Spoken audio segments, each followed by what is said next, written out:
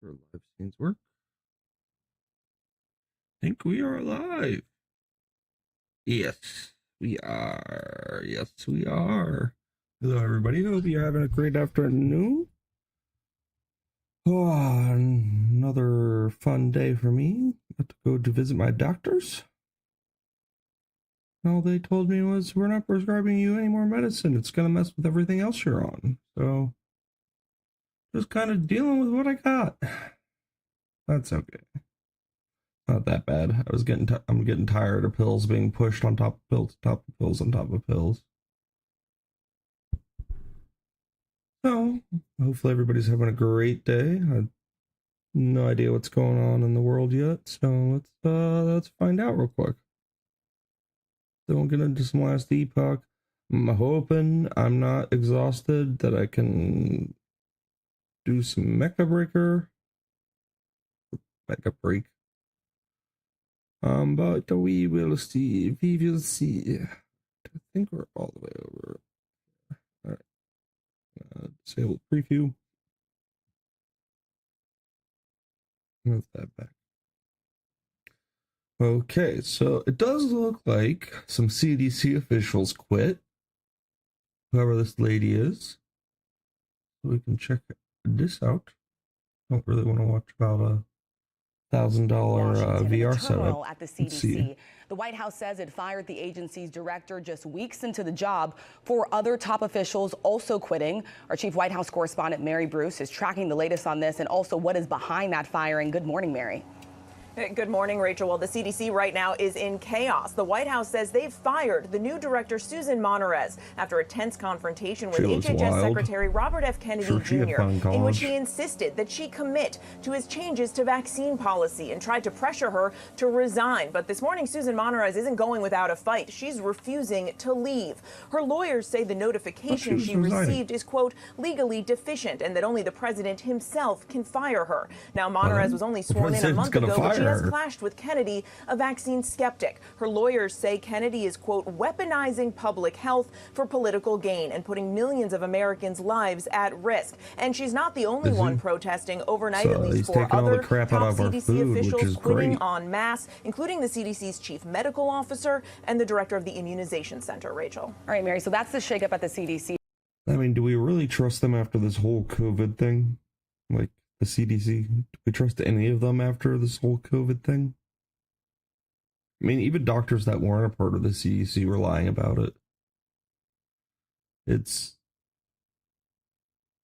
bad how corrupt the CDC was.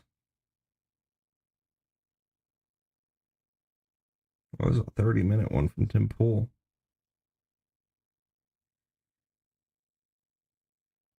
Oh gosh. Let's see why they're blaming Christianity. Good afternoon, Rumblers. This is Tate Brown here holding it down for Tim Pool. This is the afternoon hour of the Rumble morning lineup. Once again, holding it down for Tim Pool. Should get him back Monday. I just got that update, so I think we'll be ready to rock. So this is probably the last time you'll be seeing me for a while. Knock on wood, we can get Tim back here. Today we're gonna do a deep dive on the Minnesota shooting. I mean, obviously it's been all over the headlines, and rightfully so. People aren't really interested in talking about much else because this issue really does hit at something that people have been sensing for a long time. It hits at the heart of Christianity. So yesterday on the show, obviously, sorry, I'm just adjusting the mic here. I think we're good. Did I break anything? No. Okay. All right. Yeah, I just tend to break stuff all the time. These things happen. Yesterday when I went live at noon, I mean, I was going into the story with virtually no information. I mean, we knew that there was a shooting, and that was basically the extent of it. And then you see these videos of this crazy person talking, and they just sound psychotic the entire time they are posting these videos. Like, I don't understand why they weren't flagged on YouTube in the first place. 24 hours later, a lot of the things that I suspected have came to fruition. I didn't want to pontificate yesterday. But, trying to put the blame on the people that are getting killed. The left is evil, and they cannot help themselves. No, they can't. Again, nothing new if you've been around. But yes, all this to say, we will be doing a deep dive on the Minnesota shooting, the targeting of Catholics in Minneapolis. With that, before we get started, I just want to give a quick shout out to our sponsors. Once again, you know, it feels a little weird sometimes with the sponsors of stories like this, but these are what enables us to do reporting here at Timcast. This is how we are able to provide sort of updates for you guys. We do have here Cast Brew Coffee. This is, you know, fantastic stuff. We have our Appalachian Nights blend, very popular blend. Ian's Graphene Dream. I've said it before. We had I need some coarse ground coffee. A few weekends back, and people were big fans of Ian's Graphene Dream. It flew off the shelves. So head on over to castbrew.com if you need some coffee. Great stuff. We also have Boonies. This is fantastic boards. Even if you're not a skater, if you're just interested in the culture, I would love to get back into skating, but no possible way. Got no legs. Fantastic stuff. We have, I have legs. Obviously, Timcast. They're just shattered and broken. Skating. It's very integral to the and the healing process is over. And, Boonies is a vital part of that. Like I said, you have the Declaration of Independence board, the Uncancelable board, the 28th Amendment board, the right to have chickens. Really great stuff. So head on over to shop.boonies.com. They are some cool boards. shop.boonieshq.com to get you some boards.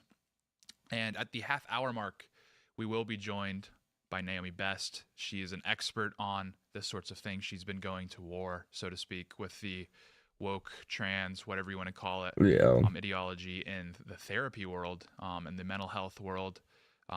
She's fantastic. She's fantastic. You guys are really in for a treat. So stick around for that interview at the half hour sew mark. This pillow back up. But with that, let's get into our first story. Yeah, boys, I know how to sew. The first, I say the first piece on this story. We're going to really go into it here.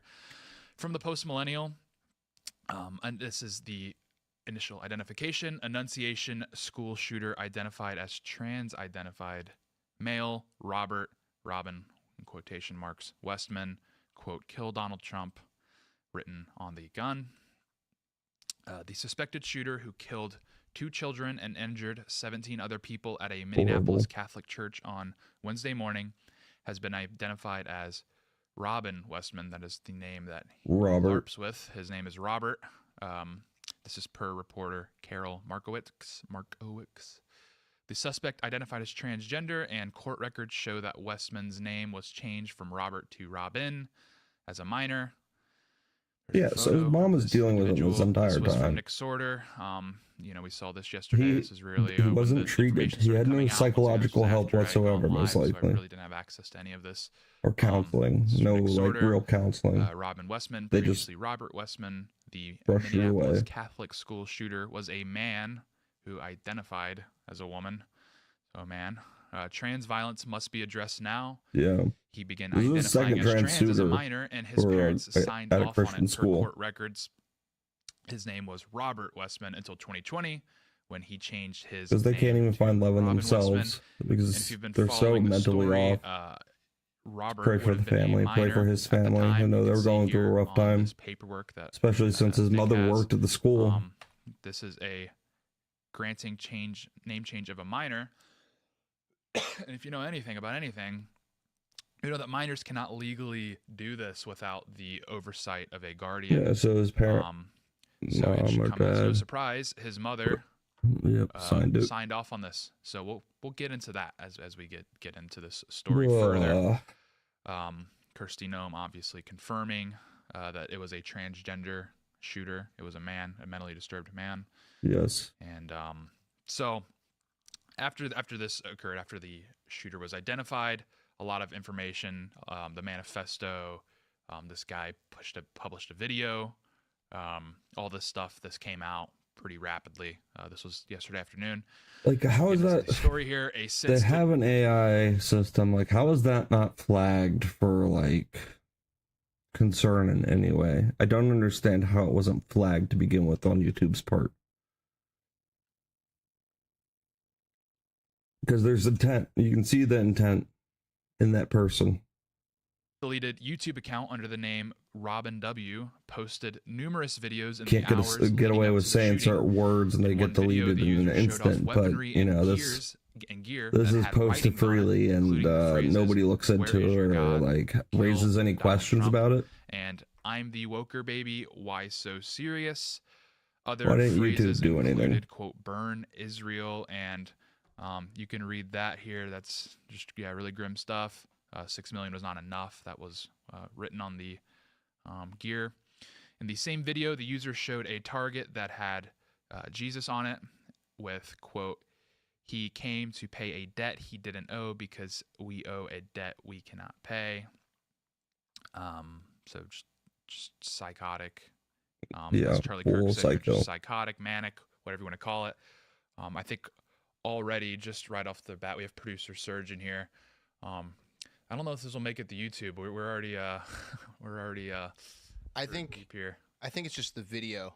Yeah. Not sure the video. It's probably all right. I mean, Okay. the images are everywhere. It's gonna be really hard to police that on YouTube altogether. So Sure. just say as long as we don't play the video, we're cool. Just let me know if something ticks Of off. Here. course. We're on Rumble, so Rumble obviously. Right. Yeah, Wanna get to we'll the allow bottom it. of these types of stories. Just stay on Rumble. We can clean up anything, I suppose. Yeah, true. YouTube's the one that has a problem with it. Right. So we'll Rumble. clean something up if something happens. True. But yeah, we really would.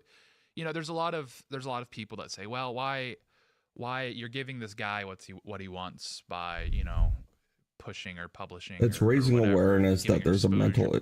a mental issue with the trans community in general. Not that there's hate towards them, it's that there is mental instability involved in being trans. I don't understand why for years now it's been pushed that it's okay, everything's okay. We just have to accept them because they that think they are trans are normal, are able to fit in, are perfect the way they are. And they're perfect the way they are. They don't have to try to be somebody else, and that's what they're doing, and that's what's diving even more into this mental illnesses is the uncomfortableness in their skin and how unperfect they feel. It's sad because the suicide rates are very, very high on them. They post and pre-op, like, it doesn't solve the issue. They're not getting help that they need.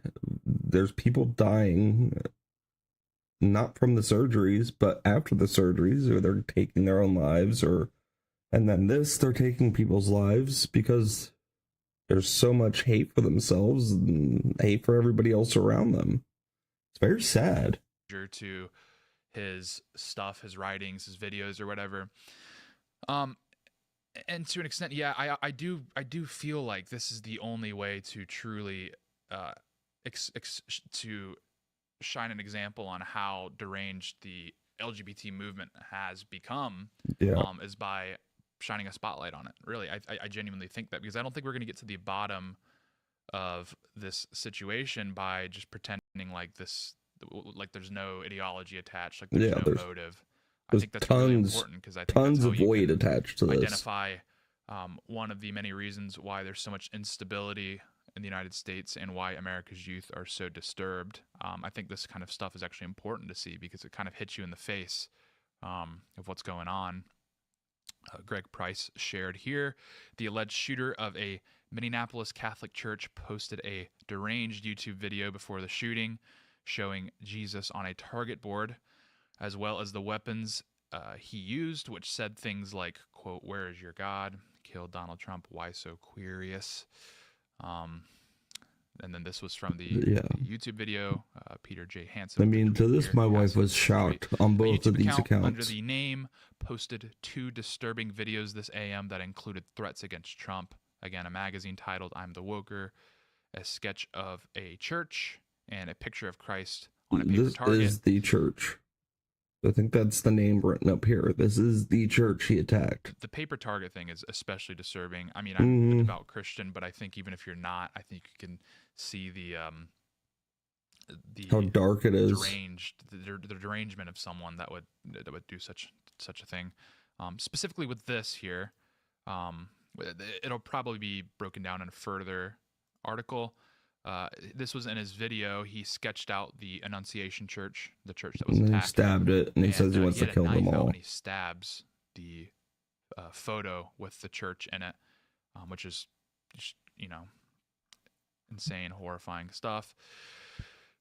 Another portion of the video showed a letter to family and friends, which began, "I don't expect forgiveness, and I don't expect any apology. I have to hold much weight, but to my family and those close to me, I do apologize for my effects my actions will have on your lives. I was corrupted by this world and have learned to hate what life is.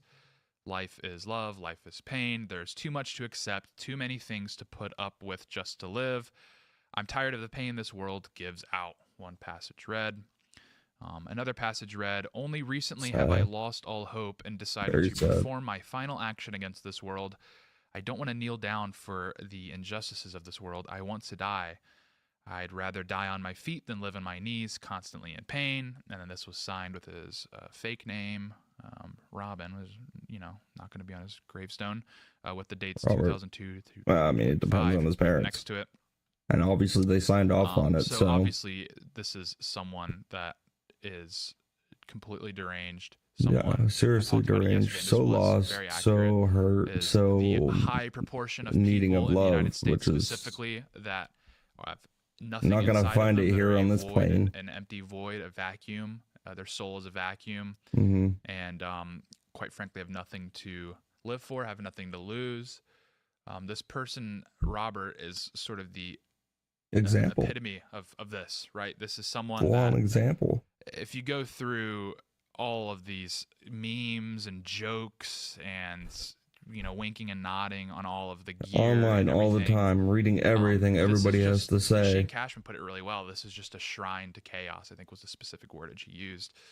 This is just someone that really is nothing. Is just nothing. There's just a body, and the only utterances that come out of this body are things that he read online, jokes. Yeah. And that's the only way you can communicate any idea, is just regurgitating a online meme. We'll get into that a little more once we finish up here, because this is a really important piece of the puzzle as well. Per Alpha News' Liz Collin, Westman's mother once worked at Annunciation as a teacher, but retired a few years ago. So you see here, Robert, obviously, but yes, his mother was formerly a teacher at the school that he shot up. So we have here, obviously, this, yes, okay. So this was from the New York Post, where they get a little more into the manifesto.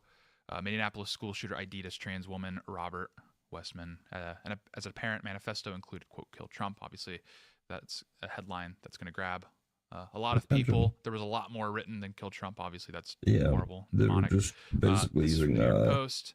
Hit phrases. There's some photos and whatnot. And everything that's popular right now. In one 20-minute video, Westman flips through the disturbing handwritten manifesto.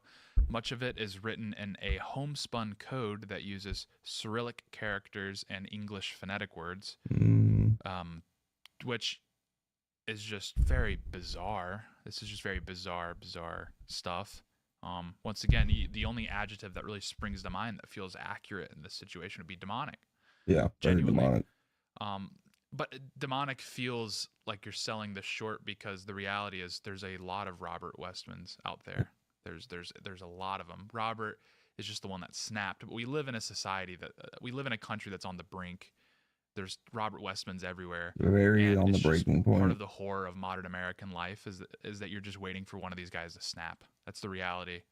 They are going to snap, and it's just a matter of, do they take only themselves out, which occurs quite frequently, or do they take other people out with them, which happens again frequently.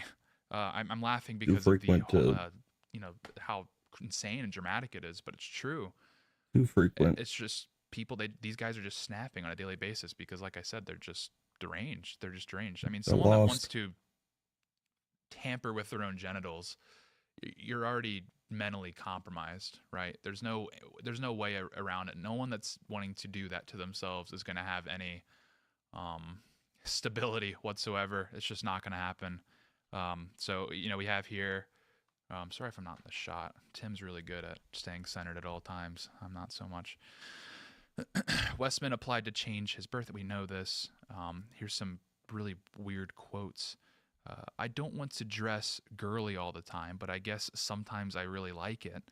I know I'm not a woman, but I definitely don't feel like a man. So it's these people, they're just and then they're getting they have these ideas, and then they get upheld by society. They get gaslit by society praised. that this is fine. This is a perfectly natural thing. Again, I mean, I'm beating a dead horse here, it feels like, because it seems like the majority of Americans are on the same page with the trans stuff. Like, I don't know if it's really worth litigating why it's insane, because we all kind of know, right? Everyone kind of knows. Everyone knows what's going on. Just don't want to admit it. It's just there's a vocal minority that Look at my sister. wants to continue this experiment, presumably because they hate God. That's the only thing that really comes to mind. The New York Post explains here, Mary Grace Westman worked as a secretary at the school until retiring in 2021. This is from the manifesto, quote, "I am feeling good about Annunciation. It seems like a good combo of easy attack form and devastating tragedy, and I want to do more research. I have concerns about finding a large enough group. I want to avoid any parents but pre- and post-school drop-off. Maybe I can attack an event at the on-site church. I think attacking a large group of kids coming in from recess is my best plan. Then from there, I can go inside and kill, going for as long as I can." So obviously beyond premeditated here. This is more of a fantasy. Yeah. Which is just absolutely deranged. Absolutely insane that this is occurring, and that we can get insight into the mind of someone like this. It's really nothing. There's nothing really valuable from the insight, because the overwhelming majority of people cannot even conceptualize putting themselves in this guy's shoes, because his brain just functionally is broken. We'll take a look here at some of the photos that the New York Post has collected. Obviously, this was what I was talking about earlier, where you have the sketch of the church. The New York Post says here, he then takes out a knife and stabs into the center of the sketch, his hand momentarily quivering before he withdraws the blade and quietly mumbles, quote, "Kill myself." Here is this is a screenshot from the video showing the contraband that he's using, and you can see here some of the scribbles. Once again, this is just someone that is a void, that is a husk of a human being, something that resembles a human being but isn't quite there. You can see here with just some of the jokes and memes that are written on the contraband. Where is your God? And then suck on this was written. F everything that you stand for. The big one with a trademark symbol next to it. And this one, fart, and then the N-word, which just kind of shows that this man has been buried under so many levels of irony, because he really has nothing. There's nothing going on inside of him. Like, irony is really the only sort of expression that he can express. We'll read a little more here. In a video titled, quote, "So long and thanks for all the fish," Westman slowly turns the pages of the red notebook, which is laid out on top of what appears to be schematic gun diagrams, one of them reading Ruger Mark IV, a type of small caliber pistol.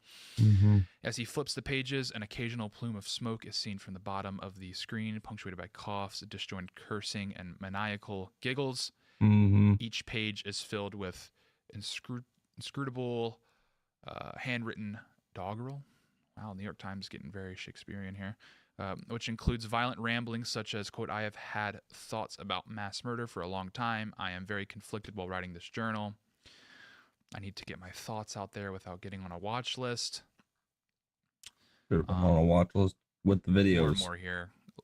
You kind of get the idea. I mean, I did promise a deep dive, but you can really only handle a certain amount. I couldn't. The video that's being discussed here is now everywhere, but I've only been able to make. We watched that yesterday. A few dozen seconds, because there's just a certain level of without getting to esoteric here, a certain level of energy that I don't think is tolerable for an extended period of time. Very dark. Makes you quite sick, unfortunately. It's what it does to you. I'm not saying someone is sick for watching. I think it makes you feel quite ill. And again, there's nothing of value really there beyond, the journalists, there's a lot of criticism of journalism, but to be fair, they've combed through the video and they've put all this stuff here. So, you don't have to watch the video. You can kind of just get the idea from this. But you see here there's just irony. There's just bizarre memes and jokes and irony. Like, none of this is genuine. I don't think anything Robert's ever done in his life is genuine. But you see here just jokes written all over. To be passionate about, not a passion, but this was the video, and then gun magazines were scrawled with "For the Children" and quote "Kill Donald Trump."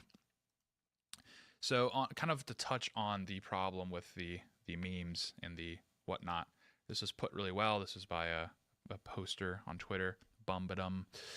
He put it really well. Confirmed that Reddit and Discord are essentially breeding grounds for global trans Satanist networks that create mass shooters. Shut them both down. It's very true. These two websites. I have an issue with that. I mean, I don't think they need to be shut down, but I think they need to be monitored. I don't have an issue with monitoring, especially some darker discords.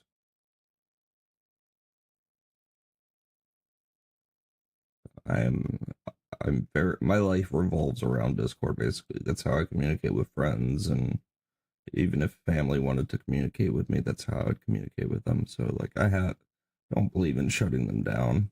I don't use Reddit, but again, it's another platform that devolves into chaos. They've become just hives of villainy, a den of jackals.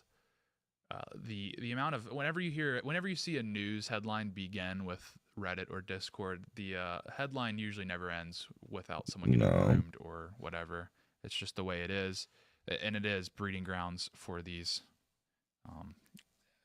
kind of jokes. I mean, if you know what this is, this joke, it's such a Reddit joke. Like, it's just an eye roll. Just very, very many layers of irony occurring here. And then, so, I mean, we can kind of get into his compatriots, who there's a lot of them. There's a lot of Robert Westmans out there. It's just not all of them have snapped yet. You're going to see the other Robert Westmans on full display. This was this was a poster here, Mr. Obvious. The trans radicalization problem is worse than you could ever imagine. I don't even think there's a radicalization. I think by default they're just radicalized because they're going to war with God. Insane. It's a losing war, but they are attempting to do that. I agree. It is definitely a losing war. I'm not going to read any of these. You can see them. Essentially, these are just these Redditors blaming. They're celebrating the slaughter of these Christian Catholic children because you're sick. Christian Catholic conservative, presumably, broadly conservative. So, like this post right here. Am I supposed to feel bad that rich Christian kids are gone? The trans community will not die laying down without a fight. Future religious extremists dying isn't a bad thing. So these people just have a chip on their shoulder against Christianity. And this is why I said it on Twitter yesterday, and I did get a little bit of pushback, but I think generally, like I said, most people are kind of on the same page nowadays with this stuff. Is the LGBT movement broadly, including everything, every letter I'm including in this, is fundamentally anti-Christian because I mean the Bible try to steal everything Christian and try to pervert everything they touch. Priestly class, again broadly speaking, is don't quite hate critical people, but they do. They try to pervert everything they touch. So it's not really a surprise that these people just flip and celebrate the death of Christians, because for them in Western society, the last thing standing between them and full acceptance of the trans ideology are Christians. You can see this statistically. Christians are the last bastion holding back this tide of anti-human, antisocial slop. So this is what the future of society will look like if you allow it. Sort of decline, which I don't anticipate happening anytime soon. But this is why they're so angry, because Christians are the last thing holding them back from total domination.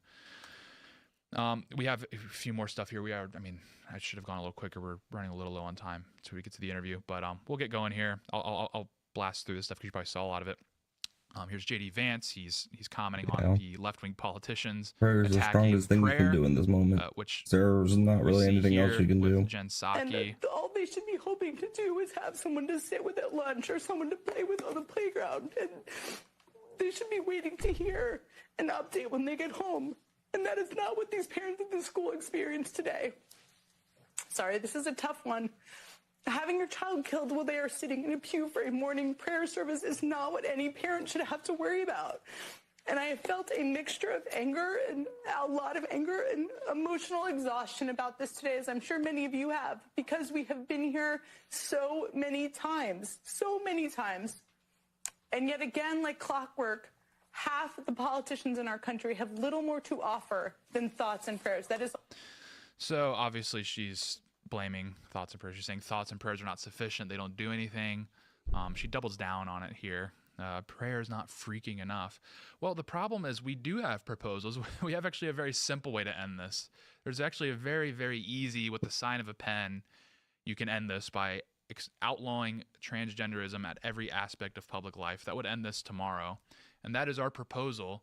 So if you're going to reject that, then we've provided a solution for you. That is the solution. And my solution so yes, we have thoughts and prayers in those. It's not the guns that kill people. I mean, it's the people that kill people. And honestly, guns are going to prevent a lot of deaths, I think, too, especially if you're properly trained. And I think teachers, especially principals and vice principals, should be in every school, no matter like public or private, should be forced to be trained in firearm use and in events that involve school shooters. I think it'll prevent a lot of death and a lot of hurt by arming teachers. Not necessarily all teachers, but ones that pass psych tests and they have to go through the whole runaround to get certified. But I think to be a vice principal or to be a principal himself, you need to be able to be certified to hold a gun while in school.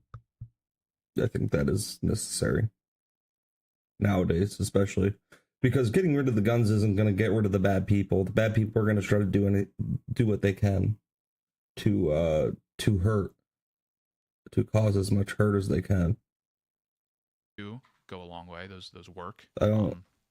But we don't act like we don't have a solution. You just I don't don't like know the how solution. Your about solution this. is to violate people's rights and strip away the Second Amendment rights. I don't agree with transgenderism. I think they need changing drugs. Yeah, I think they need more proper psychological help.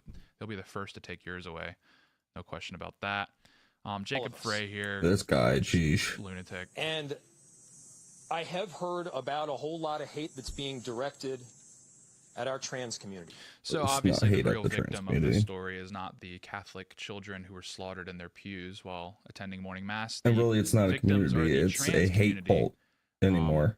So if I get this right, because this happened in Nashville too, when the Covenant, the Presbyterian school, was shot up, is what happens is a trans person will kill Christians, and the real tragedy of the situation is that the Christians have the nerve to be upset with the trans community.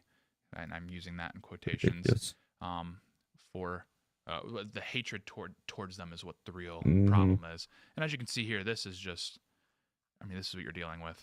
This is what the actual feeling among the trans, the hatred is really. A lot of people are like saying it's Christians that voted in Trump and their nonsense. They're worshiping Trump, yada yada yada. Say anymore because they've lied. And that's so not true. I mean, I'm sure some Christians are, because some Christians aren't really Christians, but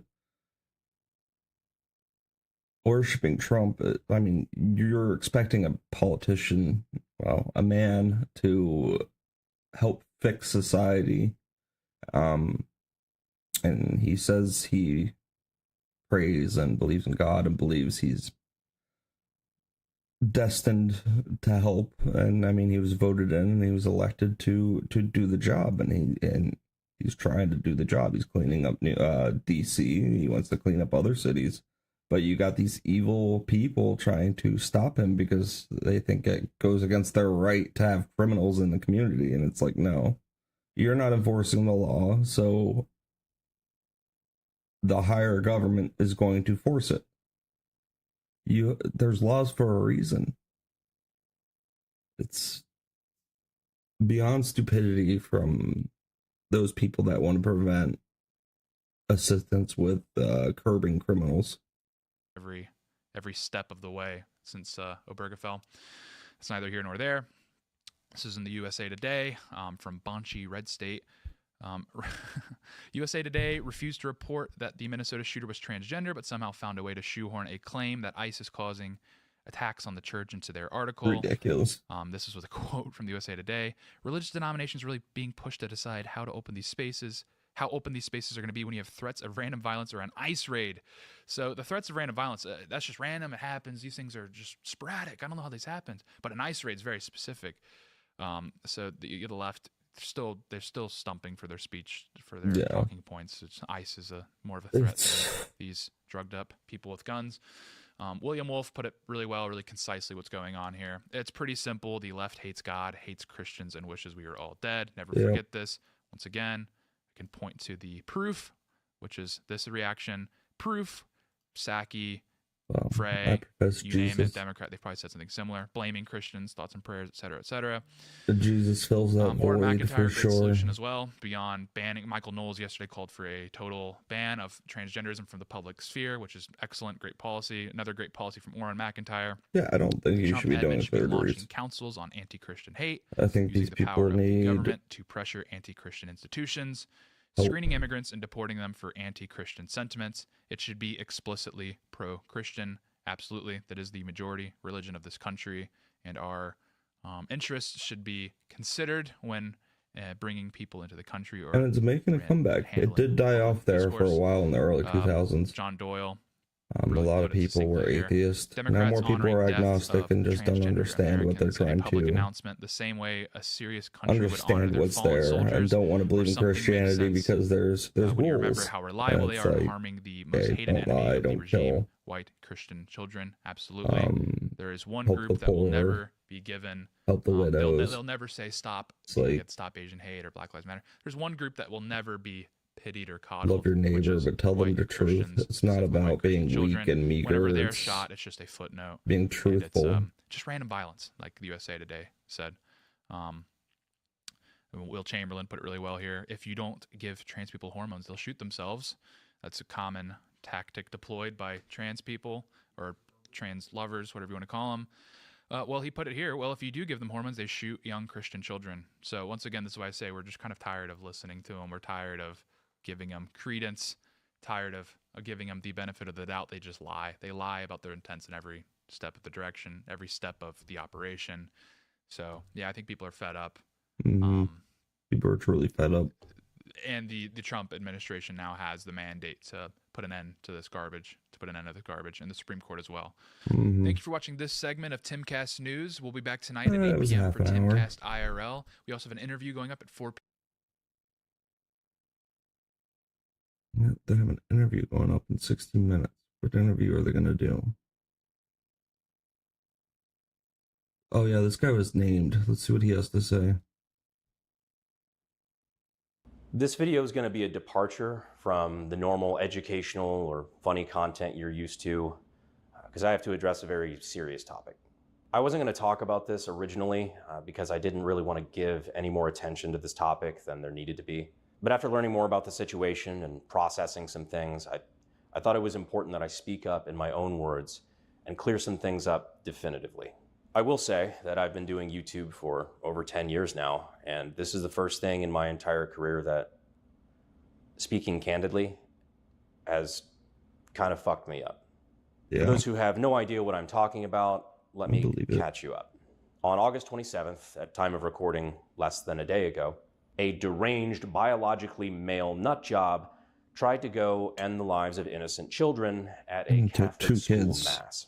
This is one of the most heinous and indefensible acts I can think 17. of. Killing innocent children at their place of worship. Yep. He did end up taking the lives of a 10-year-old and an 8-year-old. Trying to kill people when they're as well as injuring turns. 17 others, predominantly, again, mostly innocent children.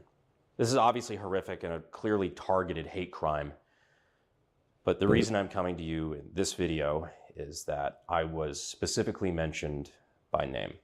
In the psychotic ramblings that the shooter released before he went out to go do what he did, he specifically mentions me by full name several times, including a push to vote for Brandon for president.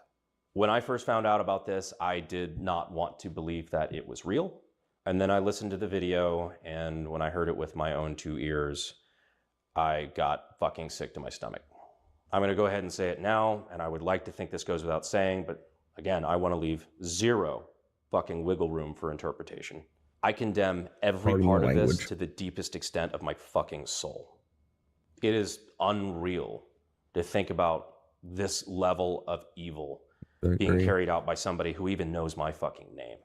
He goes on to say that apparently we met at SHOT Show in Las Vegas and that we talked and that we agreed on a lot of things, which I want to make abundantly clear right out the gate.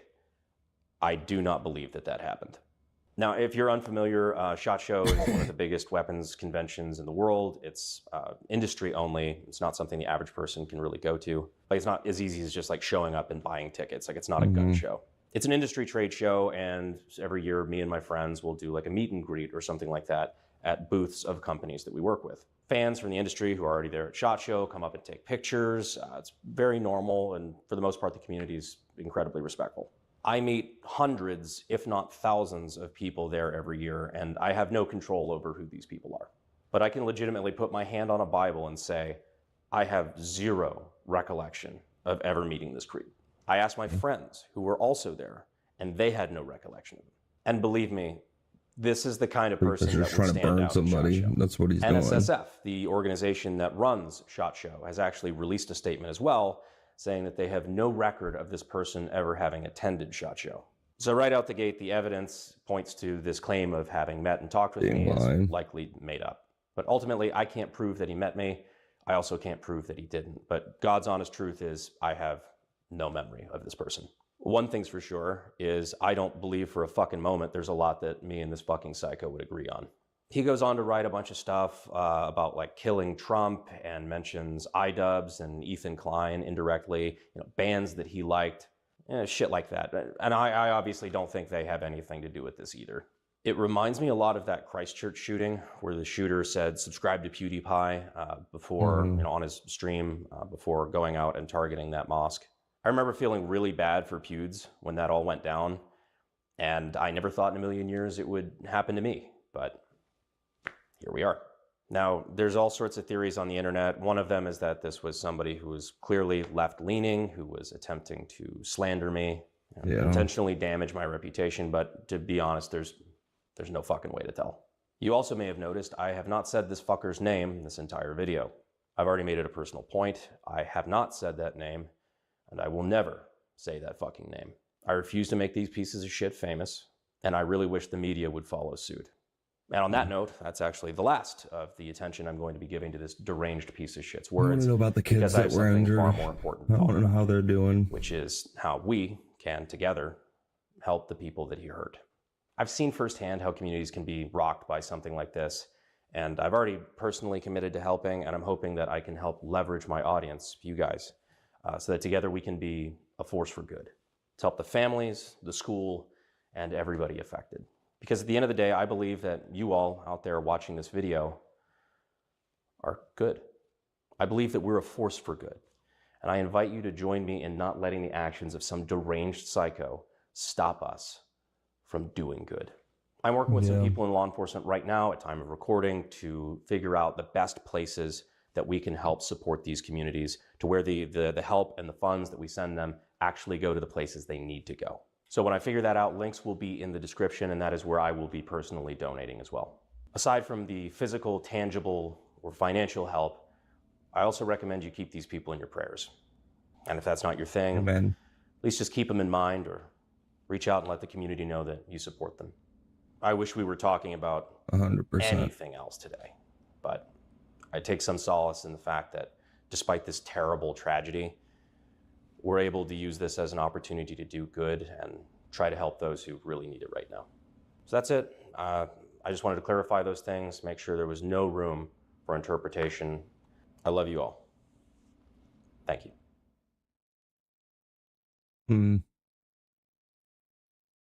Yeah, it's sad. They're trying to smear him in the way that they did. There's more on this that I wanted to see. I want an update on the kids that were injured.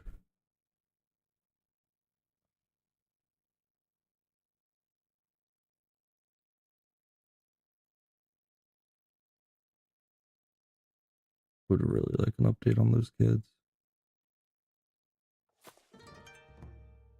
Thank you for the follow.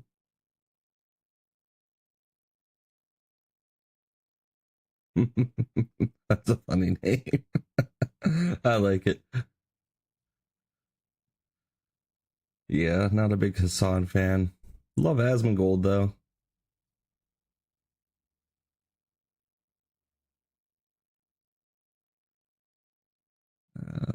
There's nothing on them. Maybe the Fox News broadcast will have it.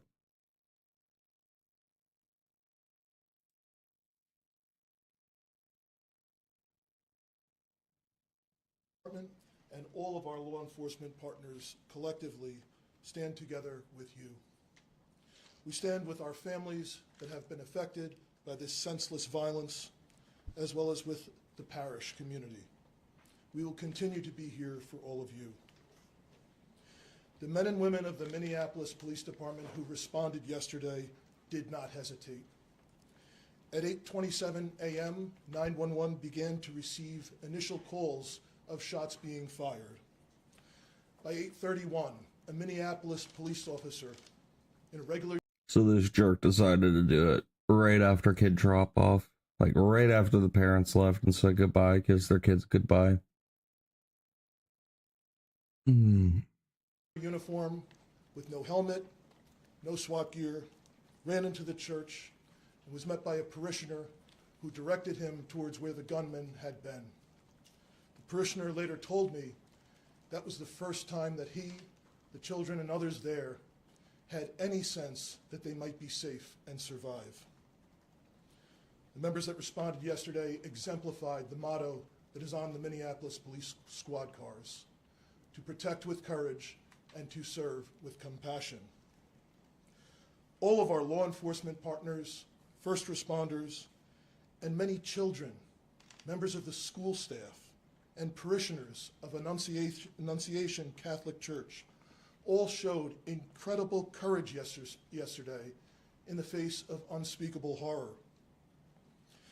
As the investigation continues, we will continue working alongside our county, state, and federal law enforcement partners as we continue to be critical as we piece together exactly what happened. At this time, we have identified a total of 20 victims that had injuries resulting from gunfire, including the 8 and 10-year-old who were killed yesterday. 15 of the I have an 11-year-old, so this hits home hard. Of 6 and 15. 3 of those injured are adults in their 80s. Jeez. Those who remain hospitalized need all of our support as we continue to pray for a speedy recovery for all of our victims. And comfort in this hard time for the families that have lost their children. Yesterday, 3 shotgun shells were recovered, along with approximately 116 rifle rounds. Sheesh. 1 live round was recovered from a handgun that appears to have malfunctioned as the shooter attempted to use it and became stuck in the chamber. There were 4 search warrants that were executed yesterday. 1 at the church, the others were executed at residences believed to be associated with the shooter. One of those residences was in the city of Minneapolis, a second one was in Richfield, and a third one was in St. Louis Park, which are both bordering municipalities. Additional evidence was recovered as a result of these warrants. Literally hundreds of pieces of evidence have been recovered thus far, which include electronic devices that will be further searched and processed. It now becomes our job collectively with all of law enforcement They're going to find all the Reddit forums that he was on, all the Discord channels he was a part of. They're going to find the people that provoked and invoked him to do this. It's more than just him doing it. It's him being encouraged to do it.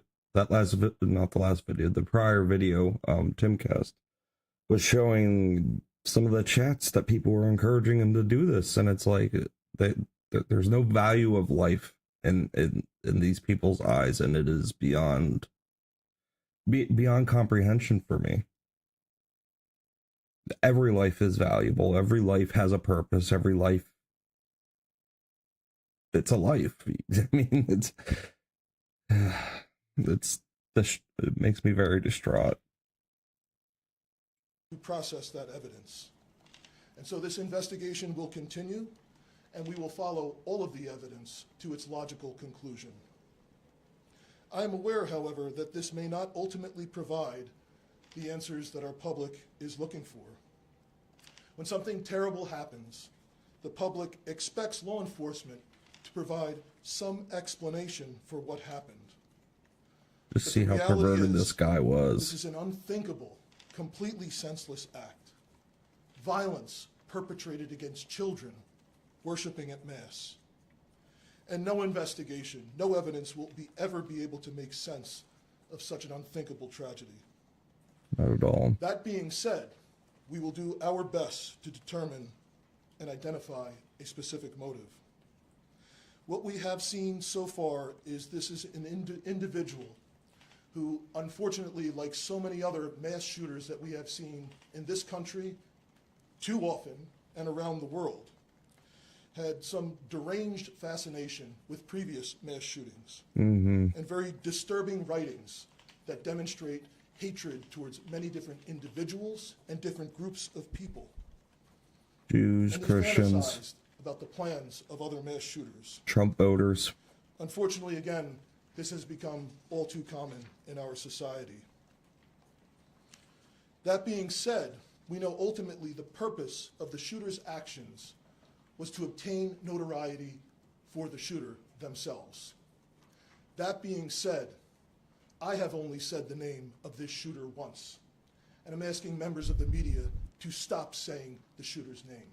Yep. That was the whole purpose of why he did this heinous Let act. it be dead and buried in the ground. Notoriety for themselves. Or use the dead As name that he schools didn't in want our to have. city are beginning to start this week and next. We are working with all of our law enforcement partners, county sheriffs, state troopers, and surrounding municipalities that are helping the city of Minneapolis as we step up police presence both in and around schools and around all of our houses of worship in the city. Many of our law enforcement partners are also supplementing patrols, and we could not be more grateful. This has truly... This is why defund the police was such a stupid idea. Especially in these cities. They're Democrat-run cities, so they got hit the hardest with the defunding. They don't have enough police. They're not going to have enough police to help or protect these areas of public. It's going to be very difficult, and they're going to be stretching themselves so thin.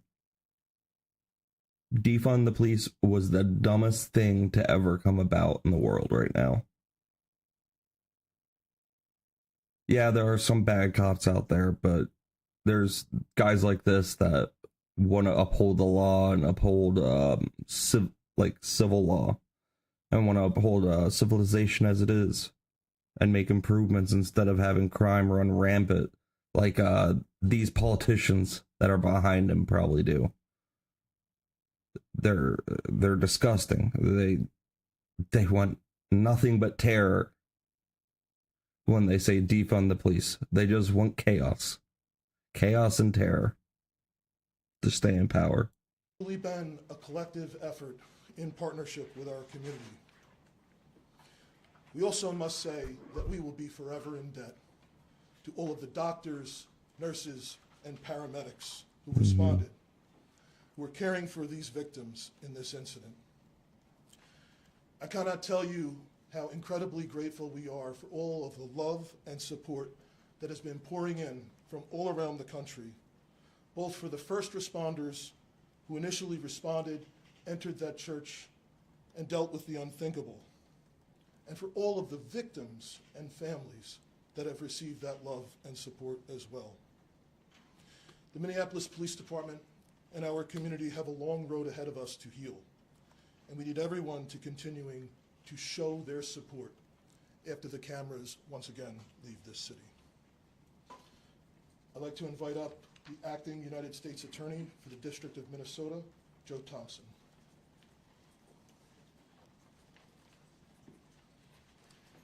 Good afternoon. My name is Joe Thompson. I'm the Acting United States Attorney for the District of Minnesota. He's tall. Yesterday, Minnesota was attacked. It was an attack, first and foremost, on our children and our families. An attack at a school and in a place of worship. It was also an attack on our city, our state. I mean, this guy just brought so much more hate towards the trans community. Like, his actions have so many repercussions that he didn't even think about. Didn't care to think about.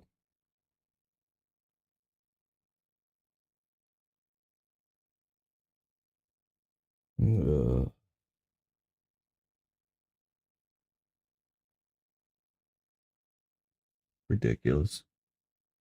In our country. The U.S. Attorney's Office, the FBI, ATF, and other federal law enforcement are working with state and local partners to investigate this heinous act. Our investigation is twofold. First, we are seeking to confirm what we believe to be true, which is that the shooter acted alone and that no one else was involved, that the threat died with the shooter yesterday. We believe that to be true. Threat didn't die with the shooter yesterday. Look at his forums that he was in. It's destruction and chaos for those people.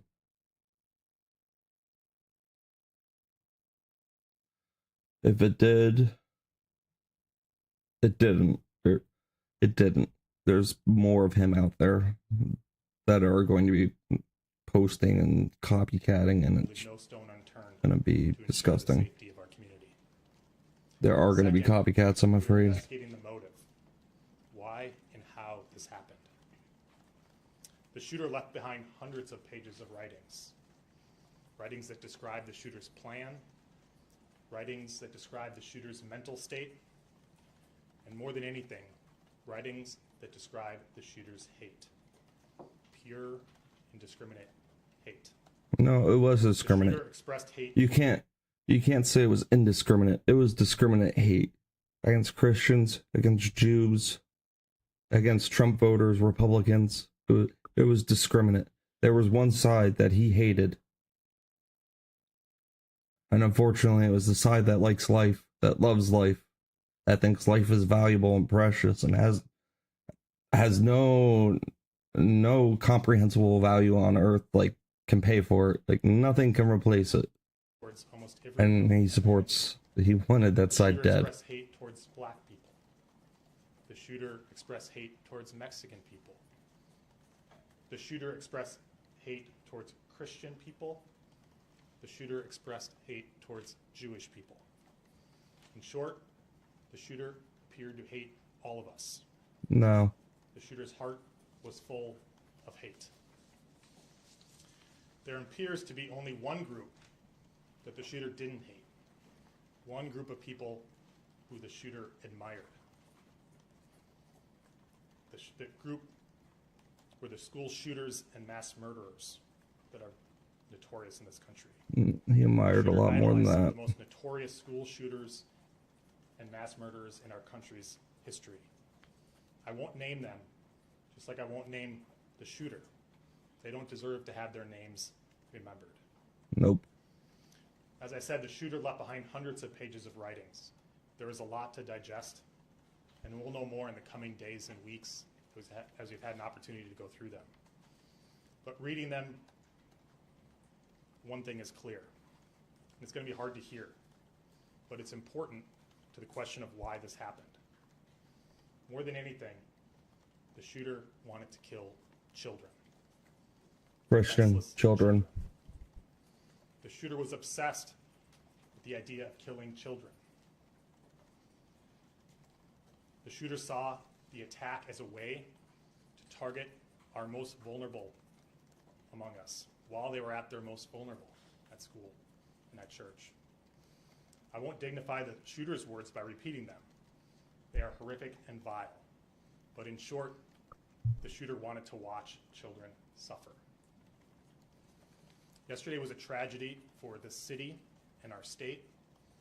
My heart goes out to the entire Annunciation community. Their loss is unimaginable. I want the state of Minnesota to know that when a tragedy like this occurs, we all stand together. Federal, state, and local law enforcement work together side by side. The FBI, the ATF, the BCA, Minneapolis Police Department, the Hennepin County Sheriff's Office, the Hennepin County Attorney's Office, including their victim advocates who have been working with the families yesterday and today. The list goes on.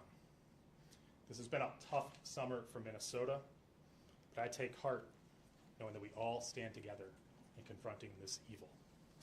Thank you. I'll turn it back to Chief O'Hara. Load it up for some questions and answer what we can. The FBI Director Kash Patel put out some details today, including that there was a threat against President Trump, that there were some messages such as Israel must fall and free Palestine, No. and that it is being investigated as a hate crime, and there's evidence of a hate crime. Can you speak to what the FBI Director put out? I haven't talked to Director Patel, but certainly there's evidence of hate.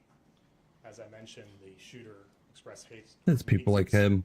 Including the Just Jewish admit it. community and including President Trump. So obviously, as in most cases where there's a mass shooting at a house of worship or a school, federal law enforcement will work with. He's acting like this is no different than any of the other cases. This is different. Each one of them is different. Every single last one. Sick. State and local law enforcement to investigate to make sure what happened. We know what happened and we prosecute as appropriate. I would just add to that, Matt, that there is no question in this case that this shooter intended to terrorize the children, the school members of the school community, the parishioners who were inside of that church. So whatever label we want to put on it is regardless of the fact that it is very clear that this shooter had the intention to terrorize those innocent children. Sorry. One of the manifestos, I guess, mentions a belief that the shooter was under an FBI investigation. Is anyone able to say whether or not that's true, or whether this person showed up on any watch list or any federal radar at all? Yeah, we did a check of all of our holdings, the FBI holdings, and he was not in our holdings prior to this incident, so we didn't have any. Could have been with the videos he posted. At that time. Okay. And is there any kind of mental health diagnosis that anyone is aware of? There is no diagnosis that I'm aware of that I can share.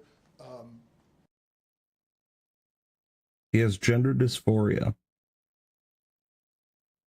I can tell you we are not aware of any state-ordered mental health commitments for this individual. Chief, could you talk about, we're hearing some new details come out about the moments inside the church. Yes. About the doors being locked, and how that Yes. might have protected some of the kids. Could you talk to us about that? So the question was about the doors being locked at the church. Annunciation Church had a practice that once Mass began, they locked the doors of the church. This incident Good occurred practice. shortly after the Mass was beginning. So there's no question that the fact that the doors were locked likely saved additional lives. At the same time, we also know that the shooter intended to barricade and did barricade the doors on the same side of the church where the shooting occurred. So what's particularly heinous and cowardly about this is these children were slaughtered by a shooter who could not see them. He was standing outside of the building, firing through very narrow church windows on the level where they would line up with the pews.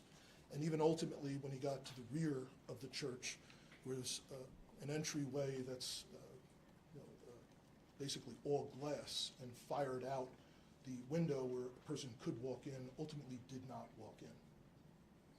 When Yes. you say doors were locked, is that from the inside or from the outside? Like you're inside and you can get out, but you can't get in from the outside? The question is about the Clarify that. doors being locked. Yes, the doors were locked intentionally by the church from the inside, and that's a practice that they had in place once Mass had begun.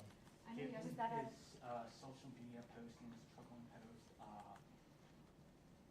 admiration for previous school shooters, why was he able to obtain a weapon of that magnitude?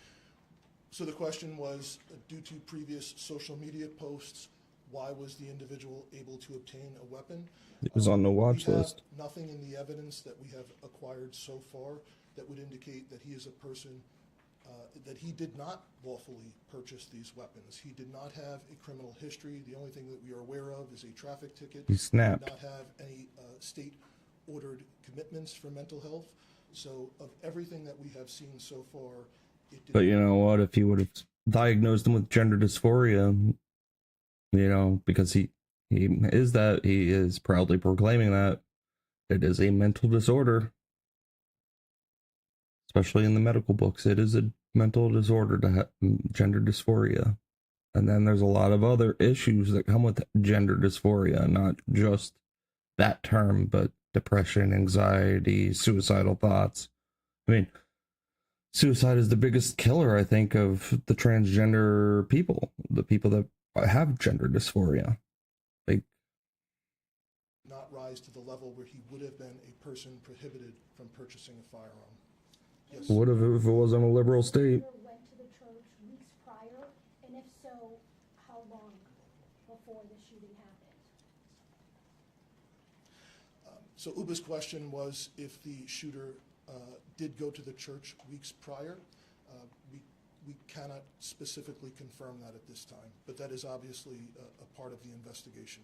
Can you know at all about his connection to the church and school? Yep. So the question was the connection of the shooter to the church and school. We do know that the shooter did attend Mass there previously. The shooter did attend school, and the shooter's mother was an employee of the parish previously for some time. So obviously retired there is from a there. connection between that shooter and this particular parish and this school there. Even though Chief, the what press can you can tell us be about the reached 20th against that victim school that or you church. mentioned, another victim you mentioned today? How is that child doing? So there's one additional child that was injured by gunfire that we weren't aware of at the time of the last briefing. They were transported by private vehicle to a hospital outside of the city, and the report was actually made to police after they had been treated and released. So the injuries to the children range from, in this case, as you'd call like a graze wound from gunfire, all to, again, some very serious life-threatening injuries. We have some victims that have been released by the hospital at this time. We anticipate perhaps a few more today, but we still have some victims who are very seriously injured and in critical condition. Even though there's no criminal record, Sorry. I was gonna say, even though there's no criminal record, have been able to find any police contacts where there was odd behavior, maybe that didn't rise to the level of a crime, but in any jurisdiction that's come up? So the question was police contacts with odd behavior. There's nothing in Minneapolis where we did not have previous police contacts with him. Is there anything more you can say today on the name change issue? I know that yesterday you didn't confirm that, but I know it's out there. Yes. Is there anything more you can reveal just about? So the question was about the shooter's name change. We are aware that a few years ago, I think 2019, the shooter did have their name changed. We can confirm that, yes. I know Lou kind of asked it, and the FBI spokesperson talked about it too. Had any law enforcement you found made contact with that shooter's family previously to what happened yesterday? I can try. For everybody, I'm Drew Evans, Superintendent of the Minnesota Bureau of Criminal Apprehension. It depends on specifically what you're asking. We're aware of some reports in the past. We are gathering those reports now. There will be additional information that we'll be able to share down the line. But as the chief noted, and we think what is important in this and related to the question. That's a real police officer. That's what almost every police officer should look like. This man right here. This individual Not her. was not arrested She for looks anything that would prohibit them from like she should be giving out parking tickets. This one. There's not substantive This is a sheriff's contact office. with this individual that would have raised concern to the level that would lead us to believe this sort of a situation would happen today. The social media, in terms of your question for that, just to be clear, to level set for everybody, there's a specific criteria in terms of how an individual can purchase a firearm legally in Minnesota. If those posts and information, I'll share it for everybody that we want to know going forward, this obviously is a terrible tragedy. We need the help of the public and everybody else. If there's concerning social media behavior by anybody, or that there's concern in their community, that they are contacting their law enforcement so that we can adequately address that in the process. That did not happen in this case. In terms of the evidence found with the search warrants, were you able to recover additional guns, and if so, were those registered and also legally purchased? So the question was, in regard to the search warrant, were additional weapons recovered? The answer is no. Only the 3 weapons that were recovered at the scene. A 5.56 millimeter rifle, a shotgun, and a pistol, and all 3 were used during this incident. Chief, any history of gun training? Because the He had a revolver. fairly accurate. There should have been 4.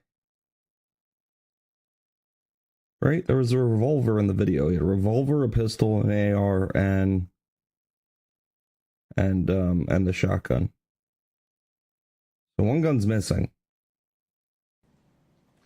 We're not aware of, at this time, any history of gun training. In the evidence that you have recovered, has the shooter expressed any grievance against that particular church? So the question was any specific grievance against the church. We mentioned there is a connection to the parish, a connection to the school, but we have not identified a triggering event or a specific grievance against the church that you could point to say this is the reason for why this happened. Chief, I just want to clarify something you said. You said the shooter attended mass in the weeks before the shooting? I did not say that. So the question was, did the shooter attend mass in the weeks before? We know that previously the shooter had attended that parish and had attended that school when they were younger. Is there anything, any evidence that this person was radicalized or part of some online groups or anything like that that would have inspired this behavior? Yeah. So the question was if the individual was radicalized, I guess, for a specific cause or a part of some online groups. And the answer is no, we have not found evidence of that. Other than, again, just this fascination in general with many, many different previous mass shootings, mainly in this country, but also some from around the world. Chief, any evidence to indicate why this particular church, just to kind of follow up on what I was asked, why this particular church was chosen as the Because he knew it. So Matt's question is the question, why this particular church? And other than the obvious, which we have said, the connection to being from that church, being from that school, mom having worked there, knowing those people. a specific trigger for why to target the children at this church. On that note, though, did the shooter seem aware that there was going to be this mass at this time, that the kids would be there at that time? So other than the obvious that they showed up and shot. Yeah.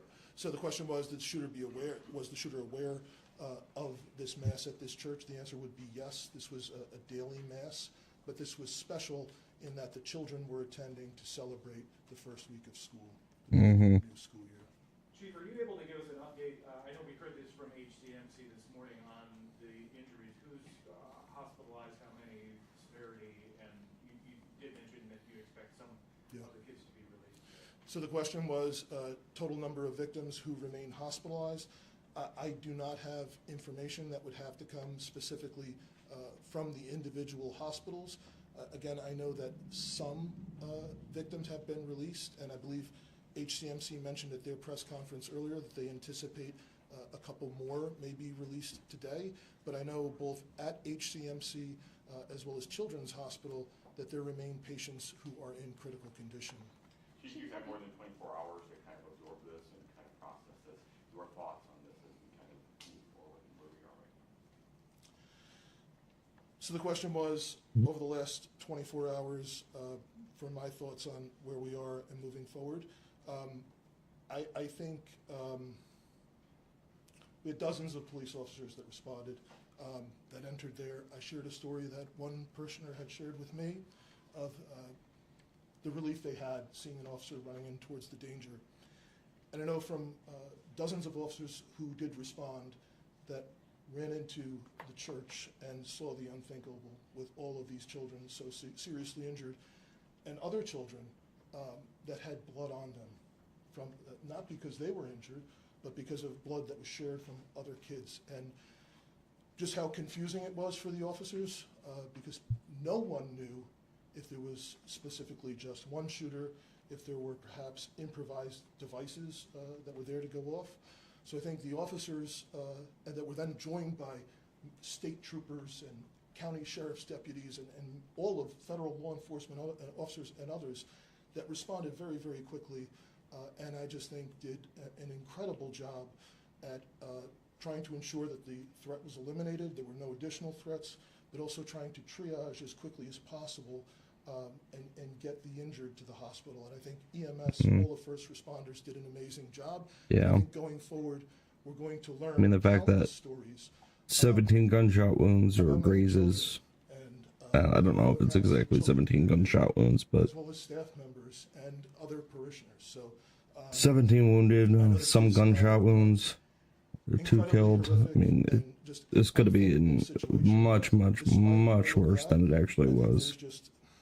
There's going to be countless lessons of bravery from young children all the way up to elders in our community. All right, we'll take one more, perhaps for somebody who's not yet had a chance. Chief, have you Is that spoken? you? I think I have, but have you not done one yet? Go ahead. Go ahead. Yeah, have you guys spoken with the shooter's parents, and have they said anything about past mental health history? And do you guys as law enforcement believe there might have been any red flags that might have been missed? Yeah, obviously. So the question was, have we spoken to the shooter's parents? And A lot of red flags that were missed. have been missed. I know there were dozens of interviews that have been conducted with relatives, friends, associates of the shooter, as well as people, obviously individuals, witnesses that were present at the scene yesterday. I know we have not been successful in talking to the shooter's mother yet at this time, but there continue to be efforts made to get that done. But you have talked to the father? I cannot confirm that. I don't know. There's been. You have. You Okay. have. Did he live alone, or did he live with his father? Well, the question was, did he live alone or live with his father? There's 3 residences that are associated with this individual. I can't verify right now which residence he was staying at immediately prior to the shooting, but that's obviously something that will come out with the investigation as it continues. Are you Just out of curiosity, what was your question? Oh, can you say how long the shooter attended the school for, like what grades? I don't know. Yeah. So the question was, how long did the shooter attend?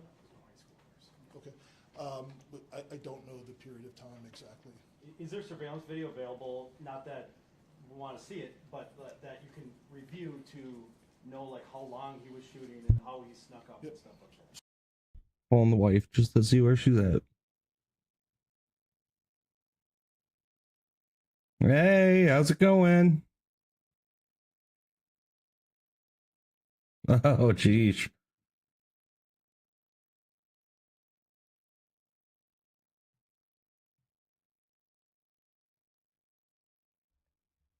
Oh, good. Oh, that's fine. Treat him.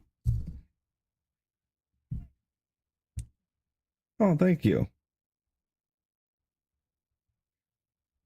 All right. I'm streaming, so we're talking about this incident that happened yesterday.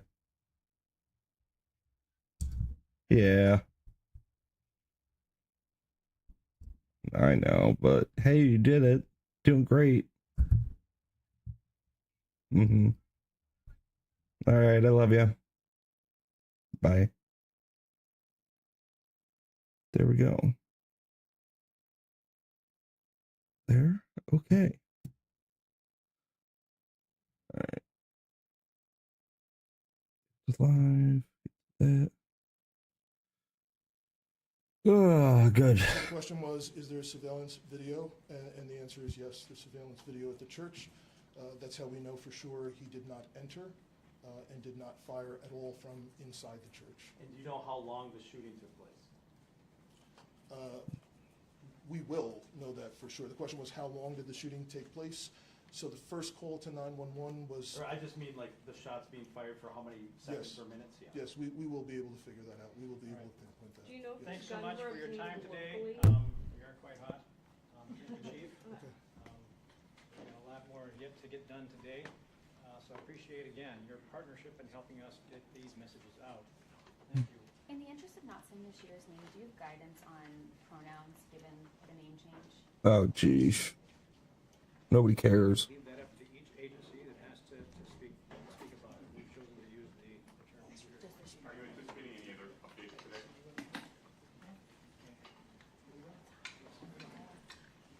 What? Same in the home. Oh, yes. Kentucky, no. No, whenever you're ready, I'm. Horrible. Well, they're recovering. I pray for those kids that are still in the hospital and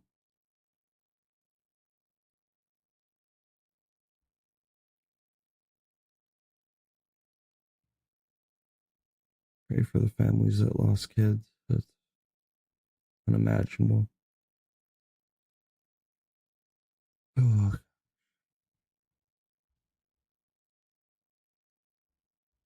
Yeah, I figured this was going to be all over the internet today. And obviously my algorithm changed since I've been watching videos on it, trying to keep up to date, find out how those kids are doing.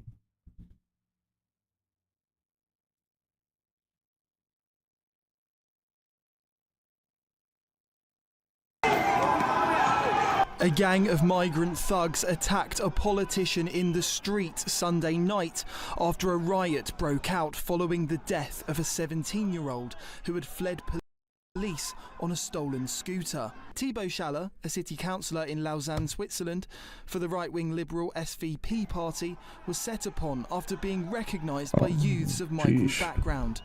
They shouted fascist at him before dragging the man to the ground and stamping on him. The councillor managed to get away and took to X to demand Switzerland's streets be taken back from criminals, he said. Buses and trash cans set on fire in Lausanne in reaction to the death of the 17-year-old. Unaware of what it's about, I head to the scene. Some Antifa recognise me. 3 surround me. Back against a wall and they order me to leave. I refuse and ask what's happening. 1 pushes me. I push him back, then step back. Someone shouts something and 10, 15 people come running at me from everywhere. I run away, take hits. They block my path. Who is this guy? I fall, protect myself. I pick up while 1 or 2 people tell me to leave. I get up, run, get surrounded again against a wall. Then I manage to get away by running. I'm fine, but we really need to take back this city. Switzerland has until now avoided these kind of scenes, which have become more and more common in Britain, France, Germany and Sweden.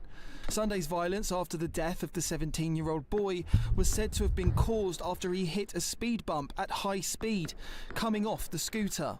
Youths in balaclavas set bins on fire and clashed with police. 7 were arrested. Monday night saw continued unrest. Thibaut took again to X to point out there was no police presence when it all kicked off. Officers said that between 150 and 200 people set up roadblocks using containers and bins. At around 10:50 p.m, other youths set fire to containers and damaged a bus. They said rioters had been better prepared than the day before, forcing officers to fire 4 rubber bullets, use 54 tear gas canisters and deploy fire services to spray water to disperse the clashes. Order was restored around midnight.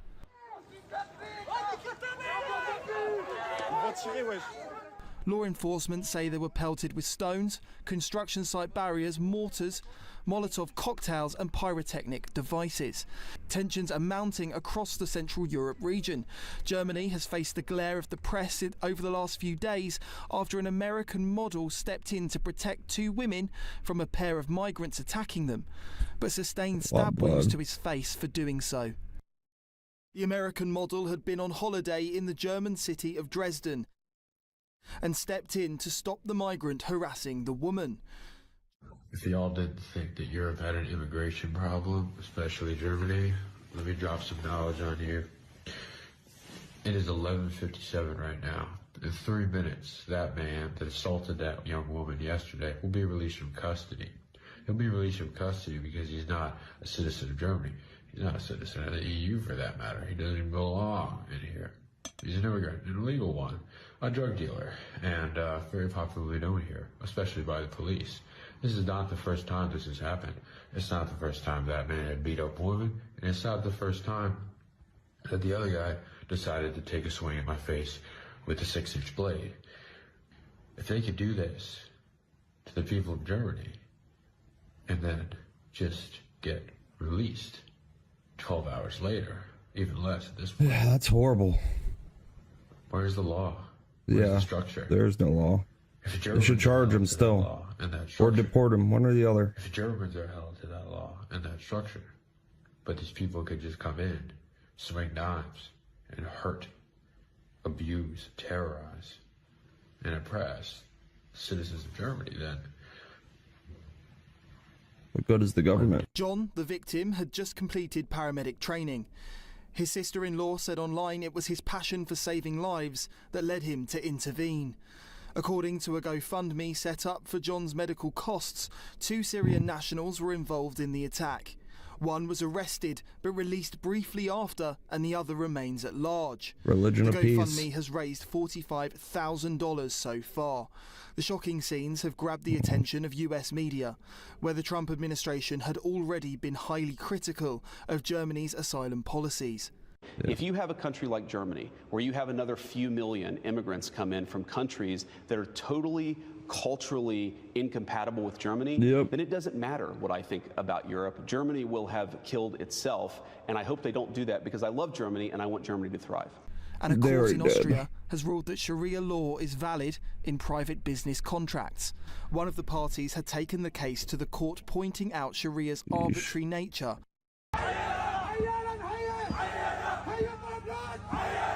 Often being subject to wildly differing interpretations by scholars, and its fundamental violation of Austrian law and its principles. But the court slapped the argument down, explicitly stating the Sharia agreement didn't contradict Austrian values. And ruled that Islamic legal provisions could Islam is a be lie and has effectively nothing agreed to stand upon on in an but lies. arbitration agreement. The decision prompted fury from the Conservative government. Claudia Placon, Minister for Europe, Integration and Family, said, "Sharia has nothing to do with Austria and the principles of our constitution, and it should remain that way. Therefore, we, as the federal government, decided back in May that the Ministry of Justice would develop proposals by the end of the year so that Sharia rules could no longer be applied in the future. Sharia rules do not belong in Austria." Period. The ruling People's Party said this opens the door to even further political Islam. The ruling elevates parallel Islamic societies in Austria and weakens those forces Running from the that chaos refuse to and bringing submit it to here. Islam. This is the latest twist in Austria's checkered relationship with political Islam. The country was the first in Europe to recognise the religion with its 1912 Islam law. But changes to the law banning foreign funding for mosques led to a backlash from Muslims who said the state was spreading distrust of them. In It's them 2017, saying they the took country control. banned the burqa. While they pray in Parties on the public. right have been rising in Austria, fueled by concern over immigration and Islamism. The right-wing Freedom Party won the last election, but Austria's president refused to allow his party to form a government. The party had promised a clampdown on immigration. Das ist doch eine Selbstverständlichkeit, dass wir diejenigen, die hier kein Anrecht auf einen Schutz haben, dass wir diejenigen, die sich an unseren Frauen und unseren Mädchen vergreifen, dass Should wir not pamper diejenigen, those who murder die people. Menschen in diesem Land ermorden, dass wir die nicht That we noch should not feed verhätscheln them. und bei uns durchfüttern und dann unter einem And Deckmantel then der somehow keep them in our country for years and irgendwie decades über Jahre und Jahrzehnte under a bei cloak uns of im false Land behalten. tolerance. Nein, liebe Freunde, No, dear ein friends, solches System such a system schützt die protects the wrong people. Ich möchte mit euch I want to work gemeinsam with you die richtigen to protect the schützen. right Und das ist people, die and that is our own Bevölkerung. population. Und deshalb And therefore, remigration for all those who believe they do not have to abide by our rules. The ruling People's Party has Yeah. hardened its own stance in response, with Claudia Placon vowing to ban the hijab for children under 14. Das Kopftuch ist ein Zeichen der Unterdrückung. Mädchen werden da in einer Girls are in a very crucial phase where the personality develops, where the body develops. hidden behind headscarves, and these extremist tendencies of school children have simply no place in our Britain is schools. seeing its own growing concern over the role of Sharia courts in its society. Nicholas Dunning, GB News. Jeez. That dude that got attacked, it's crazy. That they preach a religion of peace, but man, they wield knives like thieves.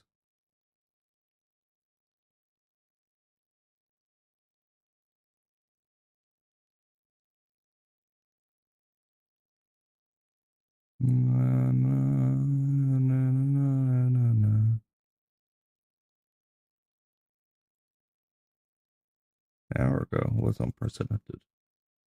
I like Mark Holman. It's so funny. is the clock ticking on Alligator Serious dude. Alcatraz? The migrant detention center could be empty in a matter of days Make after some, a judge's ruling to quick, wind down operations at the facility. Dana Marie McNichol is live in Miami. She has details on this. Good morning.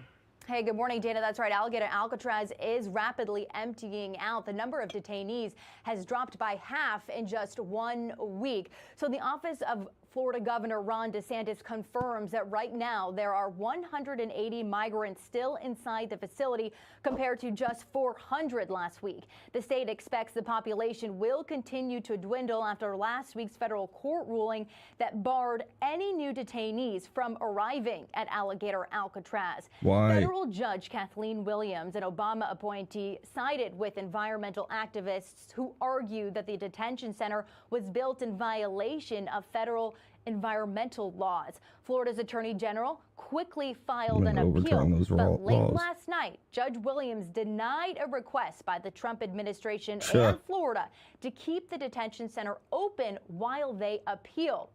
Governor Ron DeSantis says deportation of the detainees fall under DHS authority, not the state's. Yeah. DHS determines who goes into those facilities and who goes out of those facilities, although we'd be willing to do it, but we are not the ones actually removing them from those facilities and sending them back to their home country.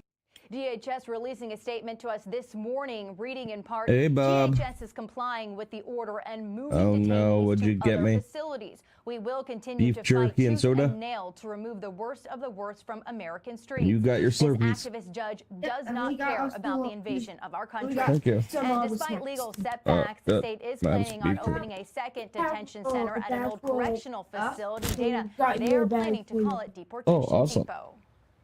Okay, thank you so much, Dana Marie McNichol, with that news. And over to you, Bill. And Dana, thanks, buddy. nobody better to talk about all this with than White House reporters are Tom Homan, Bring who's him kind enough in. to join us live from the White House this morning. Tom, good to see you. Yeah, he's coming in too, I'm sure. Hey, Bill, thanks for having me.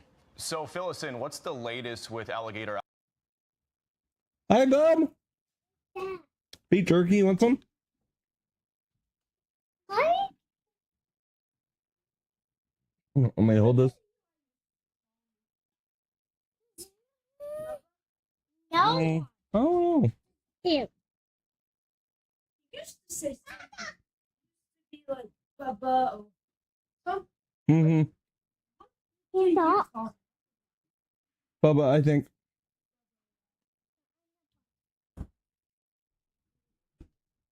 What you doing? I'm streaming.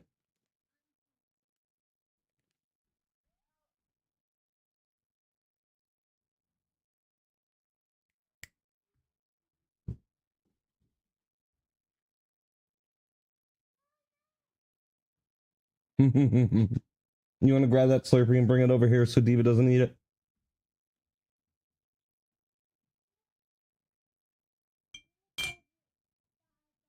Mm-hmm.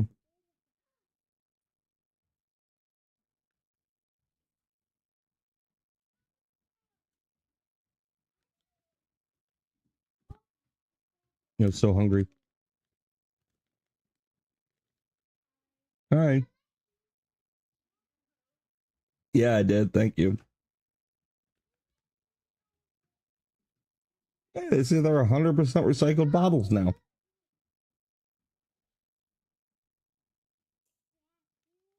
Another one? That's hot candy. Ooh, yum. Oh, look.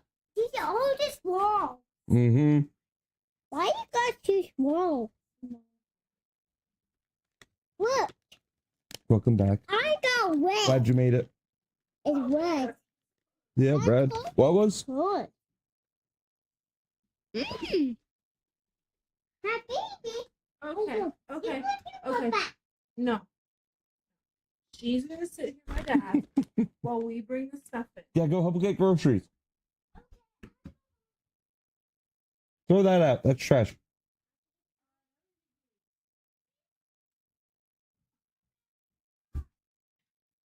Or put her on the train.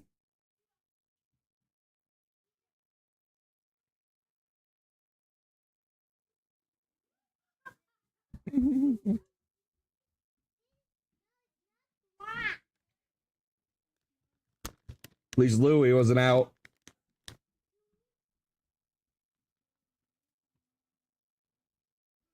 Oh, my baby girl's here too. She's so cute. Hey, Bubby.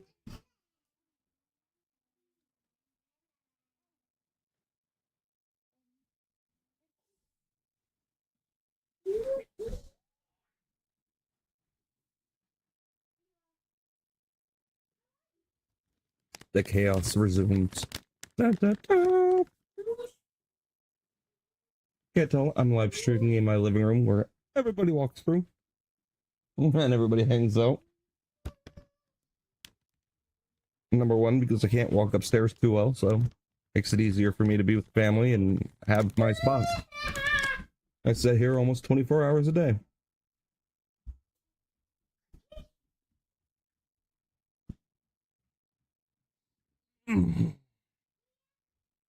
Because it's easier than trying to walk.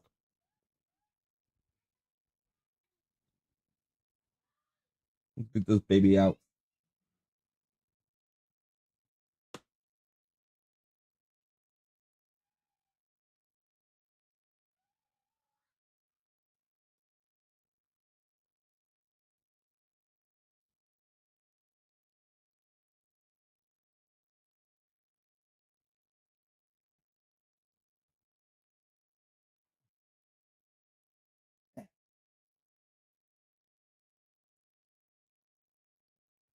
You're sweating.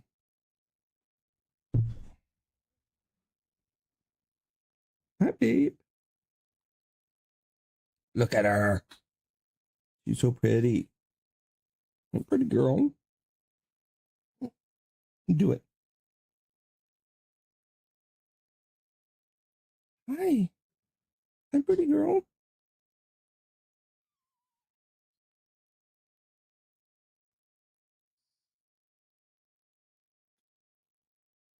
Got your kisses. Got your kisses stolen. Mm.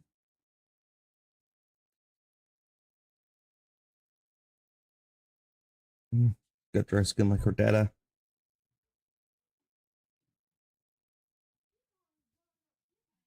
Yeah, you should go through the garage. Sticking your tongue out at me. She's sticking her tongue out at me.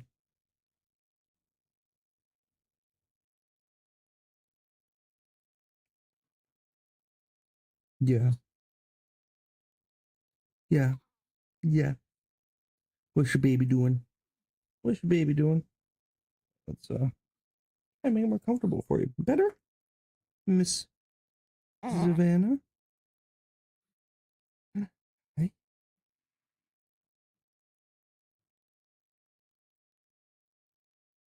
You got it, Eli? Need help? I'll help.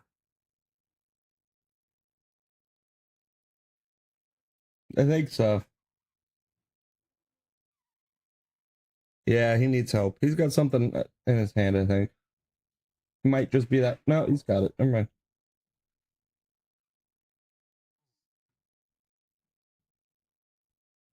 You get the milk?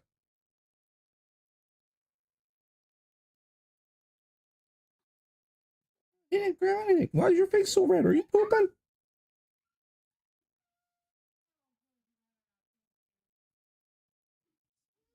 Why is your face so red? Are you pooping?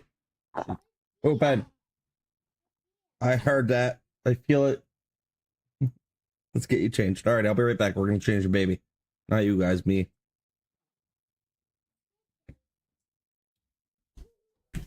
Make sure it doesn't go up your back.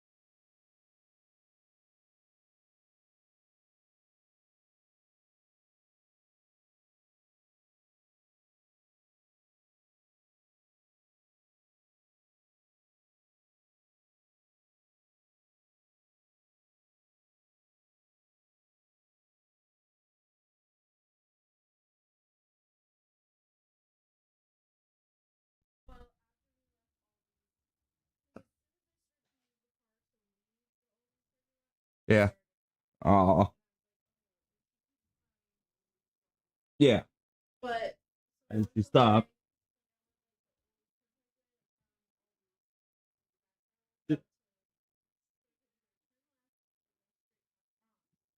once we got there, I was like, The trunk is still open up, man. Is there more to get? No biggie, no rush. I'm just letting you know. Okay. she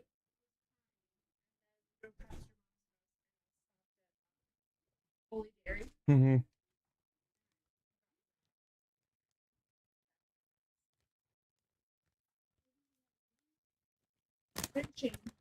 Yeah.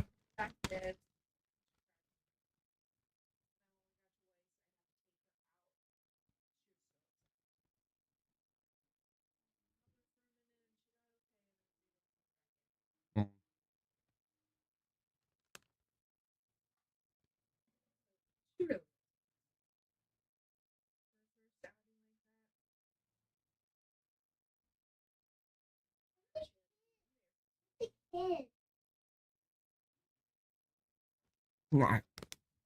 Let's see what Homan has to say. Alcatraz, and how many more of these facilities with these sort of tongue-in-cheek names are being planned? Well, first of all, Alligator Alcatraz, you know, I got a lot of questions about that, so I actually made a trip down there. I spent the entire day down there. So I don't think Well, this Viva judge, loves beef jerky.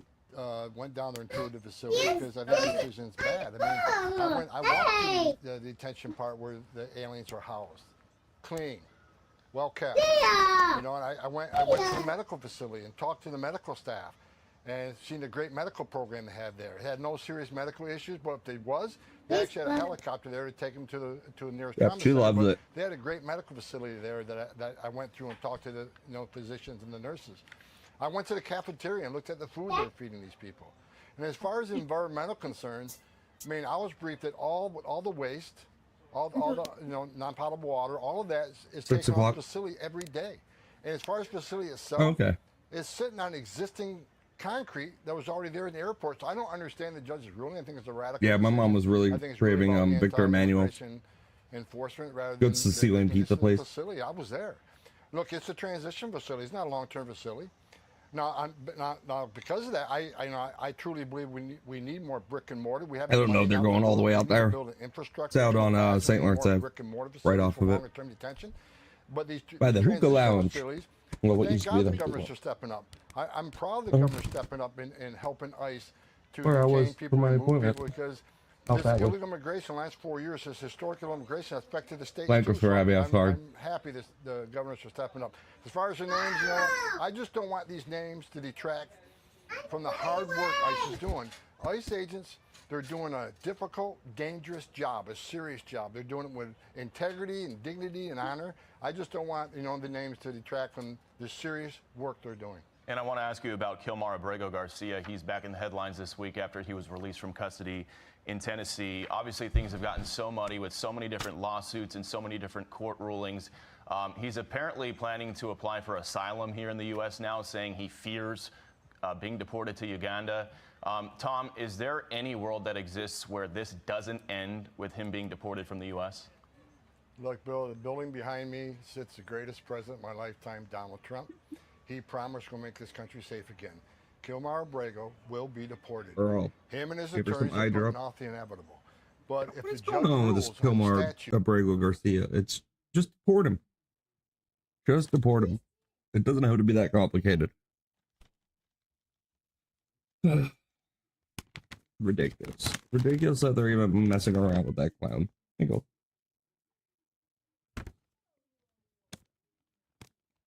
Just little pieces. Mm-hmm. We want them? Who's that? Nothing.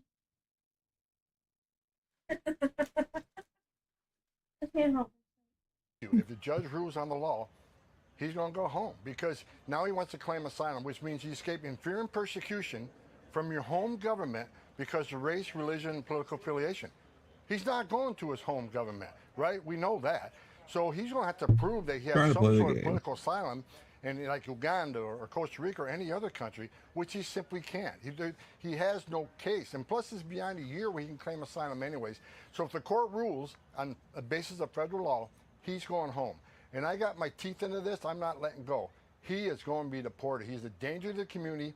He's a terrible person. He doesn't deserve to walk the streets of this great nation. He's a gang member, terrorist, wife beater, pedophile, human trafficker, alien smuggler. He needs to go home.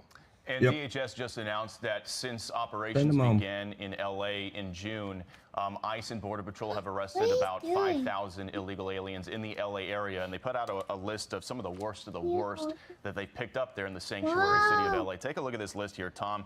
Some really bad apples with some pretty horrible convictions. We're talking multiple gang member, convicted of carjacking, vehicle theft, robbery, convicted of murder, registered sex offender, convicted of continuous sex abuse of a child, registered sex offender, convicted of robbery, assault to commit rape, convicted sex offender, convicted of lewd or lascivious acts with a child, convicted of voluntary manslaughter, child cruelty resulting in injury or death, registered sex offender, convicted of rape in the first degree, registered sex offender, multiple pedophiles, convicted of lewd acts with a child under 14, burglary, registered sex offender, convicted of kidnapping, rape with force, multiple rapists, Vietnamese, East African, Mexican, end these ICE operations out Salvadorian, there. And now Mexican. California Governor Gavin Newsom is sounding These off, are the people that the ICE Democrats is the want to biggest protect. Police force in the world, private police force, and he says you guys are going to be going to voting booths. Take a listen to this. We'll get your thoughts on the other side. You have the largest private police force in the world. It's disgusting. When they're done with this, all that funding and that big, beautiful betrayal allows more resources for this private police force that increasingly is showing a tendency not to swear an oath to the Constitution, but to the President of the United States. And he'll be sending them to voting booths and polling places. Oh, shut up, Gavin Newsom. You are so stupid. Tom, final You word are to you. crook. Want to respond to Governor Newsom and Mayor Bass? It's disgusting. He's an embarrassment to the position he holds. Agreed. He's an If he had an ounce embarrassment. of integrity, Embarrassment to the United States of America. Integrity, they would be thanking President Trump. Karen Bass is the California Grinch. State. You just listed all the bad people we've taken off the streets. We're going to be there today. We're going to be there tomorrow. We're not going anywhere. President Trump. Look, I'll show you. I'll show you how she's the Grinch.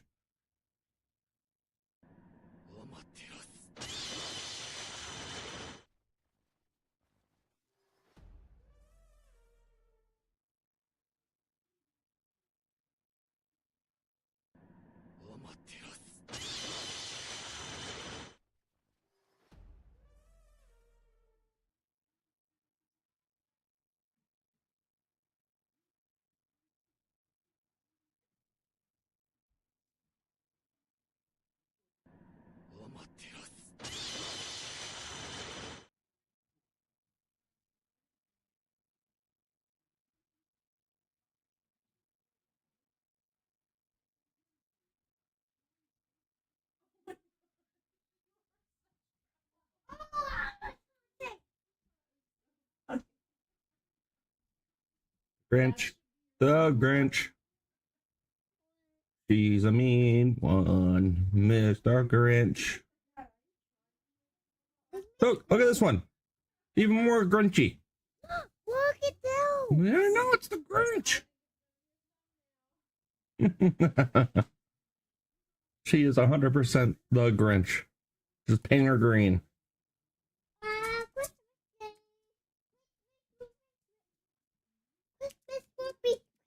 You're happy about Christmas? Christmas movies? There she is. That's her normal look, Karen Bass. Oh, I don't know what's going on in LA. You're gonna watch it. There's no crime here. No idea what's going on. You're gonna watch that when the wind. You want to watch The Grinch? Maybe you had on the TV.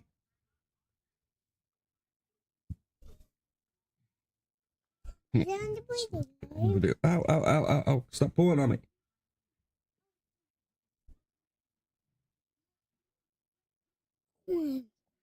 Are you trying to climb up here? Yep. Why? Okay. Can you get a seat or something? Stop saying why.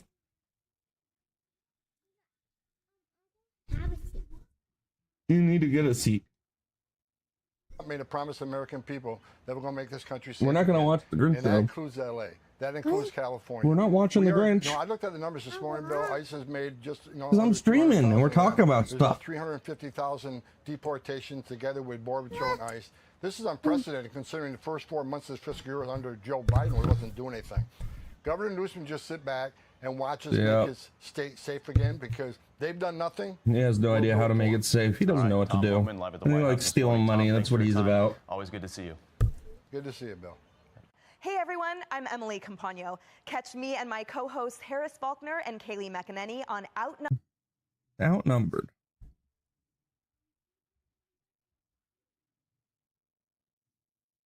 When are they going to interview the shooter's mom? They need to.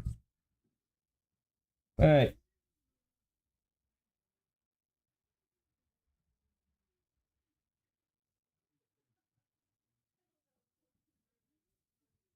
Yeah, let me see.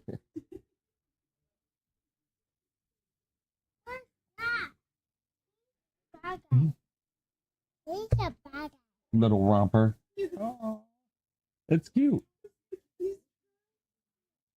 No, baby romper. You don't want the socks. It's okay. That's all the kids. They never wanted socks.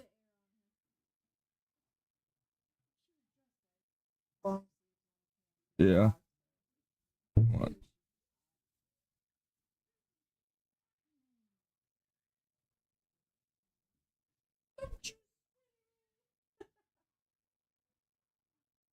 Out of your mouth. Eli's Paul. Eating snakes. Argentinian president almost gets stoned. Please. What? No. He knows those. These are YouTube videos that are for adults and not kids. Not kids. No, he's creepy. I'm sorry. He was in a fire or something.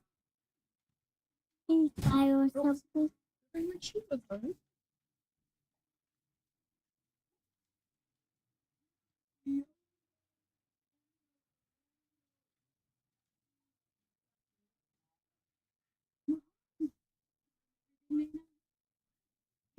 Russian missile strikes EU.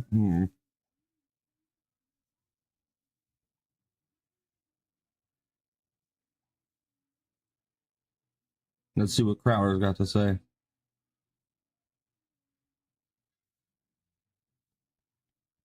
The individual possibly being trans, about the individual possibly having negative things to say about Trump, about some things that have been on the web.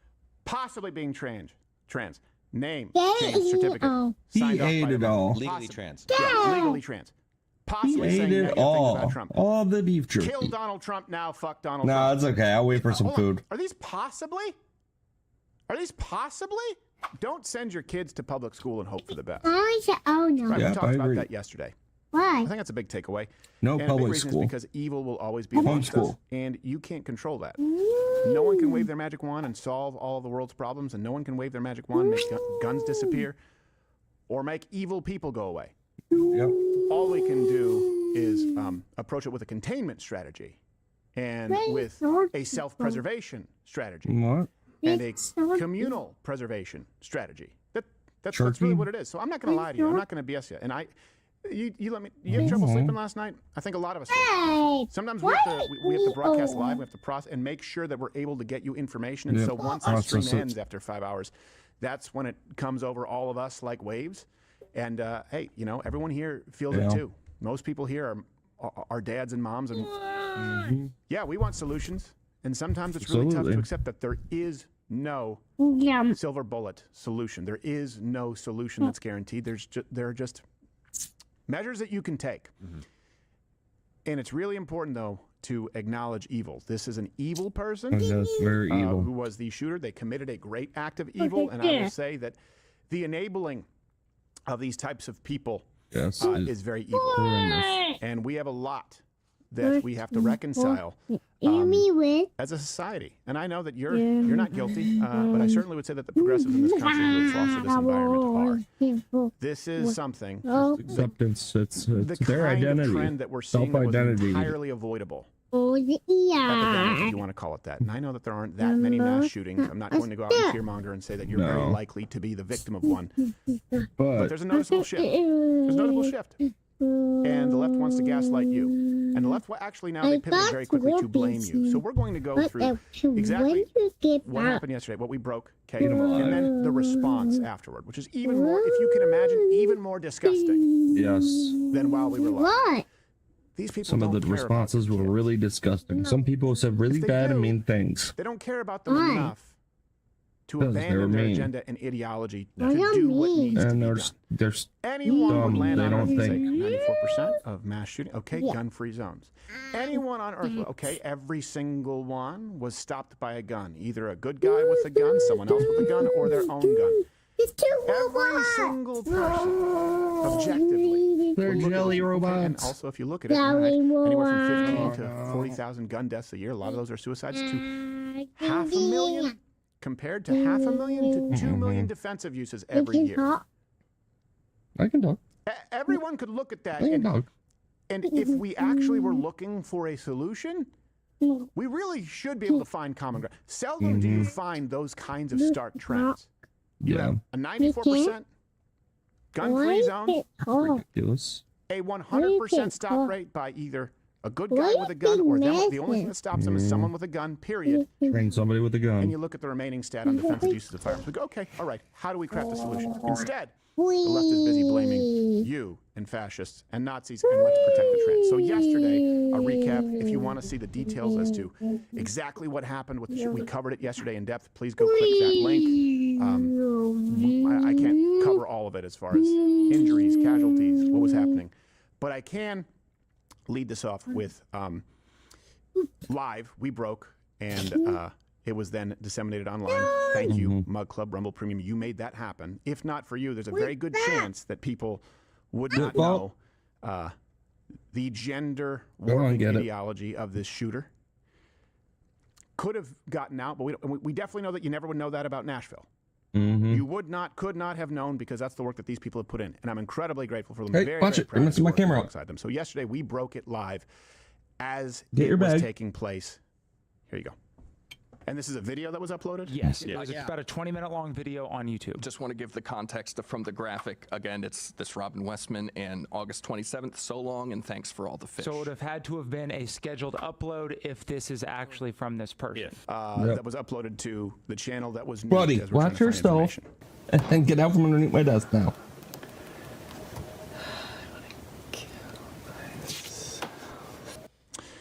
So I'm sure I'm not the only one who just got chills up my spine watching this. You And to be got the clear, ball. It's not There was a ball about under my being desk. first. What's most For some important is that reason. people have the information. What's most important is that the media put the ball is under my still desk? lying to you. That the media had That was the chance Diva. to do Oh, the blaming right the thing if dog. They really care about protecting our children. And they didn't. At every single I'm not people. opportunity, Let me they data. did the evil thing. Hey. Let me show you. We reported on this. Our goal was transparency. Our goal was trying to verify as best as we could. And the goal of CNN, that's why we have them live every day, along with, by the way, everyone else, their goal was to push an agenda It's yours? and blame those who Oh. want to actually walk forward committing deeds of good. Oh, This it is was Divas before. 12:47, just to be clear. Could be Divas 12:47 now. Is now the right babies. now on August 27th. The whole book, before we cut the clip, it's all written in Russian. I actually have the video still because you sent me the link beforehand. Yeah. I can still kind of cycle through so you can see all the Russian there. He did make another drawing. Yeah. That's a weapon on the back and him apparently looking at a demon in the mirror. It looks almost like a broken, like English, like they're using Cyrillic characters to say English things. They also pointed out that among the things that they show were the smoke bomb that the officer had mentioned. Okay, that was one thing the officer did confirm. Yeah. So again, I would tend to lean toward, I'd say, if I had to put a number on it, 70, 80% that this is likely authentic, just because of the time, just because of what's included, because of the fact that it was nuked, because of the fact that now we do see that smoke bomb that was confirmed by the officer. I lean very much toward this is authentic. They did want to show this screenshot from the video. Among the other things that it says is "Kill Trump now." Here's the weaponry. Some smoke, extra thick. That's a I was just going to say, I think it's an extra Jew gas. Yeah, it did. Again, I believe this was uploaded to that channel, and this is where, see if you notice some stickers, symbolism, language. Down there in the bottom. There he is. Got the ball? Ruger schematic. Defend equality, right there. So this is the name change that we were talking about. So can we zoom in?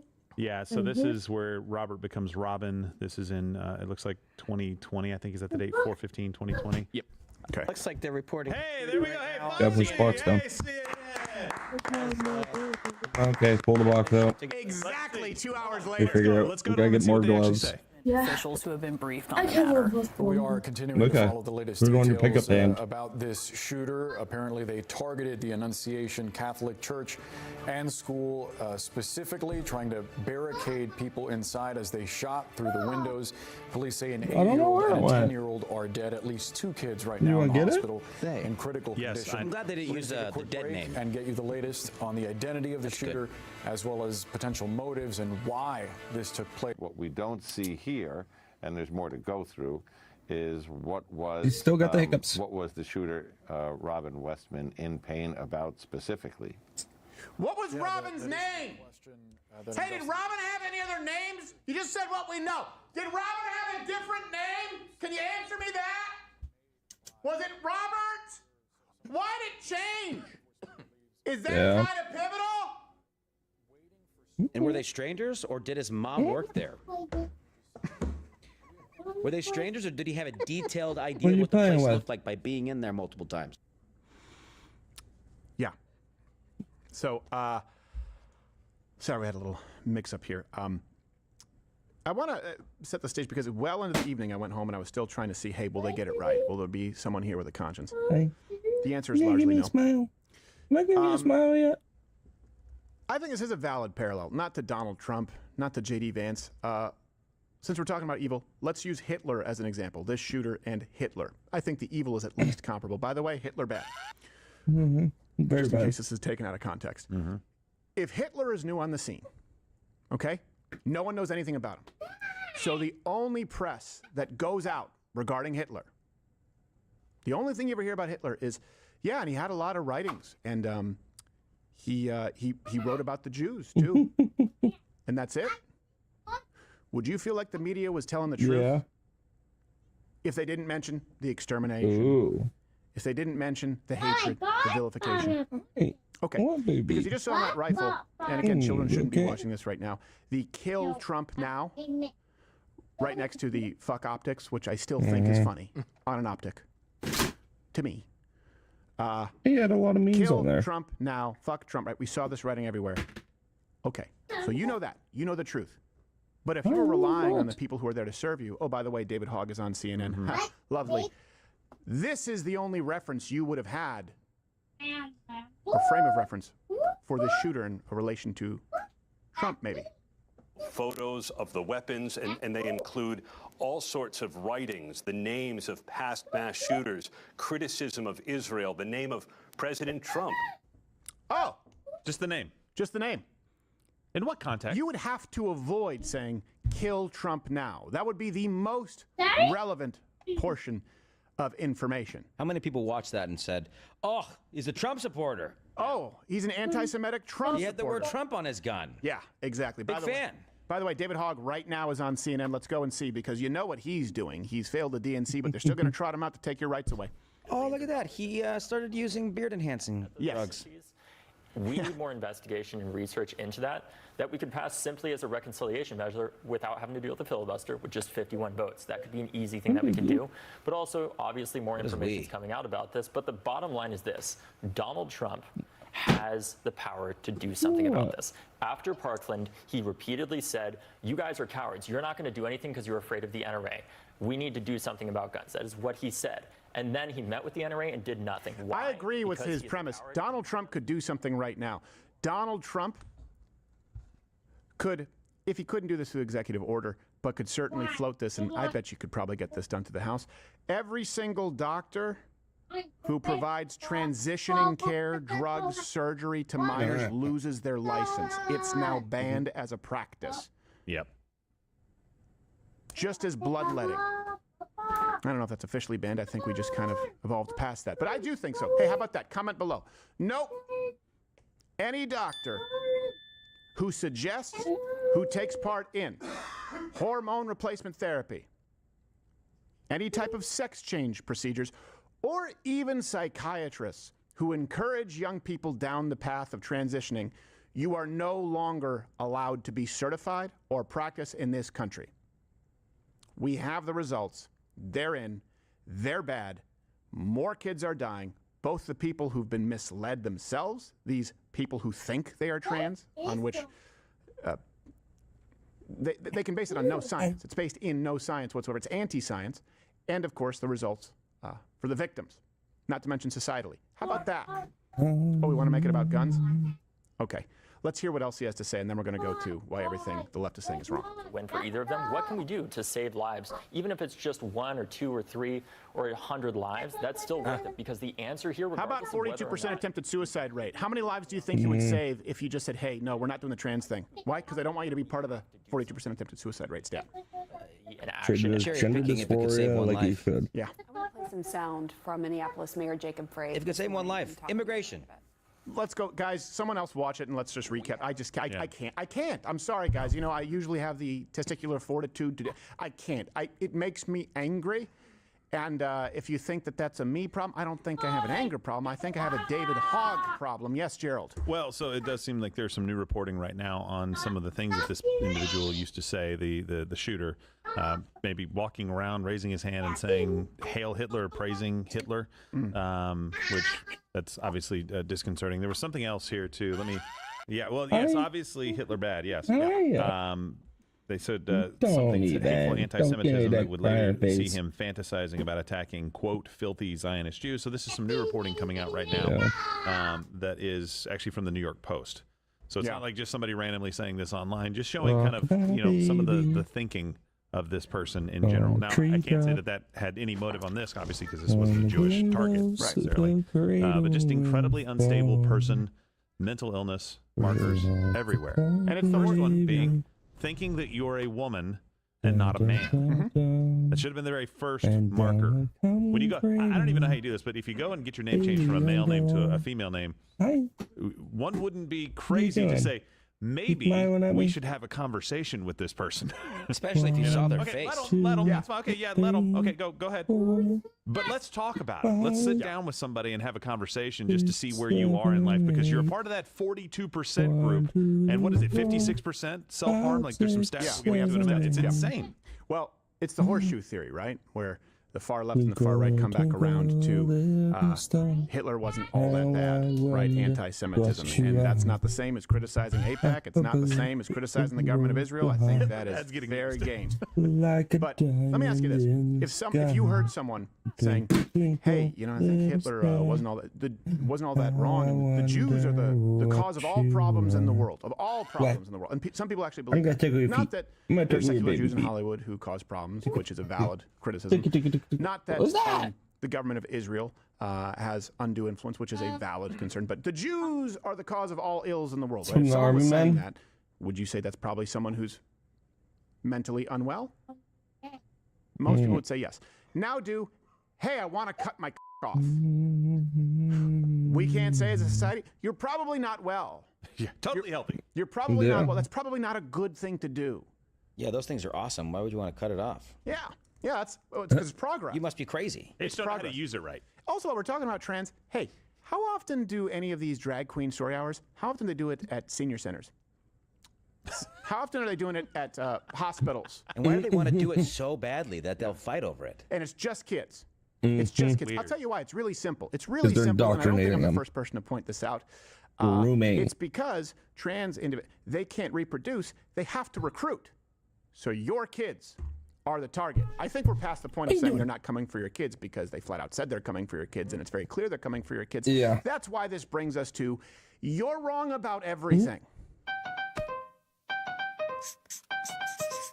Wrong.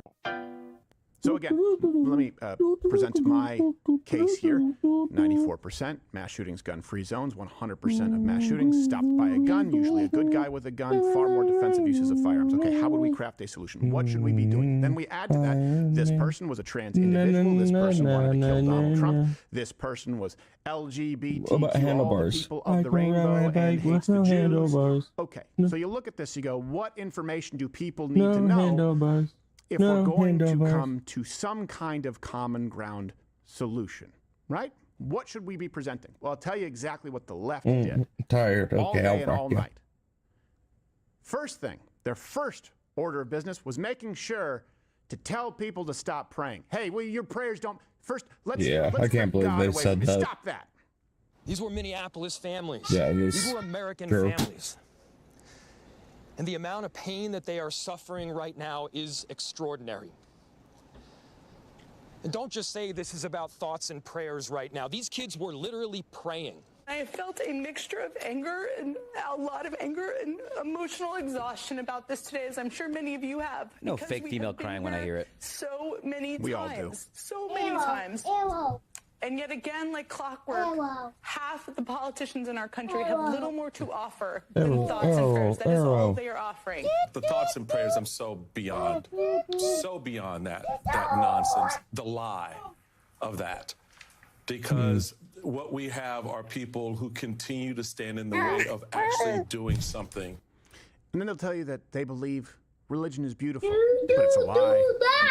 Hey, let me ask you, any Christian you respect? Many people like, oh, did you break it? Any Christian you respect? Yeah. Can you imagine saying the lie of thoughts and prayers?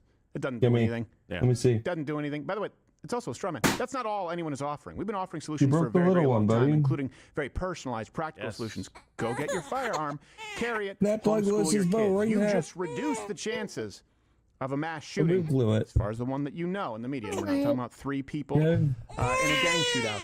Dramatically, at least cut in half. I don't have the numbers. Probably cut it by 80% if your kid's not in a public school and if you're in a home where mommy and daddy are raising them and protecting them and have firearms. Big guard dog would help too. Order business. Reclass transgenderism as a mental illness? Yep. That way they prevent them from buying firearms. There you go. There you go. Order They're business. a danger to themselves. But that brings us to order business number 2. Most important thing, if you watch the media, was hey. Well, it's not about the shooting. It's not about the dead kids. It's not about the ideology they're in that inspired it. Really, everybody, we're more mad with you. Don't point out that the person is trans. That's hate. Anybody who is using this as an opportunity to villainize our trans community or any other community out there has lost their sense of common humanity. Obviously, I've heard about the rhetoric and the narrative that is being pushed out, but here's the thing. Anybody that is going to use this as an opportunity to villainize our trans community or any community has lost touch with a common humanity. By the way, guys, get me a list of all their town halls, public appearances where he'll be taking questions, because I want to be there for at least one of those. Harry Sisson went on to say, pathetic losers on the timeline today blaming transgender folks for all of America's problems again. No one did that. I wonder if they take joy in beating up on a group that already gets targeted on a daily basis. No one's doing that. We're trying to help them. These guys got stuffed in lockers in school, so now they take it out on others. Oh, it ended with justification. Yep. And guys? And everything. He just described exactly what the shooters are. Yeah. I guess that not a bully. So I didn't kill any kids. Yeah. Well, they don't believe in good and evil. Unless it's systemic. In other words, this is an act of evil, this is an evil person. No, it's more nuanced. And if there's evil, it's the system that failed them. How about they committed an act of evil and they deserve to fry? And anyone who enables this evil also deserves to be punished. That's not hating the transgender community. It's just pointing something out. There's a trend that we're seeing here. That's not hate. That's not coming after a whole community. Yeah. We can't just say it. Well, here's a fact.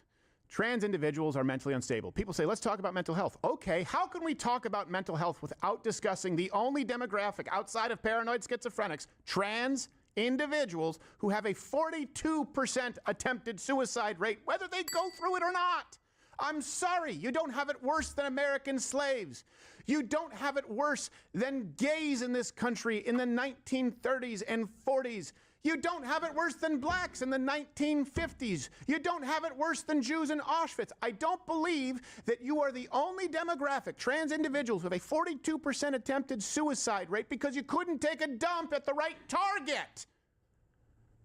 81% have thought about suicide, 56% have engaged in non-suicidal self-injury, and 31% have some kind of a problematic relationship with drugs, which, by the way, everyone skimmed over all the hash comments on this. I think you know where I'm going. I think you all know that you have a pit in your stomach, and even though there are plenty of responsible adults who can use THC products, and I understand it, that we have opened the floodgates for young people who are already mentally ill to have access to superweed. You know what you don't hear anymore? You used to hear all the time, well, people don't smoke. It's only people who drink who then beat their wives or go commit crimes. Yeah, you're not hearing that anymore because you know that people who already have a proclivity toward mental illness, this can act as a trigger. It's not the case for everyone, and it's the same thing for alcohol. It's not the case for everyone, but we have a society saying, no, mental illness is not mental illness. And by the way, 90% THC vape pens is medicine, wake and bake on a billboard. I think we all know that, hey, this whole libertarian, hey, whatever someone does in their own house is their own. No, we're past that. Yeah. We are past that. At this point. And where we are, this is the direct byproduct of feminism. Let me make this case here, okay? Before we get to one of the biggest lies, love is love. Love is love. Anyone should be able to marry anyone that they want, which was a problem. I opposed it then, I still oppose it now. If you want to have your civil unions, fine. Go back to feminism. When they said, hey, by the way, women can do everything that men can do, and men can do they can't. anything. It was, this is basically the same thing. Men and women became fundamentally interchangeable. No. Interchangeable. No, it's not important to have a mom at the home. You're a lady. And a motherly lady stuff. A dad can do it. The school can do it. A stranger can do it. A kid doesn't need dad. Single mother, just as good. We said, hey, there are no gender roles, norms, barriers. Everything is the same. That was the step toward it being fluid. And you can go back to the first Change My Mind. There are only two genders. And the people we quoted, Simone de Beauvoir, Judith Butler, all of them steeped in deeply rooted feminist ideology. And that led the way for trans. And you know what led the way for feminism? Communism. Look at women's suffrage. There's a reason you can only find single digits of women who wanted to vote. Here's why: because most men couldn't vote. The idea was you can only vote if you're a contributor to this country, if you pay taxes, if you have skin in the game, if you're up for the draft, if you perform mandatory bucket duty, volunteer firefighter service. And women said, well, hold on, we don't want that. And so communists and socialists said, no, we need to get an entirely new voting base of people who will vote in their own self-interest to take from the contributors. That's what we want. Also, we want to double our labor force so it can be really, really cheap. This is the post-industrial revolution, right? Yeah, labor comes cheaper when you just thrust everybody there. And then we're going to create a public school system. We're going to design it around the idea that parents need babysitters and have the state raise the kids. And let's be really clear. If you send your kids to public school, okay, grades K through 12, the state is raising your kids. The state is raising your children 8-9 hours a day. And there's the famous Lenin quote, give me 4 hours to teach the children and the seed I have sown will never be uprooted. What chance do you think you have with an hour at Sunday school to teach them right from wrong when they have a blue-haired teacher teaching them that there are 57 or 132, however many genders today? You're combating 8 hours a day, 5 days a week minimum. One of the reasons and then usually more homework, which, by the way, I also think is evil. I'm anti. Yeah, homework is ridiculous. Do you know how? All right, you can homeschool in 2 hours. You got something there. Yep, you can homeschool in 2 hours. Right. He is exactly right. And we were always told, this is preparing you for the real world. Yeah. What real world? Ooh, waffle cones with dark chocolate in it. Oh, the world you want to create. The one where we're all serfs. And people are a lot easier to control if you keep them dumb, fat, complacent, sick, high, and mentally ill. Yeah. What are serfs? People who are basically just controlled by the government. People who are basically subservient to government. They do whatever. Yeah, do whatever the government needs to. People who are disposable. Oh, we have more Jen Psaki. By the way, she was mad. Disposable. Yeah, like razors.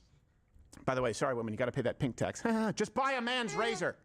So, Jen Psaki. Hey, what's the difference? Where'd that come There's from? no difference in the razor. That's another thing. Feminism. Women are always women have to pay the pink tax. They have to pay more for their products. Look at, and they always compare women's razors to men's razors. Buy a men's razor. Buy a man's. Sorry, it's black. It's just a razor. It's the same just thing. A sharp piece of metal. This is systemic discrimination. Bitch, get a Bic. Take another one. Dude, that is a great tagline for Bic. You want another? Bitch, get a Bic. Hey, you got a lighter? Bitch, get a Bic. Oh, you all the time. You Bic. You dumb Bic.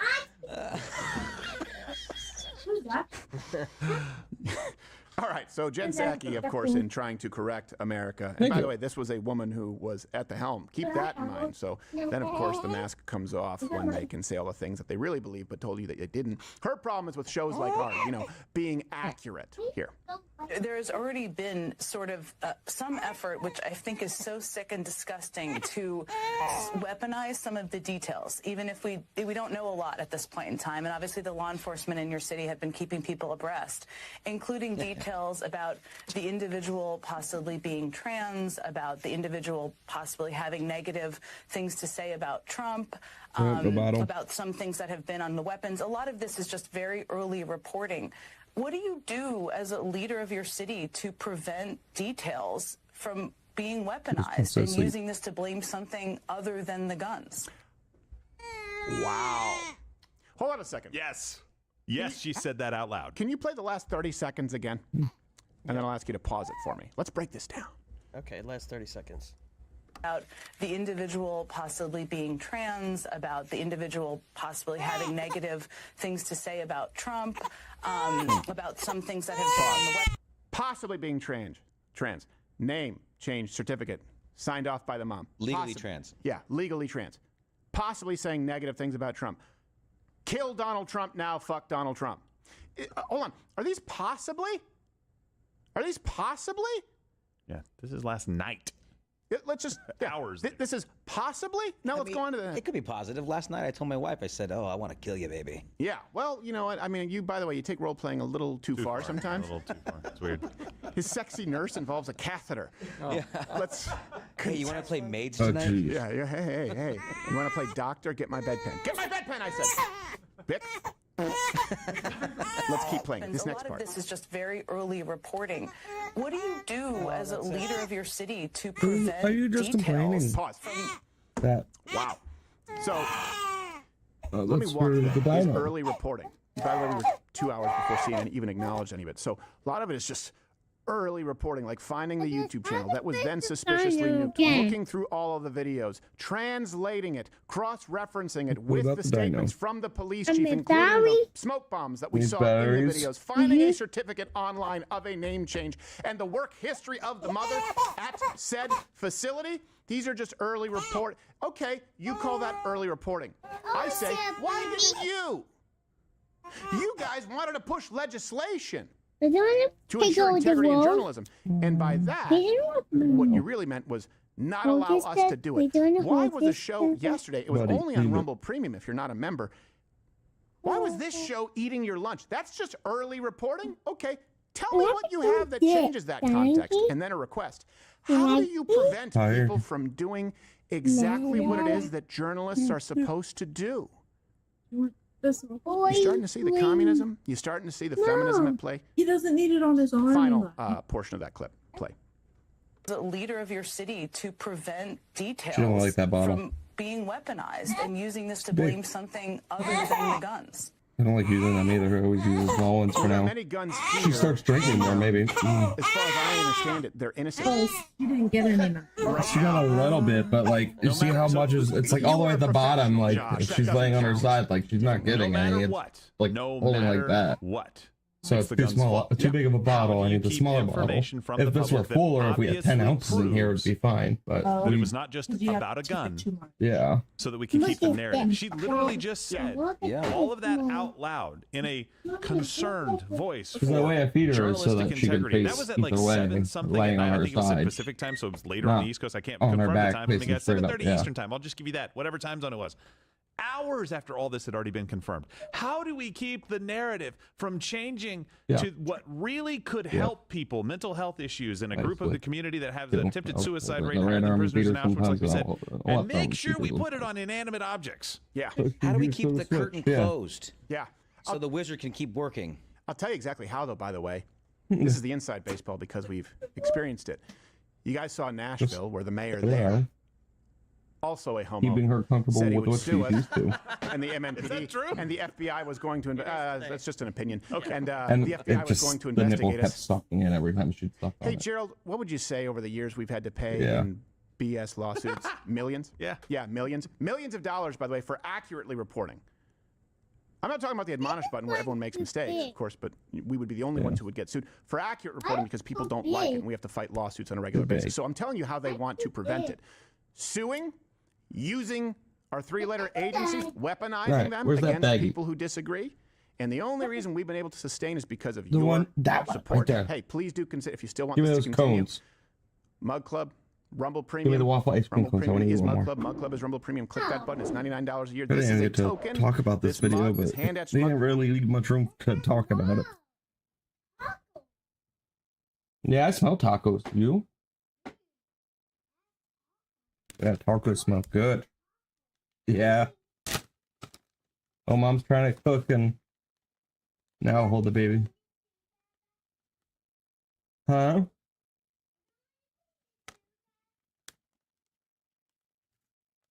Yeah, I have tacos too.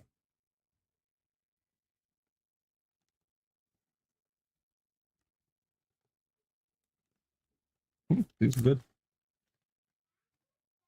Mini waffle cones with dark chocolate. Bite size.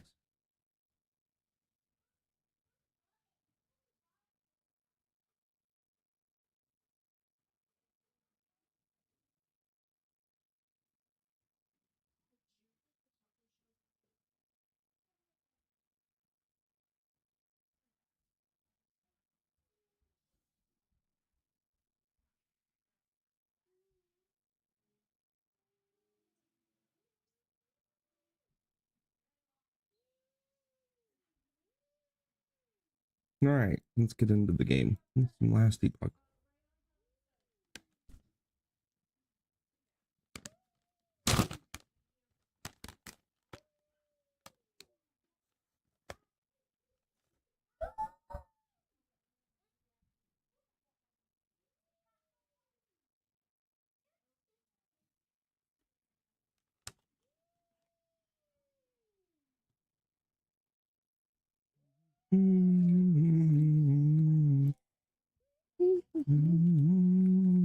What's my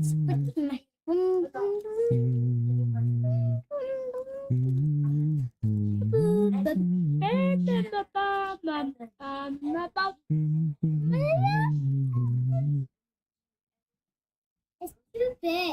Look at this. Wait, it's not too big. Not. It just doesn't have enough in it.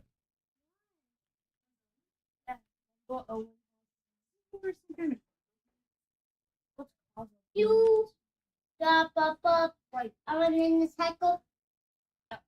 I take out the wall. I want to take out the wall. That's right. The bow. Give me it. I gotta glue it.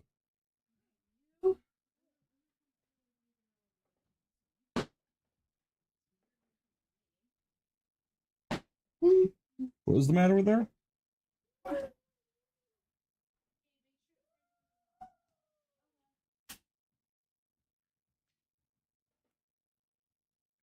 Getting more kid stuff collected at my desk. Like this Legolas Star action figure. Articulates pretty well.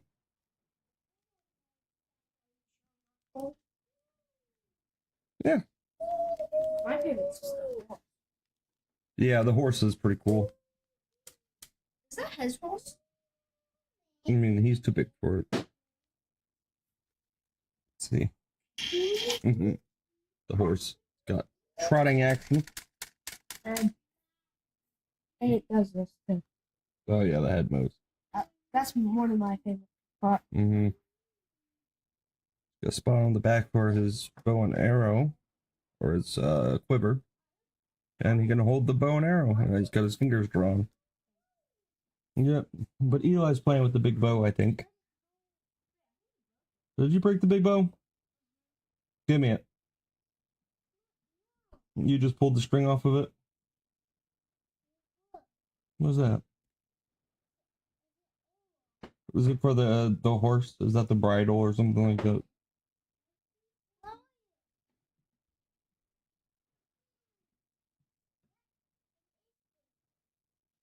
Is this for the horse?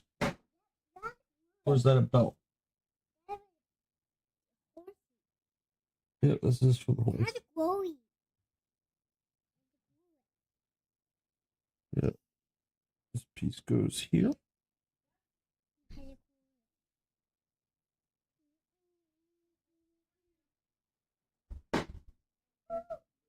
It's the reins for, or the reins for the horse.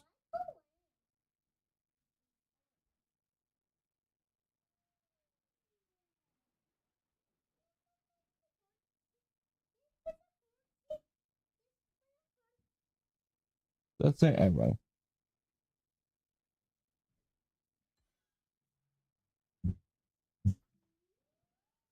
Really? Make me update the game. You're killing me, last Epoch. I do want to play some Mecha Break tonight. I really enjoy that game. It is a good game. Good, fun game. We'll keep on that an eye on the news, see if there's any updates on those kids for the day. Hopefully good news for all of them, but we'll see.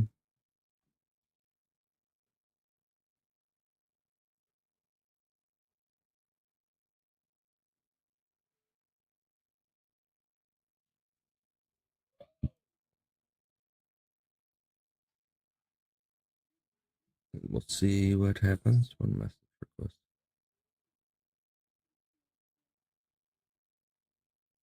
Oh, I do have to close my DMs completely. I don't want to do that. There's the update. Okay.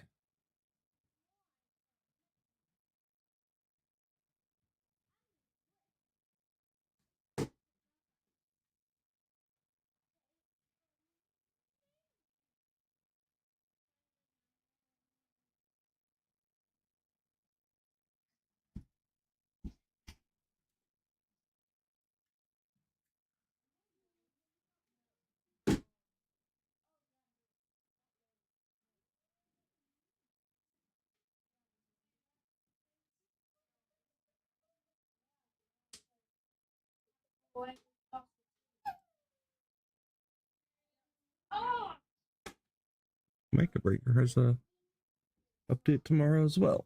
I wonder if they're putting season 1 in or whatever they're doing. More rivals.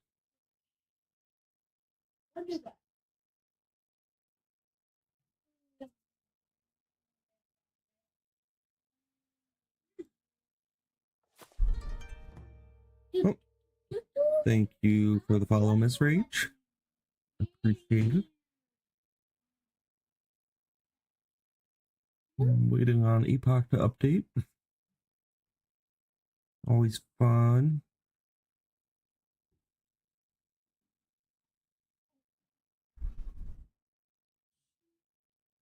Bum, bum, bum, bum, bum, bum, ba-dum, ba-dum, ba-dum, dum. Well, at least it's a beautiful day out. 73, mostly sunny. The baby's really leaning over in her swing.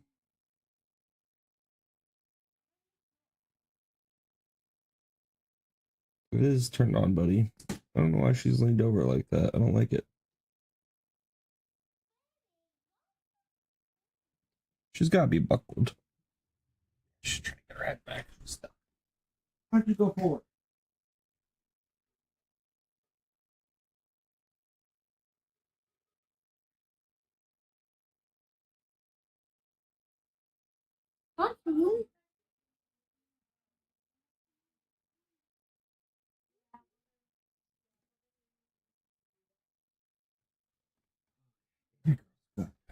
Just not happy. She wants to be held. But she doesn't want to be held by me. No, you cannot drive the car.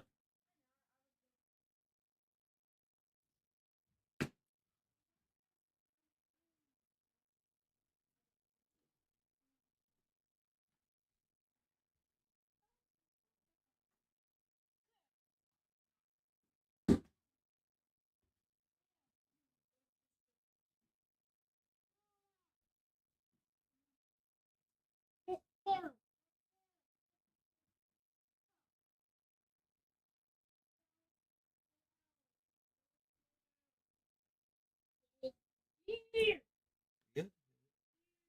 Updated? Looks like it's updated. Hopefully we don't lose you on Rumble, but we might.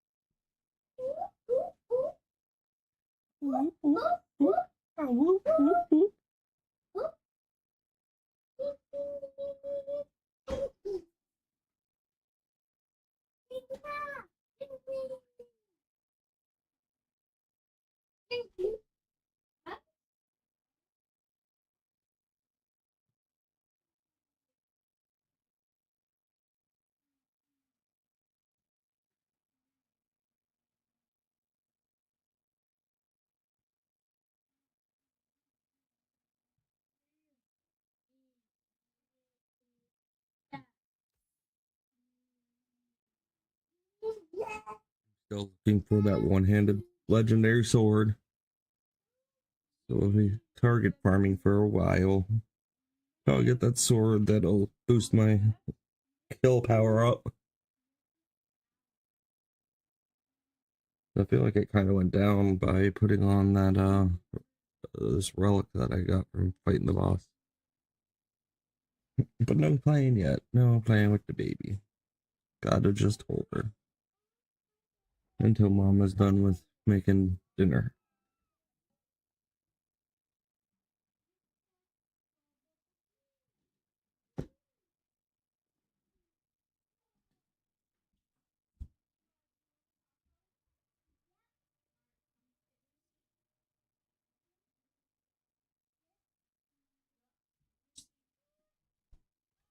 Takuwako.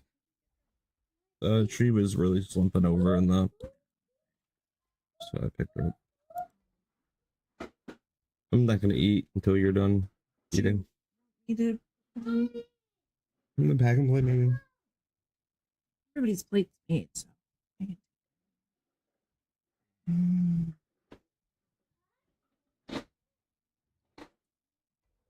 Well, I guess my parents are here. Well, this is a good time to take a break. We will come back and resume by playing Last Epoch.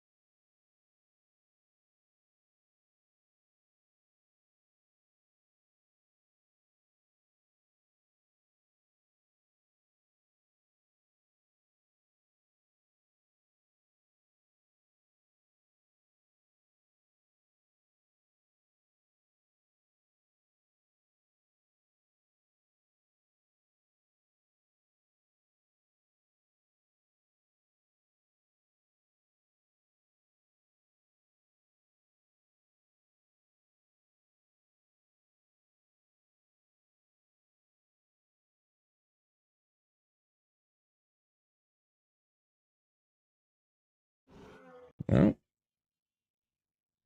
thank you for the follow, Goblin. Right as I came back. Perfect timing. Okay, coffee, 4 minutes. Let's get this off the screen over here. This off the screen over here. She's gonna be tall. She's gonna be a tall baby. Make sure.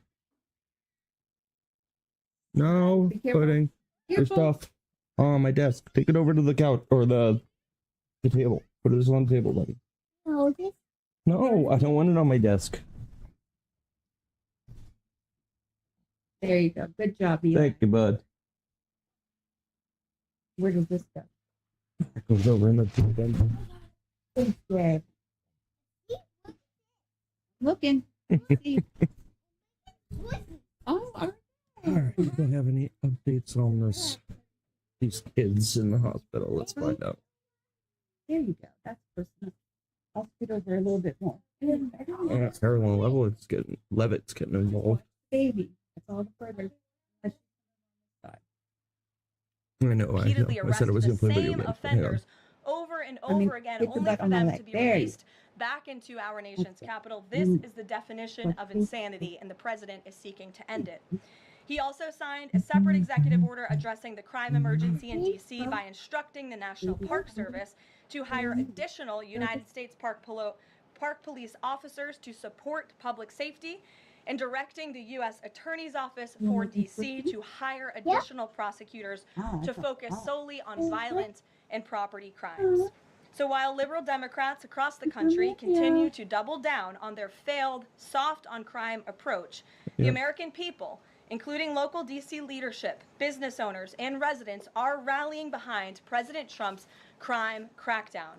According to new polling, 81% of Americans say crime is a major like Cold Zero problem. almost. Mm-hmm. So it's going to have to be a shorter clip. Oh, Maria. oh yeah. Let's, AP put out a song. Our pants getting big, Gabe. Stand up. See if he's got it. Can you pick him, pull him up a little so I can see the Pull it up. up over your waist? Yeah, I thought they were not all, not so tight up on your. AT&T would one. So make it go down. Your nuggets and your hot dog are a little too sweet. Pull it down in your thighs. All right. That's, I guess. I just wanted to see that they look a little bit big. No. Like you lost a little weight there. You got taller. He got taller. Mm-hmm. You'll get it. It'll come off.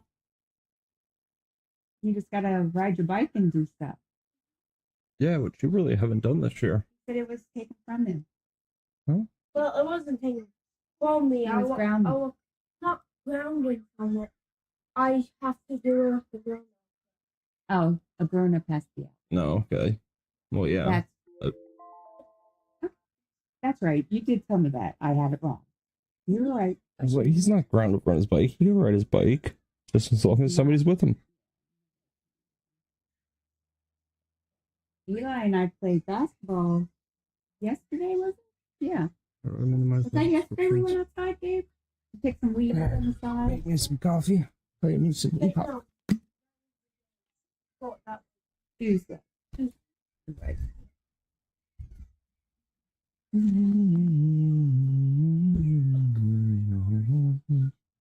Papa done? Hey,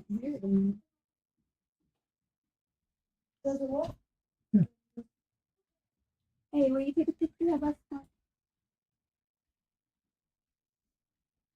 Did your camera's right here, or yours is fine. Did you want some coffee? Did you see what I was like? Here's your way, baby. He's comfy, he said. Eli said, baby's comfy. Eli, look at Papa. The cheese. The cheese. Look at that. Papa. Up. Eyes up. Look at my eyeglasses. You done that? Yeah. Why are you going how? Easy with your feet, baby. Thank you. How's the new weed whacker work? Good. It's only half a minute. You just Half got of the them. head The motor. No, back end. You're eating the baby.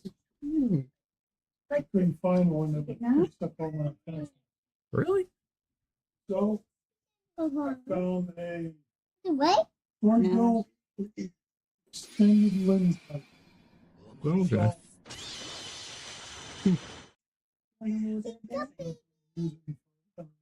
Yeah.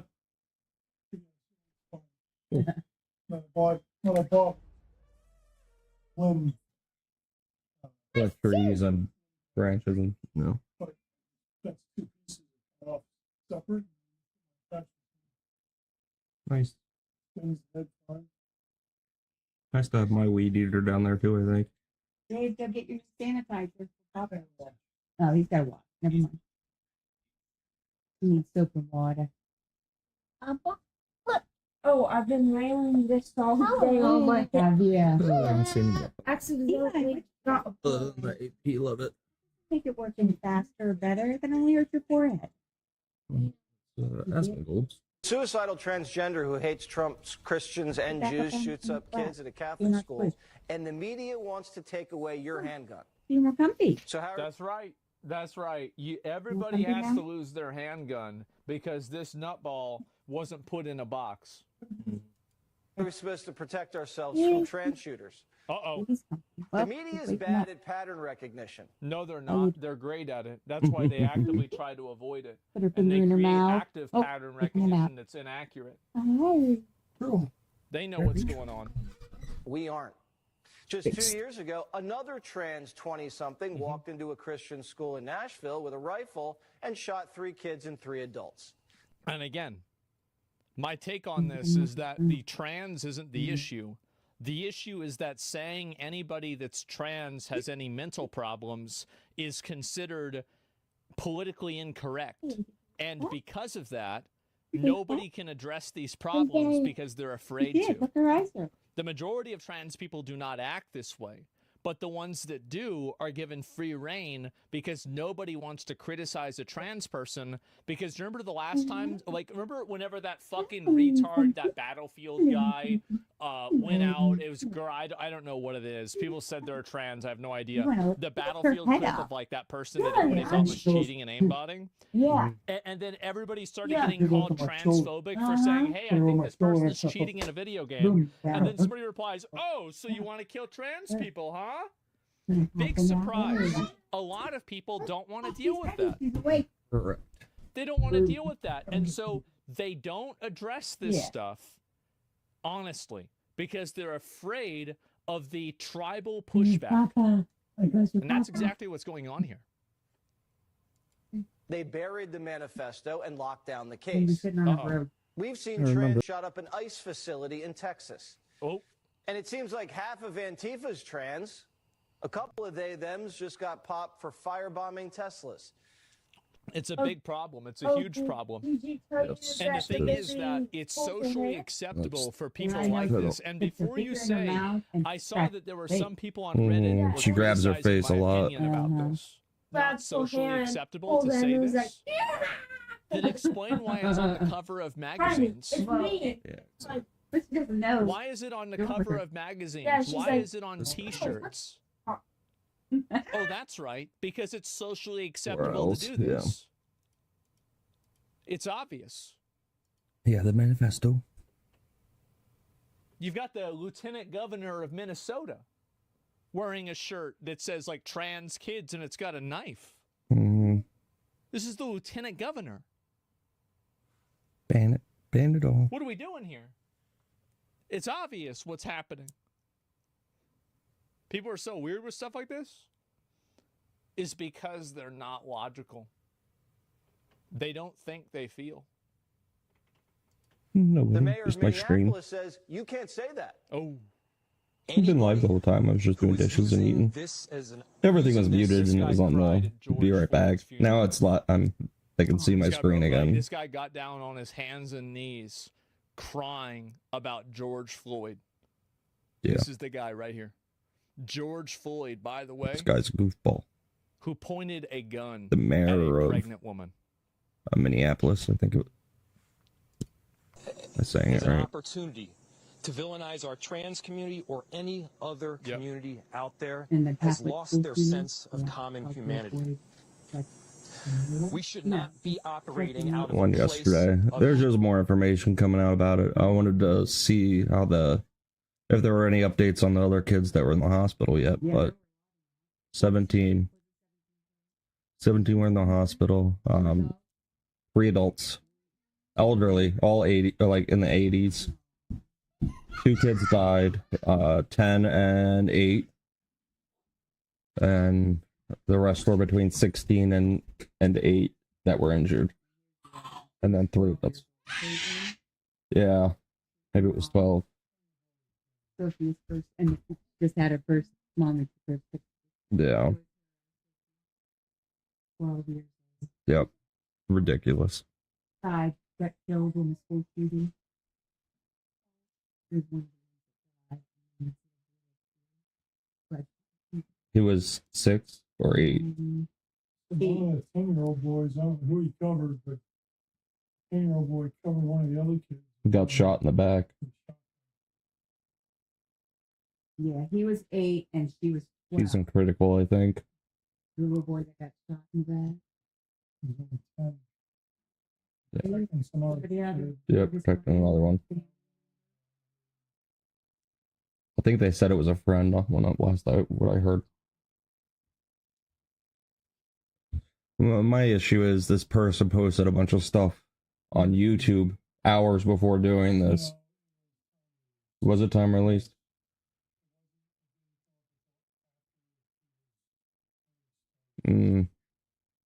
But even then, if it's in YouTube's system, which it is, at that point. Yeah, previously. Yeah, she was part of the administration or something like that. She retired in 2020 or something like that. And then she changed his name, what? It was 17. his mom changed His mom signed it.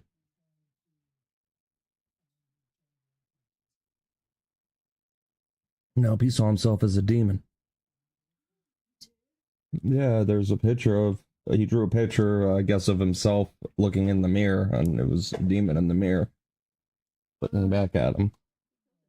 Yeah. Everything. Different ethnicities, Trump. Republicans, yeah. Yeah, and a bunch of hate and a bunch of, like, online memes and stuff. Yeah. And his video is just creepy, all around creepy. But or in the movie theater, he had that red hair. He looked so disturbed, Yeah. so demonic. I don't remember. That was years ago. Years ago. I think maybe he was the movie theater. A different guy? Yeah. But the way, because Nathan, he said about it, drawing a picture, he saw a demon, he was a demon. That's what this one guy looked like to me. Well, they all. Yeah, they're all empty shells.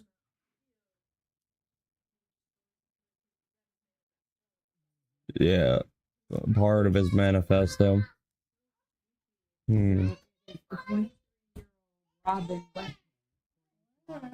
Robert. That's what he changes the name to, but his actual name is Robert. But they're saying that they're using his Robin name. Yeah, well. He's dead. He goes with his dead name.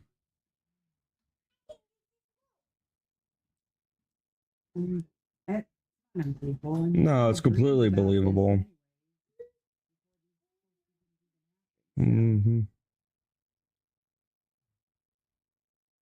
I was in one and 3 years. Wait, I mean, I was just got married. Didn't I mark to you? Or was it even before that? You weren't even a teacher yet? No. And Terry was with me, and we were in an elementary school or a foster or orphanage. I don't know what it was. It was a school because kids were everywhere. And we were in the cafeteria. So I'm saying it's a school. And they came in with guns, and they asked if we were Christians, and I said yes. Terry didn't say. And I said, Terry, you are a Christian. Say you're a Christian. And I got shot. And then woke up. You woke up. Yeah. I had luck.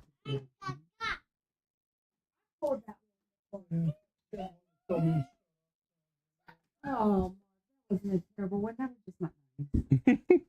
I was evangelizing, right? I think I was out evangelizing, and the Christian music was going to be on, and Mark goes, "Oh, I'm going to be singing." I said, "No, you're going to turn the player on." Sorry, man. It's not. You have a very good voice. I know you do because you sang to me. You won my heart over. It's fine. Not doing anything. Relax. The guy stopping them, Mark. And, No, she's just there. no, the guy was stopping. Turned around and looked His problem. Yeah, that's his problem. at blues. His problem. That's what I'm worried. She won't do anything to a person, not unless they like But he has a dog. force her to. So. Oh, that dog would be dead. Mm-hmm. The little floppy loppy. Yeah, she just pinned it down. Mm-hmm.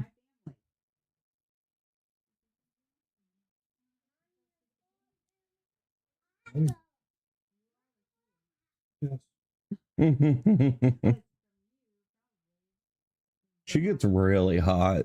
She was cold. Her feet were cold. Yeah. Hate for anyone. Damn. We should be operating from a place of love for our kids. But the mayor is saying that we shouldn't be praying or... Oh, is that lady? No, that was the news lady too. There were two of them. The news lady and then the mayor. Mm-hmm. I didn't put anything up. You just hate. You hate. Leave, so. Mm-hmm. They just want chaos and destruction. Yes. Prayer is not going to do anything. They don't believe in the power. The most powerful thing that you can do. Mm-hmm. We have. No, they don't. That's why you don't see signs from them, even though there's signs everywhere. Blinded. Yep. I'm just watching Aspen Gold. They're trans. I feel sorry. We had a waiter at Musso's, and I told Dad, his dad's like, that's familiar speech. Do you remember whenever I Dad, said one of those kids all from one the of the problems that people shows have that you with guys used to LGBT watch. And I said, it's not Keenan and Cal, and because I got he's a ton of hate for it. Italian Remember little everybody kid, was mad at me but for it's saying one, and he has the same feet. I wonder how many more times I have to be And he right kind of did, a little. And here it's Drake and Josh. It's not that I'm smart. It's that everybody else is So you look like Drake or Yeah, Josh? that one that lost the long weight. Josh. That's before he I lost the can't weight. see anything. Yeah. Oh, okay. It's just it that I was have great. my eyes open. I'm like, I know exactly who he speaks like. Yeah, now that he's doing really well. Josh. What's his real name? Yeah, he's a Christian. It is because the younger. You're welcome to Larry Goblin. Thank you for being here. It's appreciated. Dad, Dad had to look it up because I kept, and Dad's like, I know who you're talking about now. I know. Uh-huh. And then he found him. That's funny. It's like a comedy. It was a comedy. Yeah, it was a sitcom. It was a kid's sitcom. Drake and Josh was a good show. Now Drake's a jerk and Josh is famous. Yeah, I'm pretty sure he is a Christian.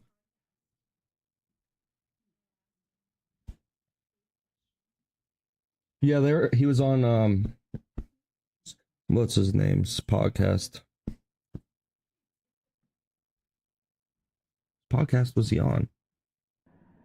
Well, Dr. Dobson died. Did he? Yeah. Alistair Begg is in some hot water with the Christian community. Alistair Begg. I know. Dad knows who he is. He's a Begg. It's Begg. Begg. Begg. You mean a game show host guy? That's what I keep thinking.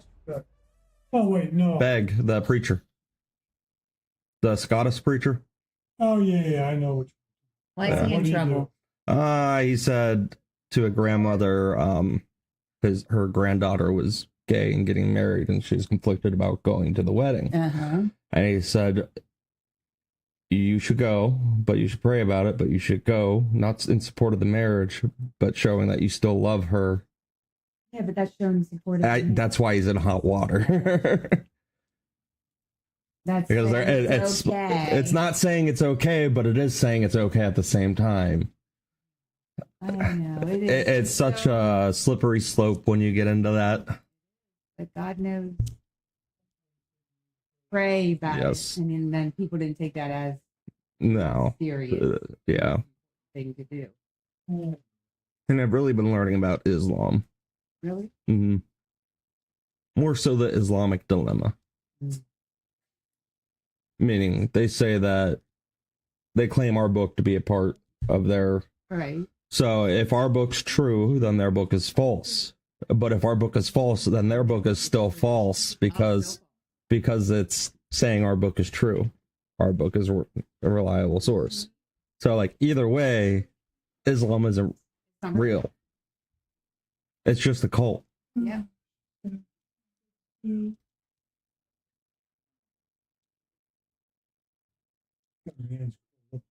But it's an interesting dilemma. And just have been listening to debates back and forths. Muslims are really mean.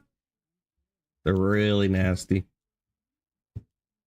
Especially to this guy David Wood. He's Dr. David Wood, I guess. He's he was in jail when he was 17 and then read the Bible and decided that Jesus is real, he's true, and he has to go all out no matter what. And then Islam came into the picture when his best friend, who was Muslim, Nabil, have you ever heard of him? Nabil Quresh, I think his last name is, was originally Muslim, so he always like confronted David on his points of view, because Nabil was used to crushing Christians all the time. They were both basically into debates and stuff. Then he asked, or he said, why do you trust the Bible? It's a translation of a translation of a translation of a translation. And that's what usually stumps Christians. And David goes, well, we have hundreds of Greek manuscripts from the 1st century. We have thousands of Latin manuscripts. We have tens of thousands of German manuscripts all throughout the ages. And we have so many manuscripts that no matter what, we could always piece the Bible back together to what it was supposed to be. And it just stumped him because it's like, we have the history. We do have historicity in the church. Well, we're game one too. Oh.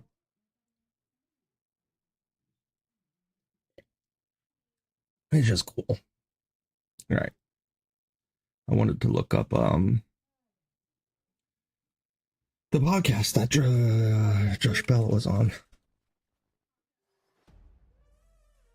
Was it Peck? I called him Josh Bell. Is that his real name? Drake?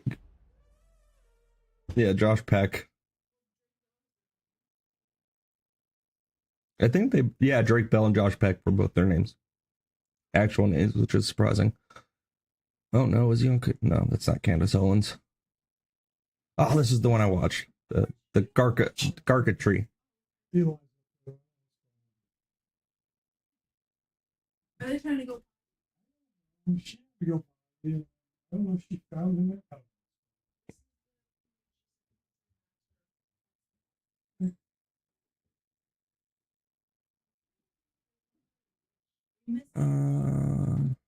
You're asking the wrong person. Privacy. Is he pooping? That's probably what. Yes, because he's looking for privacy.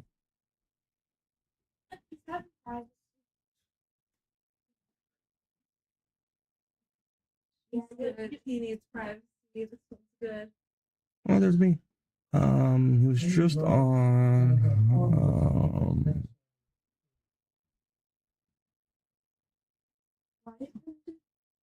There's chunks of grass in the curb. Like where the curb meets the street. Cut it off. Manicuring the hole.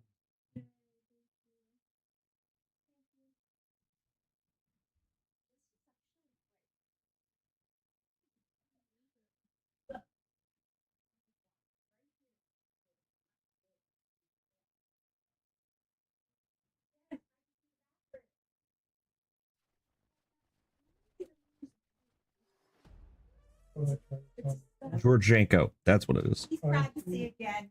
In the Hey, bathroom. that's the one I listened to. I Yeah. never heard of him. Privacy. Yeah.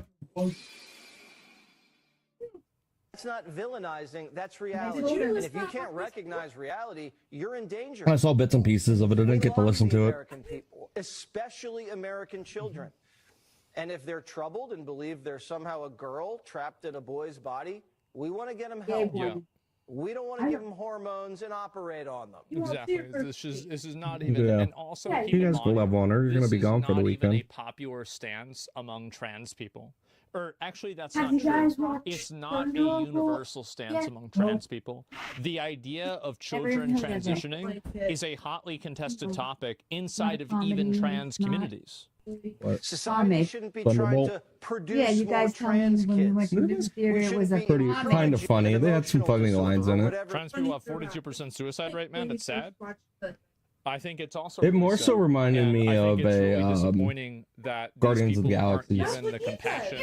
Yeah, it more reminded me of the Guardians of the that I think Galaxy. that they, Younger, as Funny. human younger. beings, Yeah, I deserve. remember we went to the Said- Spider-Man or that something like there's that. been Yeah, a it's a lot Marvel movie, of but you tell misuse all of of you their guys identity said, no, by Mom, it's a people with comic, because they knew I ulterior didn't like motives Marvel. and Comic. narcissistic, Comic. pathological tendencies. Yeah, but you thought that we were want to saying use comedy, them like as funny props comics. that they can nail themselves up on, that have ended up demonizing the trans movement, have made these people into one? I don't think it was minstrels for them to Spider-Man. I think dance it was- around with and act out Wait, about probably how Spider-Man, woke they because that's are and all how, the- you know, how forward-thinking Yeah. and progressive Yeah. they are. Meanwhile, you Progressiveness have just takes people you like backwards. this that have legitimate mental health As a problems that rule- need to have professional help As a rule- that get ignored Yeah. because you have these Well, Karens But that keep doing this and they Well, yeah, try all to this- protect this because they're helping people. He's like, That's the He's big more problem.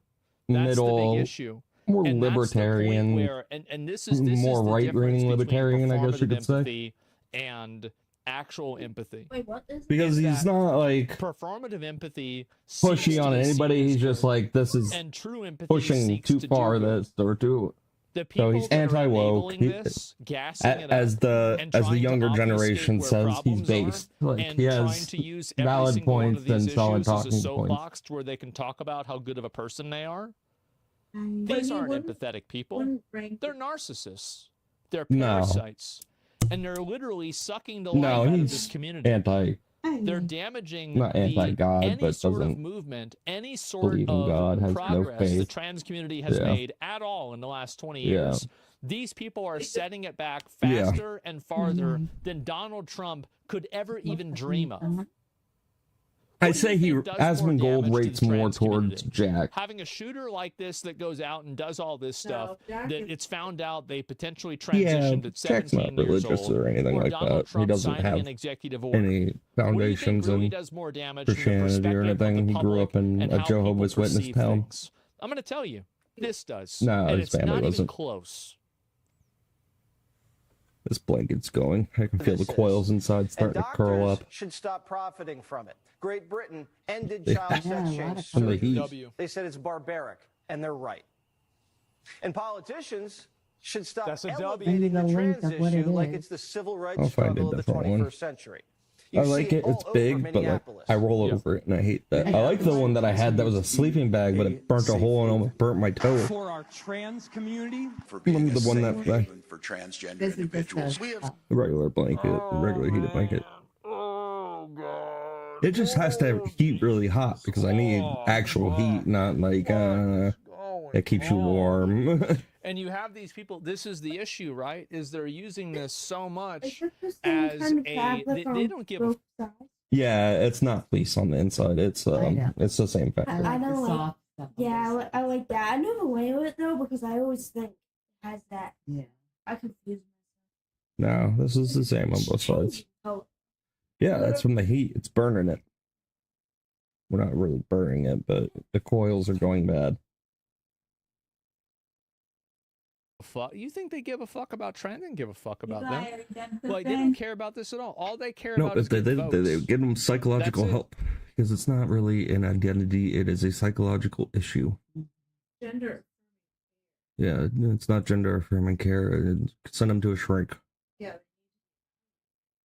for sure, because gender dysphoria also is associated with depression, anxiety, and all suicidal thoughts. You actually lose more of these people to suicide than to anything else because they just find no love in themselves. They have no love for anything.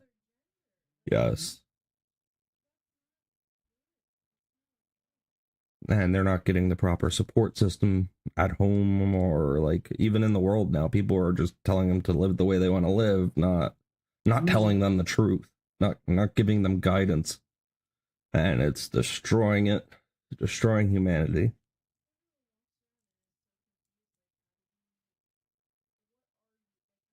Yeah. You don't. Yeah. Mm-hmm. The one guy one Sued him time for gender affirming. that's always on, and people are always. He does it outside of schools, college. Oh, Cliff. Connected. Cliff. But he did one time. He said, just ask people like they're the gays and lesbians and all XYZ. Just ask them this one question: are you happy? Yeah, exactly. They're not. They're not. They're miserable, and they'll go deeper and deeper into the hole looking for happiness, and all it is darkness and separation. Yep. It was made. It was made by Mm-hmm. so that he could fill it. Yeah. Care, yes, we are not going to scapegoat our transgender community. When our children tell us who Our they are. grandson. Look Dylan's at this stupid No. bitch's Doubt shirt. it. He's got his phone, dad's wait, phone what up did you there. say? Protect, and she got a Dad's knife. phone's up there. Watching. Somebody Looking got on, asked this dumb watching bitch the why the show fuck while you he's, thought it was a like, good idea Standing on the go bed and or wear toilet. a knife Like on with the side of the it bed. says protect Yeah. with trans over. kids. This is a joke, bro. It's an absolute fucking joke. She's acting lieutenant too. How big are transgender society? Absolutely. Eli does not let me call him her. Oh man. Oh god. No, she's Savannah Banana. She's Savannah Banana. And you have these people. This is the issue, right? Is they're using this so From a much calligraphy kit. as Yeah, a. I They thought- don't give a fuck. You think they give a fuck about trans? They don't give a fuck Brittany had about a them. tiny Like they don't care about this at all. All they care about is getting Chinese votes. breast. That's it. What's up? Sued him Oh, for okay. gender affirming care, yes, we are not going to scapegoat our transgender community. When our children tell us who Hello, they Savannah are. Banana. Look at You like this that? stupid bitch's No. shirt. You don't like Savannah Banana? No, I do. I'm responding and she to got a this knife. video. Somebody got to ask this dumb bitch why the fuck you thought it was a good idea to go and wear a knife with this. It says protect with trans kids. This is a joke, bro. It's an absolute No such fucking thing as joke. trans She's kids. acting lieutenant too. Parents How big are pushing their transgender agenda on their society? children. They're about 0.7% of the population. Dye your hair 0.6, blue, I don't 0.7, care. somewhere around there. But like, That's what it would be in the clean house in Minnesota. I mean, I don't really know about that, but like symbolizes a genital mutilation. I mean, I don't know. Like it symbolizes fighting back, right? You two can't. Yeah, the thing is that they have no shame. She a 2%. No, the problem is that doing that kind of thing, they're in the liberal thing. Well, Brittany Yes. Freeze just posted on Facebook her in her underwear. oh, I don't. Just her underwear. Oh, I don't look. I don't look through Facebook. And then the other day, Yeah, I don't look she through the was comment by section though. tying her legs up with rope. Oh, no, I don't look at any of her stuff. She's getting into the sexual deviance part of the internet. Still married? I don't know. He seems like a loser anyway. But she came out and said she was lesbian. Mm-hmm. I don't know. I don't know what's happening with her. I haven't talked to her for a very, very long time. You hear, Papa? You hear me? I just avoid all that. You really knew. Likes looking around. Oh, he's looking over there. Oh, say hi. Say hi. That's your brother. Your big brother. Stick your tongue out. Go boom. Yeah. She's smirking at it. Go boom. Gonna do it almost. She'll stick her tongue out at me. Is that your brother? Say hi. Still looking for you. Say hi. Hi, Say hi, Gabe. You have to call this shit out for what it Last night is. she was like, And I think that the people like every time I her said, that have enabled a culture that rationalizes, justifies, and glorifies the idea of protecting and being violent in the face of a perceived type of injustice. You are the ones responsible for elevating and turning up the temperature and convincing these crazy people to go out on shootings. Oh, it's 0.8. It's point. They It's just want the 0.8. chaos. Yeah, I think it's a little bit less than 1%. They want the chaos and the destruction of our Transition to the society. other gender. That's why they're depressed. That's what? HRT does nothing in the body. Well, you cannot completely change your gender. Like you No. can't. Like that's just it, You it's still just not have possible. the base Now, maybe in the chromosomes. future you might be able to, but right now you don't have the technology to go completely from 1 to 2. You can Okay, go I from won't 1 leave to you like race. 1.8, Yeah, okay, 1.9. Papa You can go from 2 to like 1.1, 1.2, but you can't go all What'd the you way say? from 1 to 2 or from 2 to 1. Like it's just Too it's much not possible leniency yet. with those numbers. It is our job as grown-ups to listen Men and to still like believe look like That's men, even right. if they try to Kids look like should be women. able to make decisions about their sexuality whenever It's they're getting under dark. 18 years old. That's a great idea. Wow. Protect trans kids. Man. no, who's too young? Her's too young. A little, no. I think this issue is like flat Earth. Looking for you. And I think it is going to Careful. completely My brother. torpedo any sort of my liberal or brother? Democrat policies that get He's behind it. used to the noise. Because Like it's looking not over about for how it. big the issue is. It's She very wants to obvious that trans get is a very involved. small minority issue, and it's not really indicative of the larger what am I gonna do problems with that the pillow? face society as a Oh, whole. buddy. It's not. It's Okay, like good. it's a minor, literally less than Oh, 1% see, issue. that doesn't like it. Hi. But Oh, ask she's yourself the just saying question: just That would you head. trust the You like mental that? facilities of a person who could truly believe that the Earth is flat? You hit me in my Because I breast. Stop certainly it. would. Eli. I'd think they're Not fucking nice. crazy, out of their mind, and I wouldn't trust their Yeah, judgment you better on on. anything. And that's what this I issue fucking- is doing to the Democrats. Yeah. They are Yeah. killing themselves It's wake with up this time. issue. So when your 9-year-old Yep. tells you he's a horse, do you let him sleep out in the barn and eat hay? I guess so. What I What are would we do. doing here? Just a few years Virtue ago, signaling. the psychiatric community classified transgenderism as a mental illness. Correct. Then It should be. doctors went woke and removed it as a condition, and now millions of young Americans are Nice, identifying Eli, themselves as you're the trans worst and getting ever. high fives. Yep. When someone has an illness, we Eli, should get your treat hand out it of his mouth. instead of affirm it. Eli. Yeah, just like the LGBT community or LGB, whatever it was. Before this whole trans issue came up, they basically recruited in schools.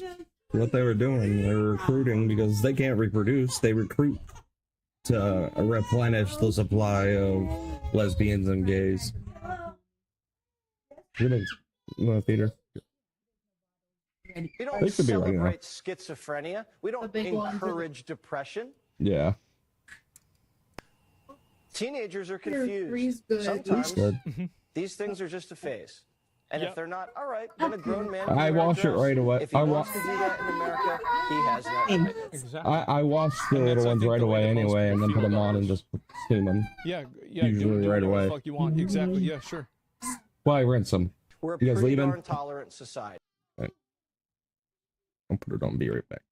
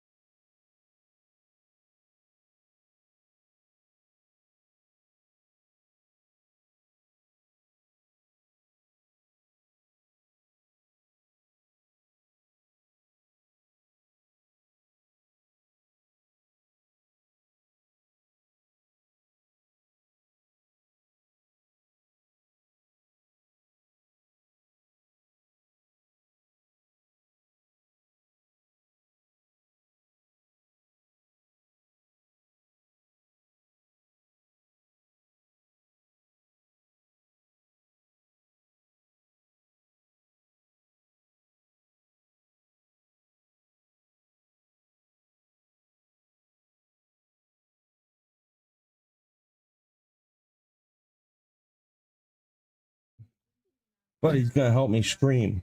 So that means we're gonna play some video games. Wait, what? I got my shoe. Okay, take them off. Yes. You wobbly. Was he in the on sir? I'm very heavy. You are very heavy. I got very. You're very, very heavy. You're very, very heavy, kiddo. You are my big kiddo. No, I'm not too big. No, you're not as big as Gabe. Okay. Yeah, get some tea. We'll watch this video later. Let's play some last Epoch. Always heavy. It's like anything in the world right now is just meant to drag people down with it. Do you want to go there? No. No, and we keep separating more and more. Yeah, where's my phone? Why are you turning my heated blanket off? I need that. No, I just don't want to get hot on my butt. That's why. If you don't want to get hot, Here, let's see you. Stand up. That's wet. That's wet.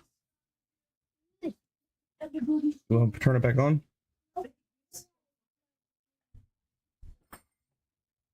Press the button. Leave it there and press the button. There we go. Be grabbing. Oh. You don't have to work on anything right now. Right? You don't work on anything right now, are you? You're not working on my microphone with that screwdriver. Put it down. Right here. Yeah, put it down right there. I'm making a sidewalk. Here, Yeah, sidewalk. let's get you on the pillow. Why? Because it's easier for me to hold you if you're on a pillow. You're heavy. You're not too heavy. I mean. Hey, watch that screwdriver. I guess you're holding this. Naked. You want to go find my phone and then you can watch something? There it is. How is it? Thank you. It was in Mommy's hand. Yeah, Mommy had it over there. It's Hi. almost time for bed. Nope, I didn't want to. I know you don't want to go to bed, but it's almost time for that bed. That's what you want. Pick. It's not bad.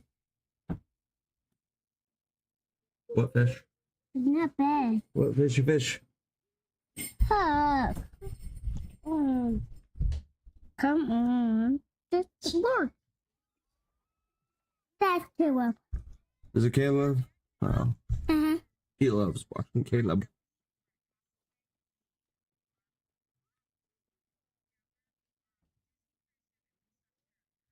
Still farming for the same sword.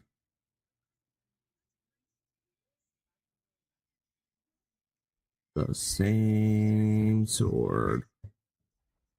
I got a sword. Well, I need to get a sword so I can do more damage.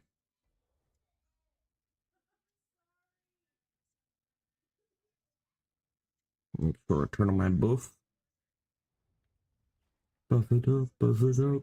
Everybody buff. Ah, ah, ah. Oh.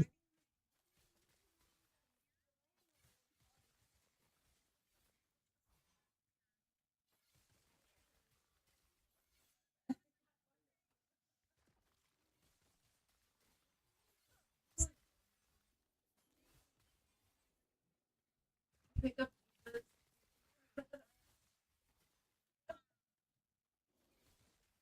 I want some walls of that. I don't think we're trying to keep it that way.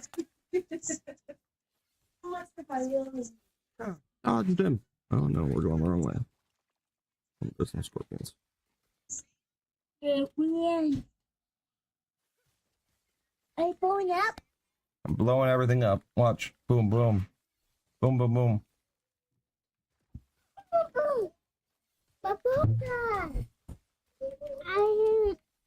So fast you can't even see what I'm doing. Oh, I conquered the echo. That was quick.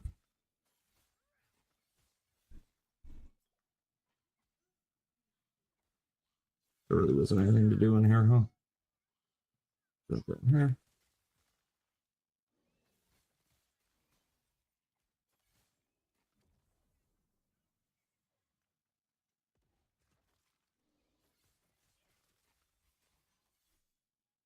Take a look off of Buffalo. I need a better, couple better rings. And we're going to get into the harder corruption. We're at 116 right now. We need to get more corruption.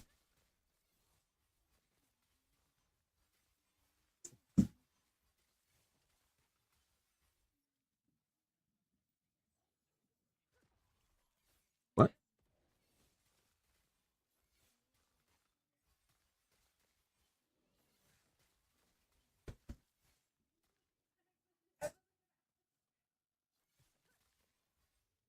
Okay. Teleport again. This time we actually went. I'm still going backwards.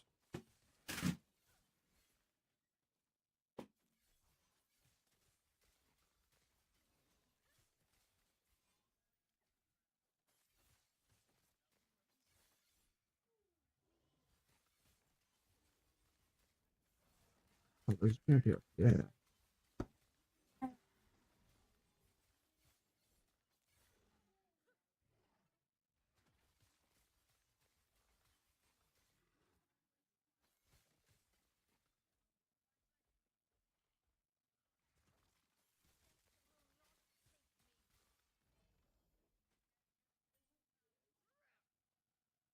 And do the end of the echo here, I think. Two more taps. One more pack.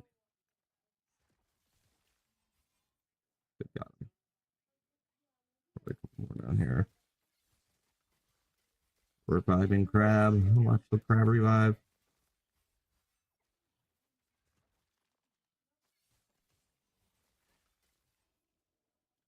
What is it? Lego Master Junior? Yeah, we gotta build a Lego Millennium Falcon, right? Or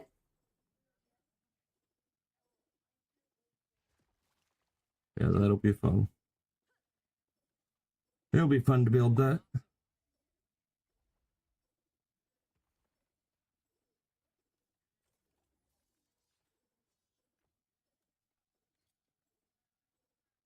Physical resistance, good. If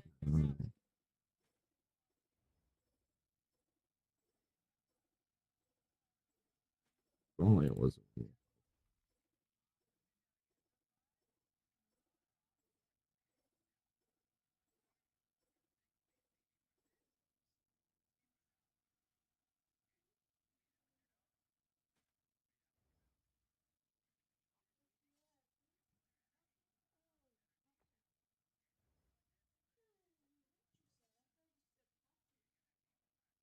Later.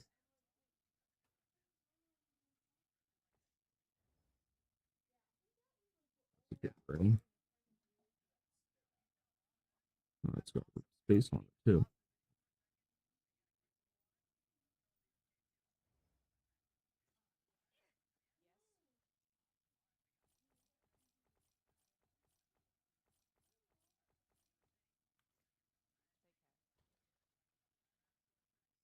Thank you, those all my legendaries. New ones. For the best. I'd have to add another purpose tab.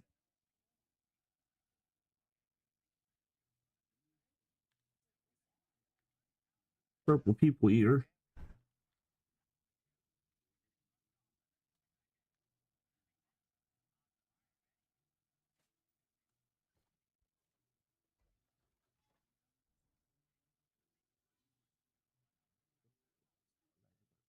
Okay.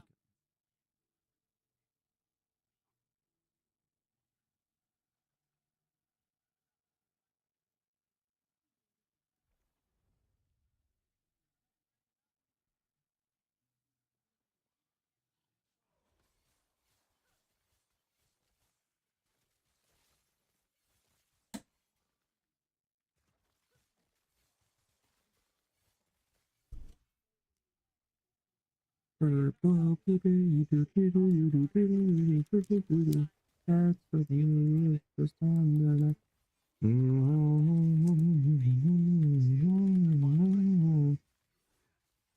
happy were the first time today.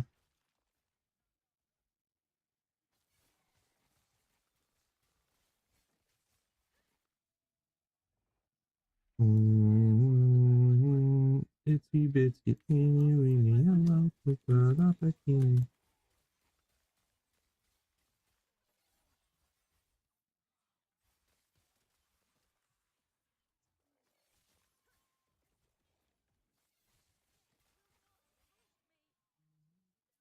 Yes. Yeah.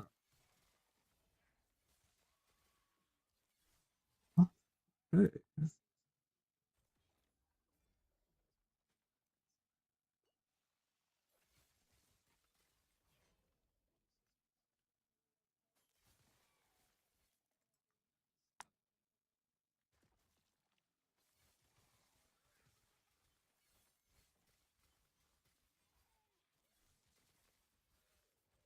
Well, well, the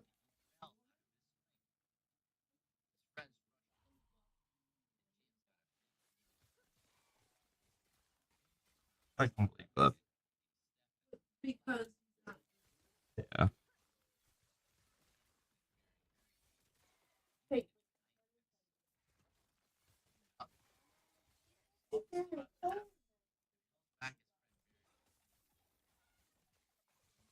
Yeah, she was just getting rid of it.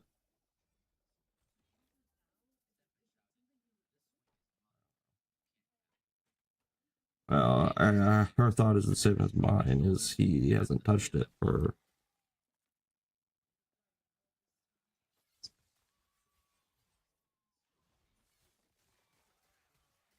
Yep.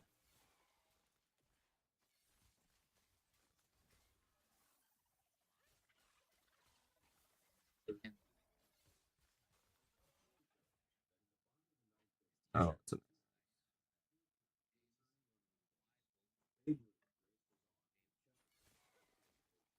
ooh, Babe Ruth. I used to love reading books about Babe Ruth when I was a kid. All my favorite baseball players. That's why I played baseball for the little time that I did. because you love people, Uh-huh. you play Yeah. for stories. I read about him for so long.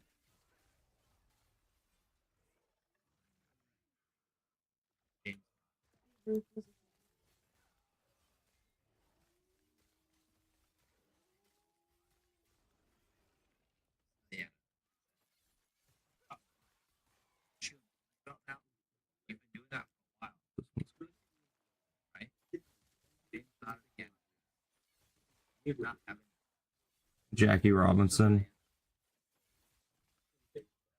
the first black baseball player. Read those books really young.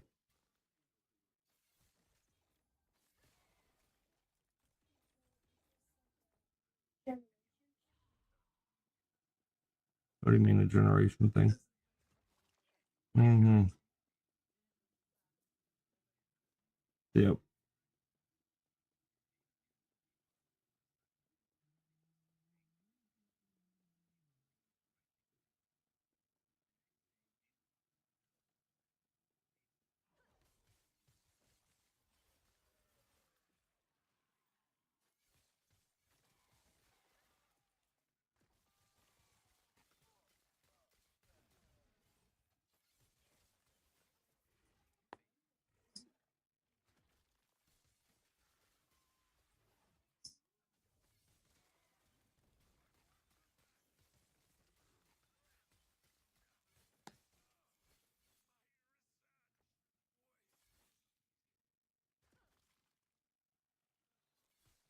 Copy, guys. That was a really great. Now, here's what we're going to do. We're going to be announcing a very special giveaway.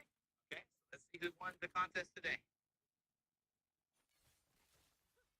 Awesome. All right, parents, if this is your child's name, your name with parents' permission. Okay, make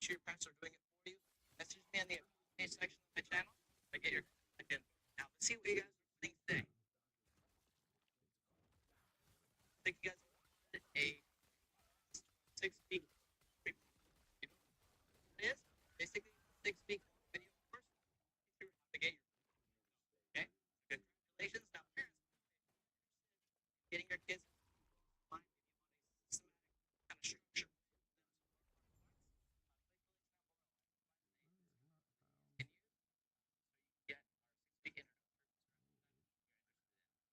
You guys have an awesome rest of your day. Face your turn yet? Yeah.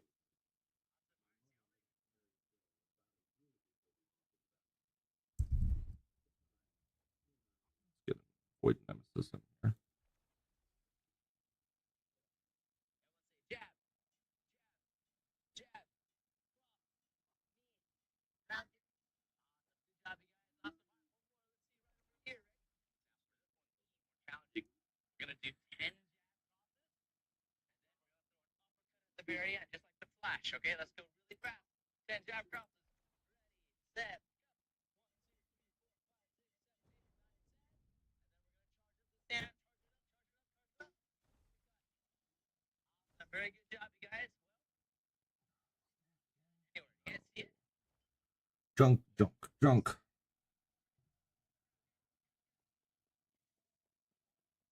Somebody took it really fast. Let me try it over here.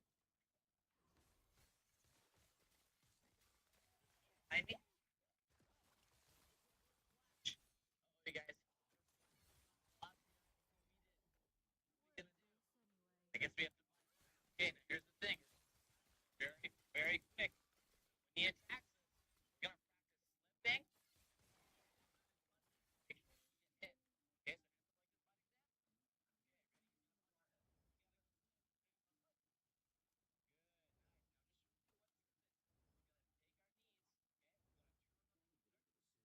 keep your hands up here. Make sure you're not standing like this.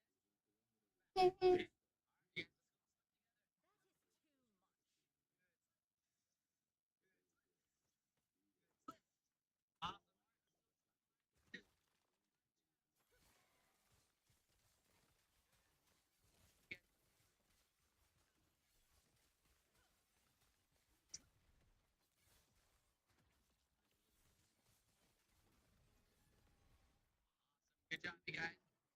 Looks like he took off. We got ourselves. Good ring. The second one that we need. Okay, so let's go and put it inside the timeline there. Go. Line to fix. Fuel pan. Okay, got pan a long time ago. Let's go there. Awesome. Wow, awesome. Awesome. Awesome. We are in a palace now. I think that this moment, we might be facing off some ninjas. Might be here somewhere. Do you guys see him in the background? Right here? Right here. No? Uh-oh. Is there one above my head now? Oh. Alright guys, we gotta fight off some ninjas. Now, the only way to beat the ninjas is sidekicks today. So just to review what a sidekick is. A sidekick is when you take your knee like this, bust out just like that. Does that make sense? Okay, so here's what's gonna happen. There's gonna be coming out as they come. We're gonna pick. Why you want that boot? Why you want that boot? Good boots. It's a good boot.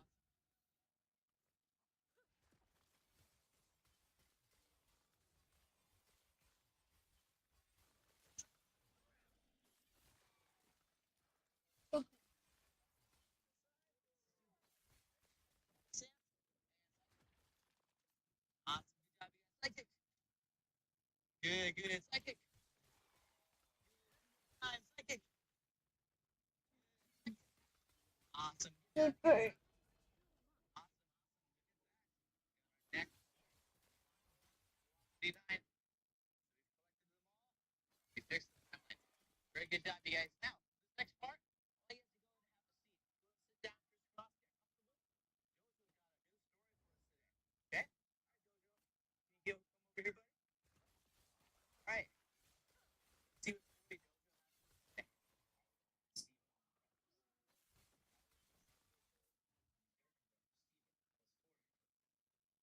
What is this? The Sandlot?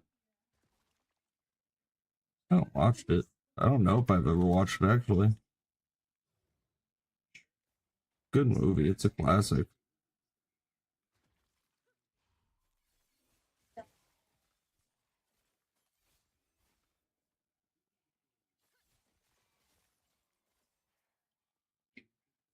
Gotta do some of these dungeons soon, too.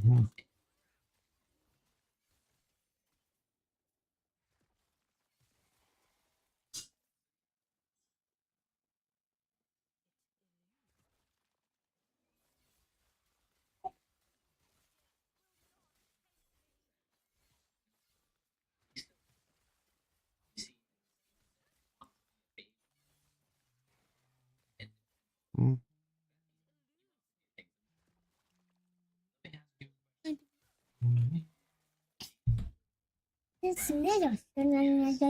Hey, let's go potty. Potty. Gotta go to the potty. Why? I gotta go potty. Where do I go next? Where is it? All 8 there. Okay.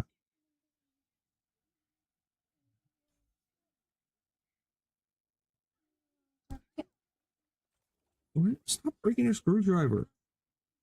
Jeez, Eli. You can't keep anything nice. Always ripping it apart. Okay.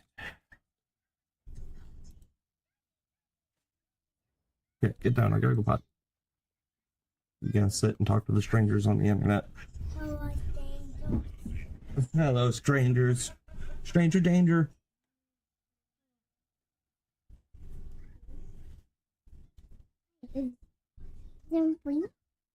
What? No, you cannot have your screwdriver back. I'll keep it right there until you need. Hey, are you listening?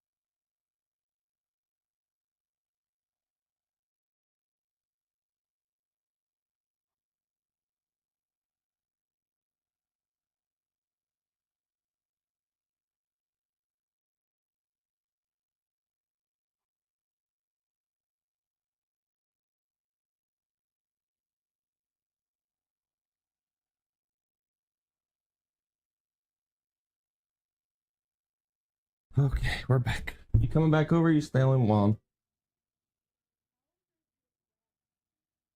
He's staying with Mom.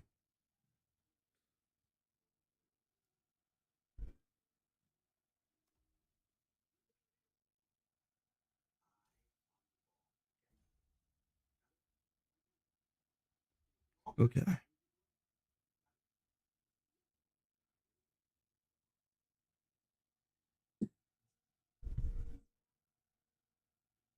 These are all new to me.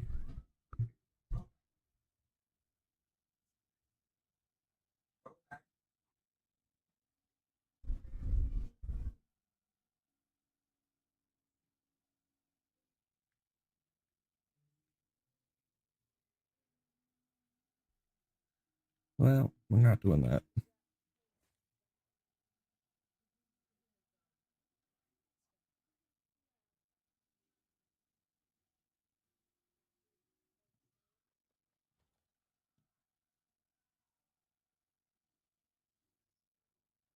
He kept his eye on the ball.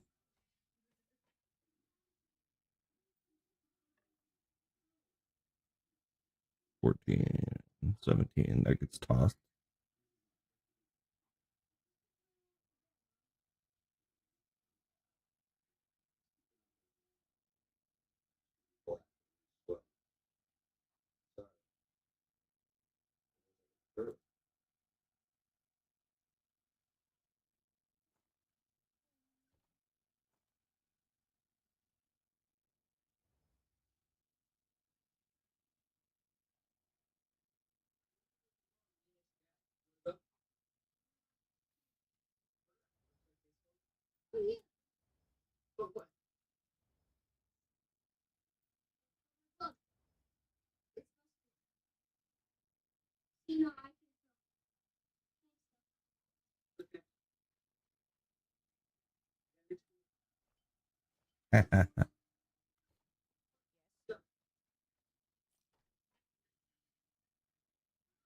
All right.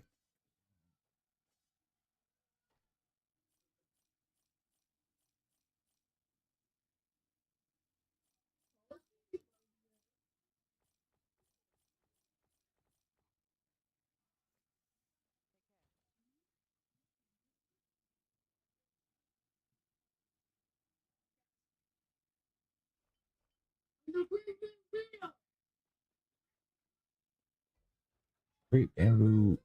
Great bambimo.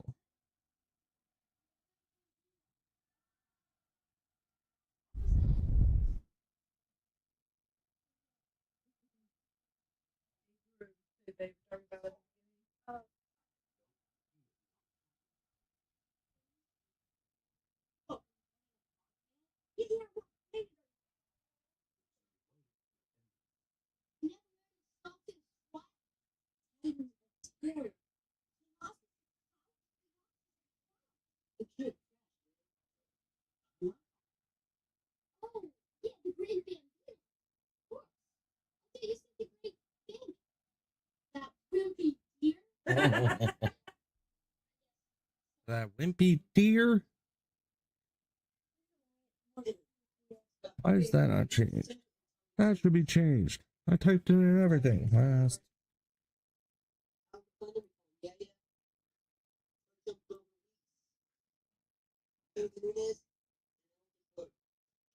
We're switched there. Na, na, na, na, na. But is it bad to agree with him? If I had to guess the amount of people that agree with him, why isn't it? I think that we're at about 80 to 85% of people agree with what Jesse's saying here. Yeah. This is a super mega majority here. the left's Like in my opinion, I think that anybody who's trying to push this issue, you should not vote for them just based off of that. Because this is an indicator that they are not of sound mind. If you're trying to push child sex transitions, this is an instant no-go. Yep, I agree. Instantaneously. Doesn't 100% matter what agree. else you're saying, because it probably won't happen anyway. Delusional posting? Yes, exactly. Huge indicator.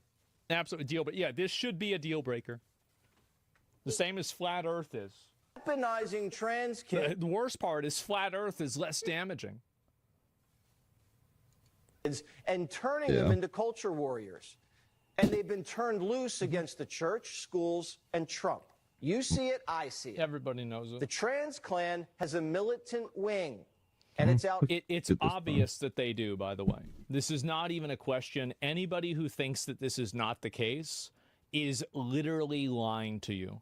They are lying to you, they are misleading you, and they're doing it intentionally because they want you to be deceived. They absolutely are. For blood. They're taking lives, defiling churches, and freaking everybody out. And some politicians are doing more to protect shooters like Westman than soft targets like schools. That's right. In 2023, private schools in Minnesota begged Governor Walz to fund more school safety. They told him it was an urgent and critical need. Why didn't he do it? Minnesota had an $18 billion budget surplus. Wow. But the governor didn't do it. Why not? Instead, he turned Minnesota into a trans sanctuary. And to think that we almost had this retard, this bald retard as the vice president. Oh my God. Isn't that crazy? How did we ever let this happen? How do we let the inmates take over the asylum? What has the right done to support counseling for kids and adults that think they're trans? I just see a lot of belittling. The world is not at an obligation to prevent you from crashing out and shooting up a school. Just full stop. And his Attorney General, Keith Ellison, sued Trump so they can keep castrating little boys. Tim Walz failed. Our leaders keep failing us. They failed us during COVID, on trade, on immigration.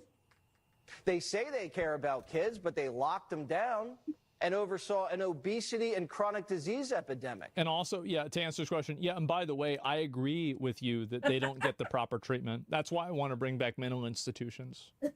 I think these people need to be institutionalized. Not all trans people, obviously, but the people that are out there like with guns talking about shooting people, yeah, we need to institutionalize them. So like I do actually like that. I agree with you in principle. I think that we do need more mental health care. But I think that you might maybe disagree with you about the type of mental health care. But I agree fundamentally. And now there's a growing trans epidemic, and they won't even admit it. Just like crime. They created a crisis and then lie about it and blame you for not being compassionate. That's right. But their fake compassion? Has it oh, bro. It's getting the mainstream media now? Oh, man. Oh, I can't believe it, bro. I've been waiting on this for a bit. I'm feeling real good today, boys. Yeah, you should. You called it. Keep it up. Yep. Is getting people killed. Called it. Sure is. Absolutely. You don't need to institutionalize them. They need to get therapy and counseling. Nope. Institutionalize them. If you're talking about going out and shooting people and you're very clearly mentally ill, you don't understand what you're doing, you think that you're talking to demons, I don't think that in good faith I would ever, for any reason, would you put your kids around a person like that? Eli, relax. No. So why the fuck would you put somebody else's? And the reason why, I'll tell you the reason why. It's because it makes you feel good. And that's not good enough for me. I'm sorry to say, it's not. And exactly. And so, yes, people have no problem doing this kind of stuff. Oh, here we go. Learning that there's no magic wand that can make him a real girl, is that turned him into nihilism, right? Okay, we'll look at this, and then there's another post that I was going to look at, too. They already get therapy and counseling. Unfortunately, they aren't helping. Well, again, like I've always said before, right, is that sometimes decisions like this have to be made. They're not always the nice decisions. Do you think parents should be allowed to circumcise their kids? I mean, like maybe, maybe not. I mean, if you want me to be honest, I don't really have a strong opinion on that. Like, I don't think that it doesn't have the same cultural relevance, and it doesn't cause the same problems that, you know, like sex changes cause. Yeah. So, like, I mean, it has no impact on it. Point, and it's an interesting parallel that you bring up. And maybe you're right. Maybe they shouldn't be allowed to. But my point is that it's clearly not having the same effect, is it? Give me 1 second. I'll be right back. Yeah. Okay. Circumcision's common practice and has been for thousands of years. I think that an argument to tradition isn't very good. That's not a really great argument to me. I know some people might want to use it. That's not really what I would say. But just in a general sense, I don't really have a strong opinion about circumcision one way or another. So yeah, let me go back. I'll look at this. Sorry, I mean, I don't have the reason why I don't have a strong opinion about it, I'm going to be honest, is because it doesn't really have it doesn't do anything. Yeah. It doesn't have like a ripple effect. There are no other secondary effects that it has. It doesn't really do anything to somebody's life. It's not a big deal, it's basically. Caring for it doesn't matter. easier. Yeah, it does. It does. Oh no, I mean you can say sure it does. Sure you can say it does matter. It matters. But which one matters more? Yeah. Gender reassignment surgery or circumcision? Come on, what are we doing? Especially for kids. Andy, I featured your post showing that the transvestite community, or as they're more commonly known, community organizers, were celebrating another attack on Christians and the innocent. I say the only hate on display in this country is from the left. Where am I going wrong? I think what people need to realize about the identities of these mass shooters. Oh, they put a circle on there now, huh? That one's new. What's they got a new patch. That nobody fits into a Disney or comic book villain. They're complicated. And the manifesto that the trans shooter in Minneapolis left behind is dozens and dozens of pages long. No, I'm okay. People with their biases can pick and choose what they want to highlight, and we're seeing, of course, Democrats do that. Oh, he said racist things. He said anti-Semitic things. Therefore, he's as if being anti-Semitic is only a right-wing thing now. I love this. Far right. That's not necessarily true. He also talked extensively about his trans identity, and what I thought particularly stood out and has been ignored by liberal media is that in a decoded section of his manifesto, he talked about the distress he had at regretting the realization that there is no magic wand or medicine or technology that exists that can make him be a real girl, which is what he wanted, and therefore... That's true. It's sad, but it's true. They don't have the technology for this shit yet. Maybe in the future they might be able to develop it, but right now it's not happening. I don't think they'll ever be able to do it. Yeah, because it's you not literally there. have to change your chromosomes. He moved on with this decision of what appears to And be honestly, I don't think anybody's going to invest money into researching Death that. before detransition. I certainly hear that a lot, don't I? This is Power Hour with Gabriella Power.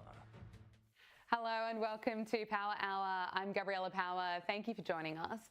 This news coming out of Minneapolis is absolutely devastating. We are praying for everyone involved in the tragedy.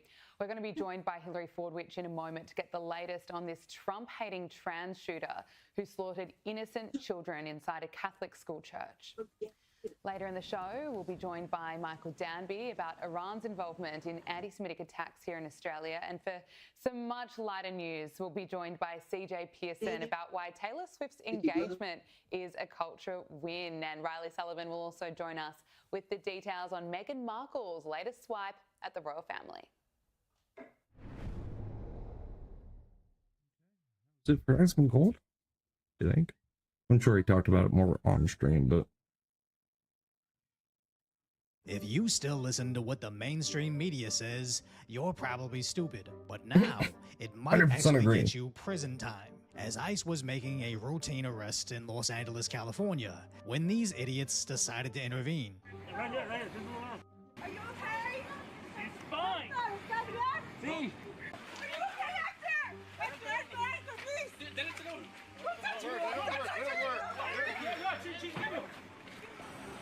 Shame on you! Help me!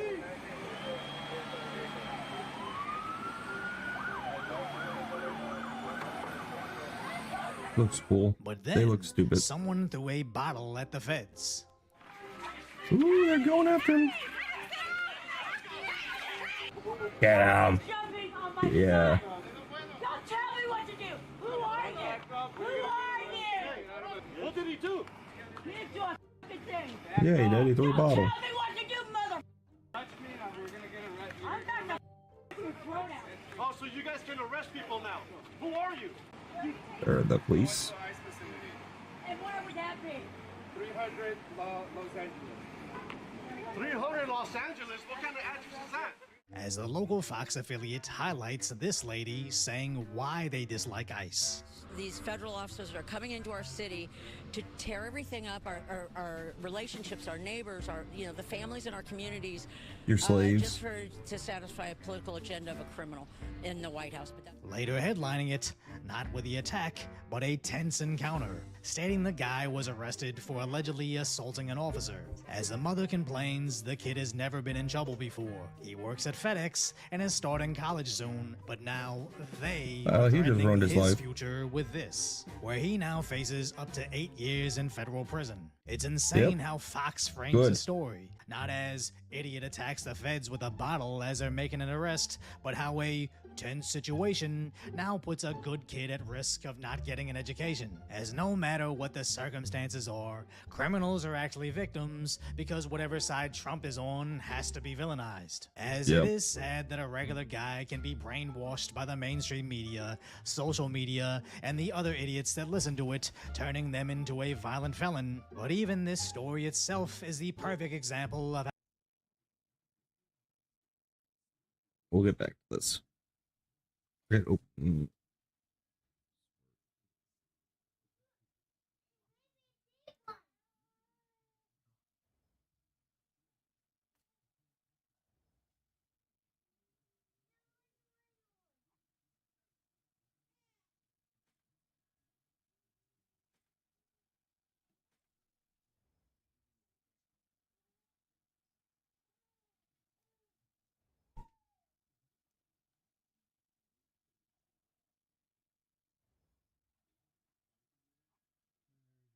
Regen. I think I went help regen. Oh, right. For now.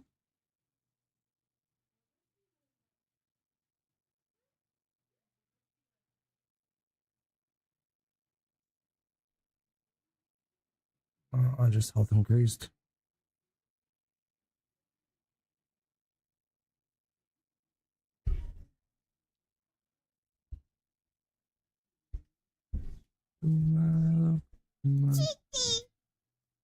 Good. You're gonna drink a lot. Gonna drink a lot of my tea. What damage? Cold damage. Oh, think of it. Yeah, nice cold tea, huh?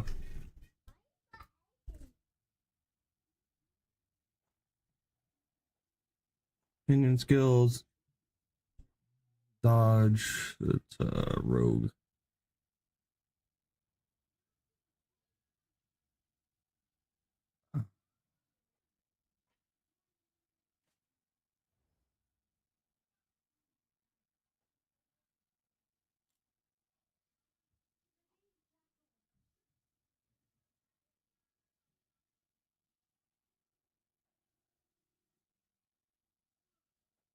Not that great of a necklace.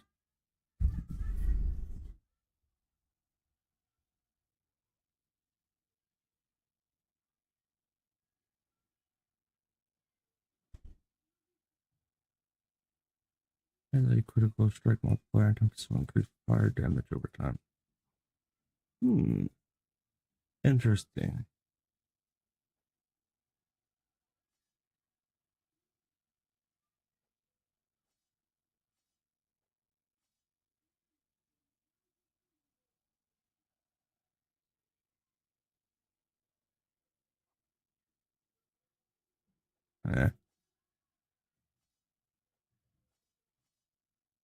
Does it matter which hand I put it in? That is a good question too. My dagger with legendary potential.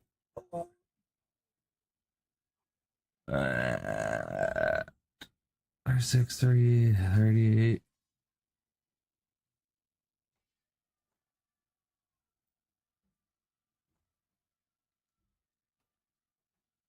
Oh.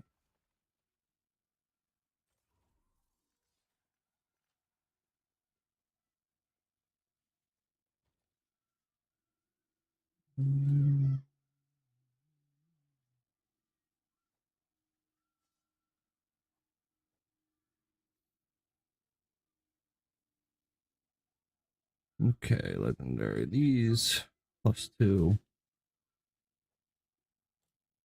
Them. Get rid of them.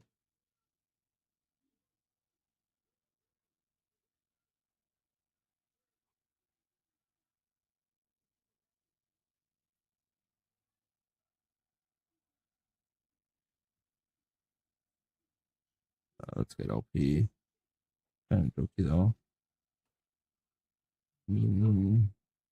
I don't know if I'd be a battle mage endeavors 20. Okay. First katana though.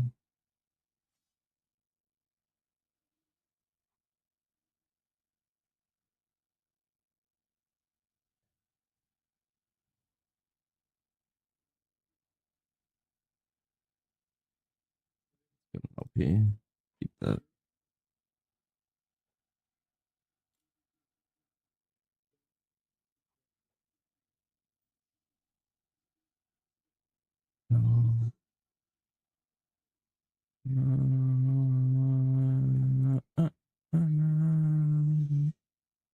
Don't have it at all. Do I look like I?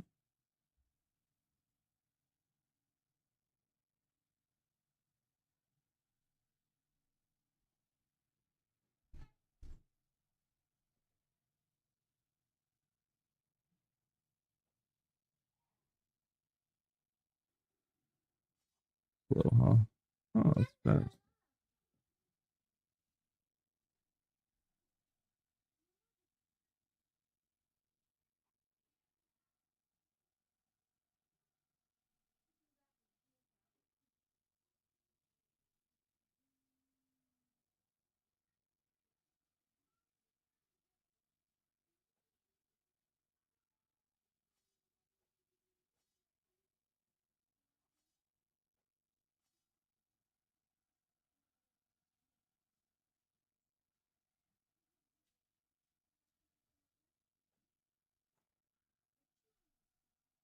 Killing me, Smalls. Dagger here, just in case.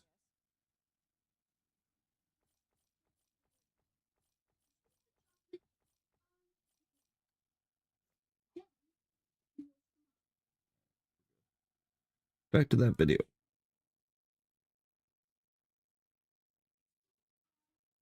How the left-wing media has now become a pipeline to prison, as they want the only activists convinced to antagonize ICE agents. Look at this skinny ass over here in the middle. Ass highlights, caked on makeup, no mask, no shame in what she's doing. The woman ripping families apart right here in Imperial Beach. She can't even get into her own car. Whoa. Don't hit. What is the left's fascination with standing in front of cars than complaining about being run over? Yeah, all these true. videos seem to parrot the Seems same like they like being points hit by of cars. they're arresting people at work. Bad to shove theirs or something. Americans who build, you know, the ones who do all your landscaping, work on your cars, fix all your stuff, they're coming out here taking them all. They're coming out here just taking everybody out work. Be careful, everybody. Don't go to work today. Where you work, child prep, so. Oh, you do? Yeah. Never mind. He's a weirdo. The left has them brainwashed so well, they're even out there defending PDFs, as just like all the other videos, Yeah. these activists have zero idea in who they're defending from the feds. They just know since ICE is kidnapping people, they're automatically on the side of whoever is getting arrested. And even though this guy recording switched up once he found out, how many other instances had idiots destroying their own cities over the arrests of individuals that they know nothing about or even what their criminal records are? Or they even have Joe Rogan confused about it. Is the targeting of migrant workers, not cartel members, not gang members, not drug dealers, just construction workers showing up in construction sites, raiding them, gardeners. Yeah. Like, really? But ICE would like to make these arrests inside the courthouse right when they lose their case. As the border czar Tom Homan has stated several times, sanctuary states won't allow it. How come the collaterals? I've said this 1,000 times. Sanctuary cities are going to get exactly what they don't want. More agents in the community and more collateral arrests. Why? Because if we can't get access to the bad guy in the county jail, if they're going to choose to release him in the public, which is just, releasing a public safety threat in public is just, it's just dumb to begin with. Yep. Because it puts your public safety at risk, right? But when you release that public safety threat back in the public, that means we got to go find him. When we find him, most likely he's with others. And if they're in the country illegally, they're coming too. Because we're not going to tell ICE to ignore the oath that you took to enforce immigration law and walk away from illegal alien like the last administration does. And when CNN tries to frame it as profiling, he shuts it down. What about an individual's physical appearance would give immigration agents, quote, reasonable suspicion that they might be in the U.S. illegally? Well, first of all, let me be clear. Physical description can't be the sole factor to give you reasonable suspicion. As I said in an interview, it's articulable facts with an S. So appearance can be just one. For instance, if someone has an MS-13 tattoo on their face, that may be one factor to add to other factors to raise reasonable suspicion. How simple was it for me to clearly illustrate what's actually happening here?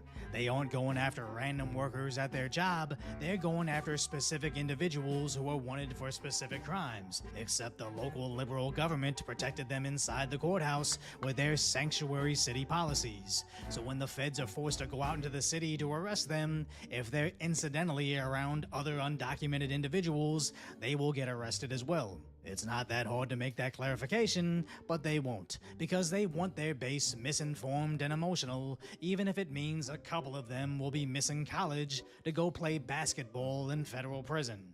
As a month ago, we covered the Americans getting arrested over this, or the guy that threw rocks at the feds. He tried to flee to Mexico, but is now facing 20 years in prison. And even those two medical employees that pushed the ICE officers have now been indicted and are facing 8 years in prison. Not to mention the risks of their rhetoric causing the workers to lose their life, as that guy on the farm wasn't even the only one. As immigration agents conducted a raid at the Home Depot on Mountain Avenue this morning, that's when the man ran onto the freeway and was hit by a car. He was taken to a hospital where he later died. This kidnapping narrative is not only getting American citizens prison time, but the people escaping arrest are dying, instead of simply downloading an app and self-deporting, receiving a free ride home, time to get their life in order, and $1,000. You'll never see the local outlets framing the story with, if only he had gone the legal route and received all these amenities. Yep. It's just, good college kid gets prison time for standing up against the evil ICE agents. As basically the only thing the Democrats have left is fear-mongering. This is not Germany. Yep. That's the SS and the Gestapo. This is the United States of America. Unmask yourselves. And I admit, if we were going down the path of secret Nazi police, arresting innocent Americans for going against the government, I could understand why these people would be protesting. But when their Maryland man turns out to be gang-affiliated, accused of trafficking and terrifying his wife, and all these evil ICE agents want to do is send him home, I cease to believe a single word coming from the left. The worst part is, the left knows they're lying. They know people are dying because of it, and their most loyal followers are committing felonies, ruining their lives over it. But tragically, they see all of this as an acceptable sacrifice. So if you appreciate my concise, light-hearted commentary on the tragic status that is today's reality, subscribe to Decoy Voice.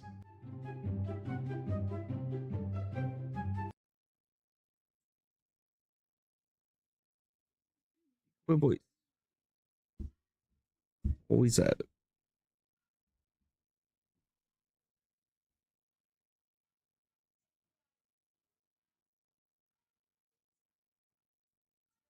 Cities want desperately, and it's people like George Soros and left-wing financiers or whatever. They're the ones that make these cities unsafe, because they are the ones that make sure that DAs that won't prosecute crime are elected. They're the ones that dump tons of money into these people's campaigns. This is a problem that is fixable if we were to go after the people that are dumping money into these campaigns. It was just a Be covering Mexican drug cartels. We're going to be covering Mexican drug cartels, developments in the pursuit of corruption. We're going to be covering Mexican drug cartels, developments in the pursuit of corruption around George Soros. We're also going to be covering the international censorship affairs and the Trump White House's dueling diplomacy with the European Union and UK and what that means for free speech in America. So let's talk about some great Cast Brew coffee that you can purchase. Go team. Actually, a snack. Yeah, and you can. I'm the senior. Amber Duke. Hi, thanks for having me. I'm Amber Duke. I'm the senior editor of the Daily Caller, co-host of The Hills Rising and Reasons Free Media, and you can find me on X at Amber Marie Duke. Hi everyone, my name is Mary Morgan, Watch and you them. can usually find me on Pop Culture Crisis here at Timcast. I am happy to be back.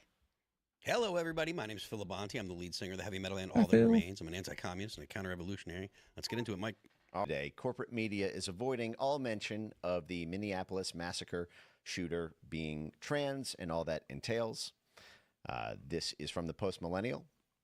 Major news outlets avoided students at the Annunciation Church and School in Minneapolis on Wednesday identified as transgender. Those included the New York Times, among others. This is a story that is creating kind of a bit of a cultural schism right now. What also broke today was that the Minneapolis school shooter Robin Westman confessed he was tired of being trans and wish I had never been brainwashed myself. So it's a little curious that the media would omit the key fact of her being trans when what appeared to be motivating him was that he wished he had never been brainwashed into being trans in the first place.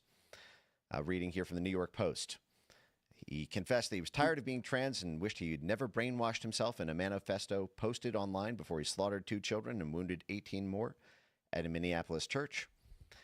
He said, I only keep the long hair because it's pretty much my last shred of being trans. I'm tired of being trans. I wish I never brainwashed myself. I, too, keep the long hair, but you'd never know because of how I like to keep my style. I can't cut my hair now as it would be an embarrassing defeat. I feel the pain. And it might be a concerning change of character that could get me reported. It always just gets in my way. I will probably chop it on the day of the attack. That's why you got to always keep your hair long. Did. I regret being trans. I wish I was a girl. I just know I cannot achieve that body with the technology we have today. I also can't afford that. Can't afford a haircut. I like feeling sexy and cute, but my face never matches how I feel. I hate my face. Maybe that's why I like furries so much. You can give yourself a new body and face. I want to be that black face mask on Beyonce's body, Lamau. All right. Well, how do you guys see the developments in this story? I mean, he was obviously totally tortured, right? Like, he thought that he was a woman, or he wanted to be a woman. He aspired to be a woman. Realized that that's not possible. I mean, even referencing the technology today, there will never be a technology that can actually make a man woman, because being a man is something that goes beyond just your genitals or what reconstructive surgery can do. Like, they're never going to be able to make men into women.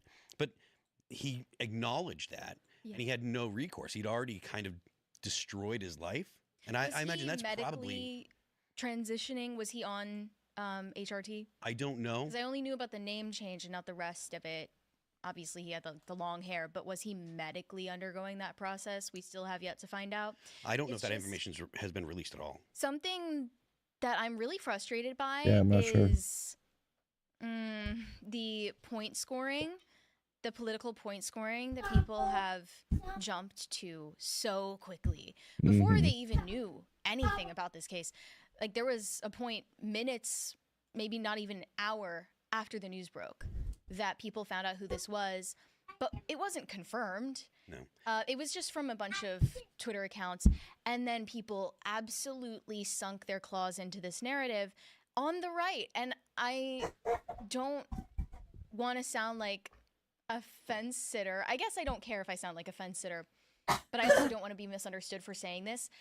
I just have a gut feeling that the trans aspect of this, while it is important to talk about and is not to be discounted for one combination factor in why this happened, it does not explain the whole story. And honestly, I don't think this was a politically or ideologically motivated attack. And this is controversial to say. I just think that this is spiritual in nature. It's definitely demonic. And there's definitely something that rings Very to me demonic. like this person was communicating with a group, or maybe a decentralized fragmentation of groups, including ones that I've just heard about in recent weeks, which include 764 and Order of the Nine Angles, 09A. I don't know a lot of details because it's borderline impossible to learn about those groups, and that is by design. That's on purpose because they're so decentralized. There's also Terrorgram, which I believe refers to groups on Telegram that aim to groom and radicalize people, but they're not even radicalizing them into a political ideology. They're just Their radicalizing aim them. is toward violence for violence sake, evil for evil's sake. They aren't really Chaos. ideologically. Yeah, they aren't ideological. They're maybe accelerationist, but they don't even know. They don't have an idea of what they're accelerating to.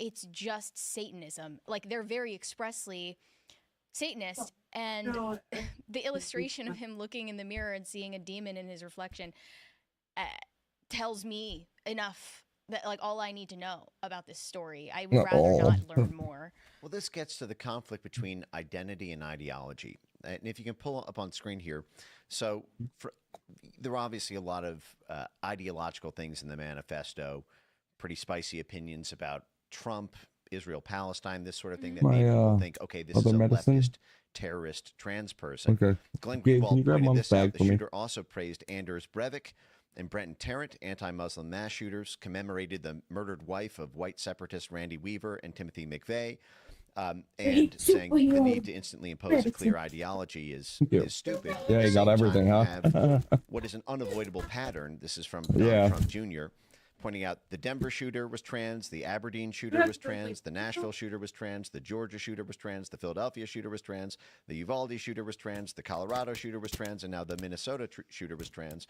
And so there is, I think, one of the things that you see being pointed out by the Walsh types is that even if there is no clear ideology, there is something in the water with the untouchable nature of the trans identity until just the past really year that you could even talk about it frankly, and what appears to be a kind of underlying mental instability that tends to disproportionately give rise to these school shootings. Do you think that that's just trendy, though? And what I mean is, do you think that people that have sort of an outcast personality or an antisocial personality, do you think that they tend to gravitate towards that kind of trans stuff? Or do you think that there's somehow like the trans actually is part of what makes them outcasts? I think that, so the reason why I think the trans identity is important, and this is actually sort of in line with what Mary's saying, which is that transness itself, I think, is a separation from God, right? Because you're rejecting the way that you were born, the way that God made you. And so it perhaps can portend someone becoming possessed or having satanic thoughts or becoming very nihilistic. So I don't see those two things necessarily as in conflict with one another. In fact, I think they're actually really connected. So the nihilism I get, right? The feeling like there's no point. And again, this is something I wonder, which came first, the chicken or the egg? Is it the nihilism because they don't feel like they're in the right body and they feel like there was a mistake, or they feel like they should be a woman? Or do they feel like there should be a woman and that's part of why they're nihilists? You know what I mean? The left tends to reject hopeful things. Like when you get to the far left, right? Like they reject things that we consider good. They reject things like family. They reject things that tend to give people meaning. They say, well, there's no meaning. Even religion, like, so most people know I'm not particularly religious, but I understand that religion gives people meaning. It gives people a reason to get up, and it also gives them kind of a North Star. It gives them some kind of objective way to look at the world, as opposed to everything being subjective. If you don't believe in a God, right? If you don't have religion, a religious foundation, then everything is subjective. That means that you have no way to actually judge what is good or bad, or no way to kind of focus your efforts in your life to make your life better. And is that why they're nihilistic, or are they nihilistic because they don't have a focus? From the former White House press secretary Jen Psaki and the Minneapolis mayor Jacob Frey, when they were attacking the power of prayer. It's like, well, first of all, prayer is not a magic bubble that protects you from like anything bad ever happening to you. That's not the point of it. I mean, in it, to a certain extent, protection, yes, from evil, but isn't it interesting that as religion has declined and religiosity and spirituality have declined in America, that we see mass shootings and school shootings in particular increasing? Well, this is Elon's point, I think. He made a tweet that woke has stepped into the vacuum of the absence of organized religion. And to your point, I have on screen from the Post-Millennial, attacks on American Christian churches skyrocketed 730% during this exact time period where the T in LGBT really took over. All right, so let's move on now to our next story. And this is Mexican President Claudia Sheinbaum demands U.S. share of $15 billion in drug profits from convicted cartel boss. So as the Trump administration is waging this counterinsurgency on Mexican drug cartels and seizing assets, the Mexican government is demanding a cut of the drug proceeds. Mexican President Claudia Sheinbaum said Wednesday she will press the United States to turn over money seized from convicted Sinaloa cartel leader Ishmael El Mayo Zambada. Sheinbaum has argued it should go to Mexico's poorest citizens. I'm sure that's exactly where the money will end up. Call me Ishmael. If the United States government were to recover resources, then we would be asking them for them to be given to Mexico. That's our drug money. Keep your hands off of it, the Mexican president is saying. And so this is the cartel boss is being sought for more than 20 years and was arrested last year, and now they are in the process of seizing assets. This is also happening, I should note, alongside the recent revelations by author Seth Harp on the relationship between Mexican drug cartels and the U.S. military and U.S. Central Intelligence Agency, which maybe we can turn to in a little bit. What are your guys' opinions on, should we give Mexico the drug money, or is it ours? He's prosecuted in the U.S., right? Like, we caught the guy. We're the ones actually holding him accountable. Claudia Sheinbaum, if you talk to pretty much any immigration expert, will tell you is probably captured by the cartel, like at least paid for them, if not actively doing policy that is helping them. So, like, where does she get off telling us what to do with the money that we seized from our investigation and our prosecution? It's none of her damn business. Well, one of the issues is that Mexico became our largest trading partner currently. And so while we do have a tremendous amount of leverage with Mexico, they now have a fair amount of leverage on us. You can talk. They raised $100 million, and the BBC reported that $95 million went to CIA-backed warlords in Somalia, not to AIDS relief. But when you control the relief, you control the logistics. You're riding around in medical vans. You don't get stopped. You have diplomatic immunity. You can transport weapons and drugs and diamonds and guns through the logistics chain that you control. And so the aid really functions as the front line of the operation. It might as well go directly to special forces. And so I think that's what's happening here. But I do want to get to one other aspect of this, because what we've talked about so far has been reviewing the security clearances, mapping out the other aspects of the corruption. But Trump specifically pointed to RICO because of support for violent protests. And this is something, as a free speech activist and maximalist, I'm very wary of what the counter argument will be, which is that protest activity is protected.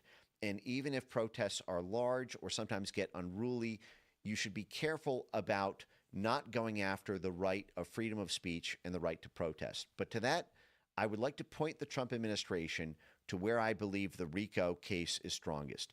And this is when it comes to not just being in the streets and making noise and banging pots and pans, but when it comes to organized criminal activity. And I'm going to play from the Soros-partnered U.S. Institute of Peace that we referenced here.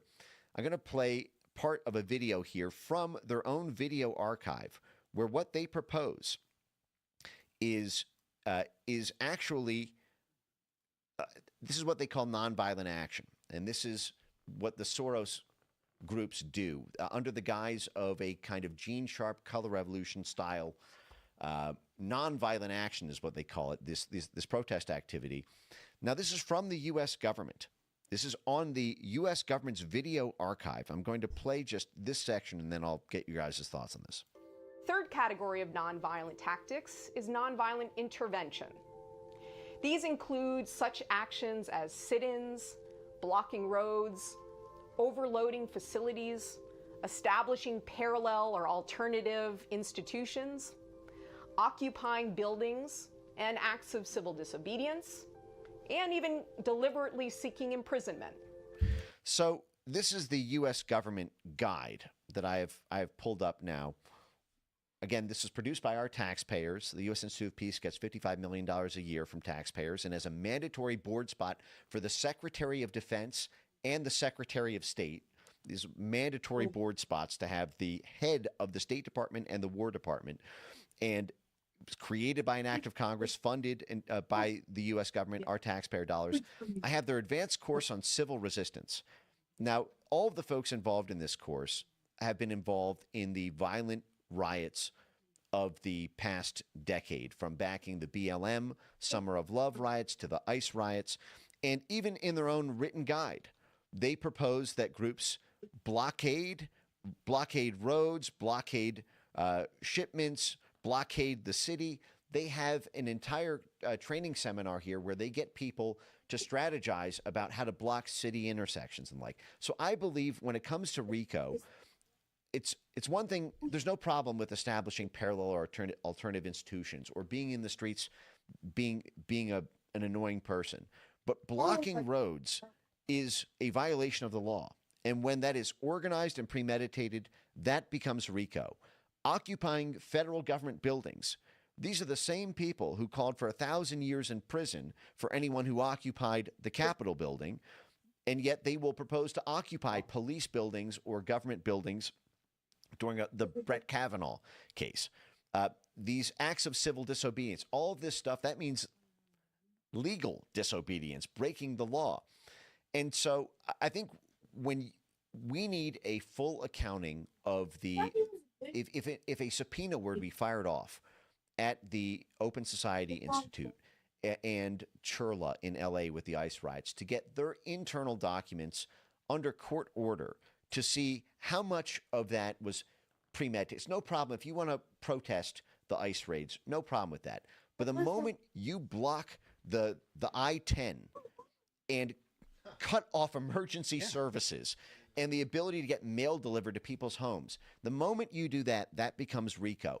And this is not an accident. What I've just showed on screen are formal U.S. government guides from the very institutions partnered with the Soros Open Society Institute on instructions to do it and training scenarios for how to do it. So we know these groups did it.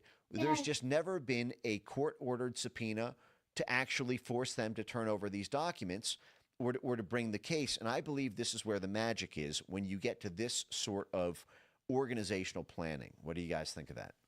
I mean, anything that you can do to push back on this kind of behavior. The government shouldn't be instructing people on how to basically to protest or inhibit, what other citizens are doing to live their lives, right? Like if you're talking about blocking highways and stuff like that, people have to live their lives. And in the United States, you're free to say, I don't want anything to do with your protest. And the fact that the government is helping to instruct protesters, probably paying money, but helping to instruct protesters in how to do nonviolent protests, which will harm their fellow citizens, right? Like whether it be making people late and possibly losing their job, or you got someone trying to go to the hospital and they're preventing people from getting through, whatever it may be, people have the right to decide to not be involved in your BS. And the fact that the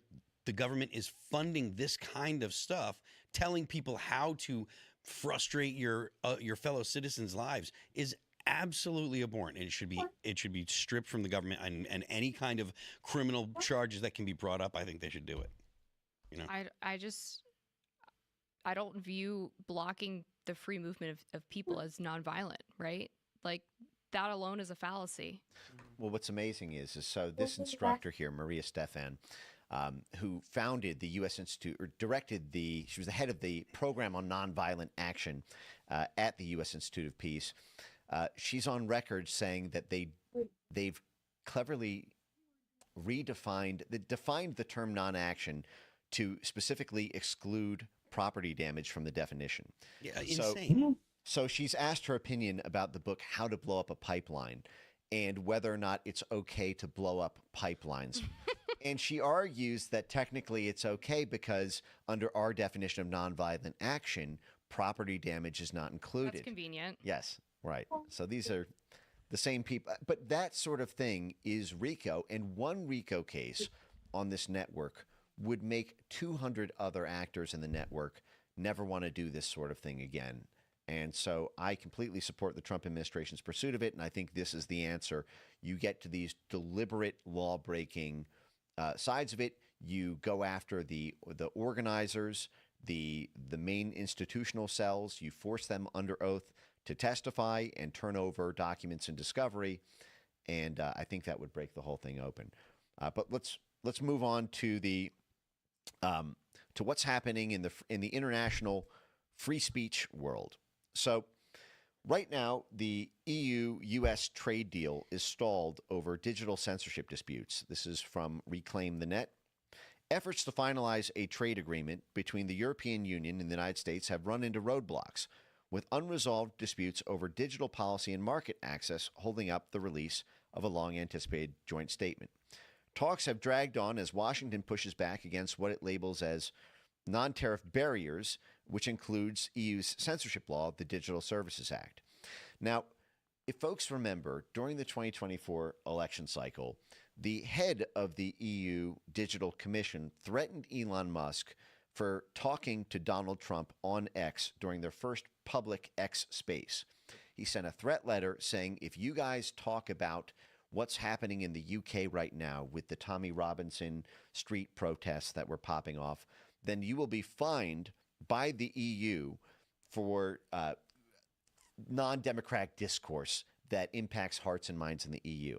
Now, the irony of that was the UK is no longer even in the EU. Exactly, yeah. So the EU is telling one non-EU citizen, Elon Musk, not to talk to another non-EU citizen, Donald Trump, about a non-EU country, the United Kingdom, and threatening to fine them. So what both the EU and the UK are doing right now is attempting to seize long-arm jurisdiction over American speech, and they're working with Democrats in the U.S. and never Trump Republicans in the U.S.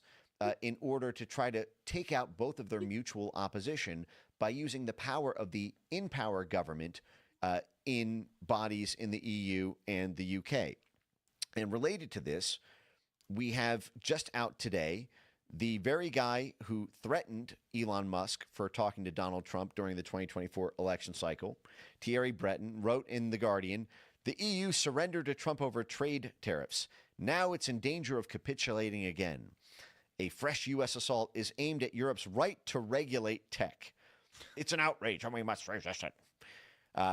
And so what he writes here is that essentially he's calling on the EU to not bend to Donald Trump or J.D. Vance and to keep the censorship power that they crafted into law in 2022 with this censorship law in force.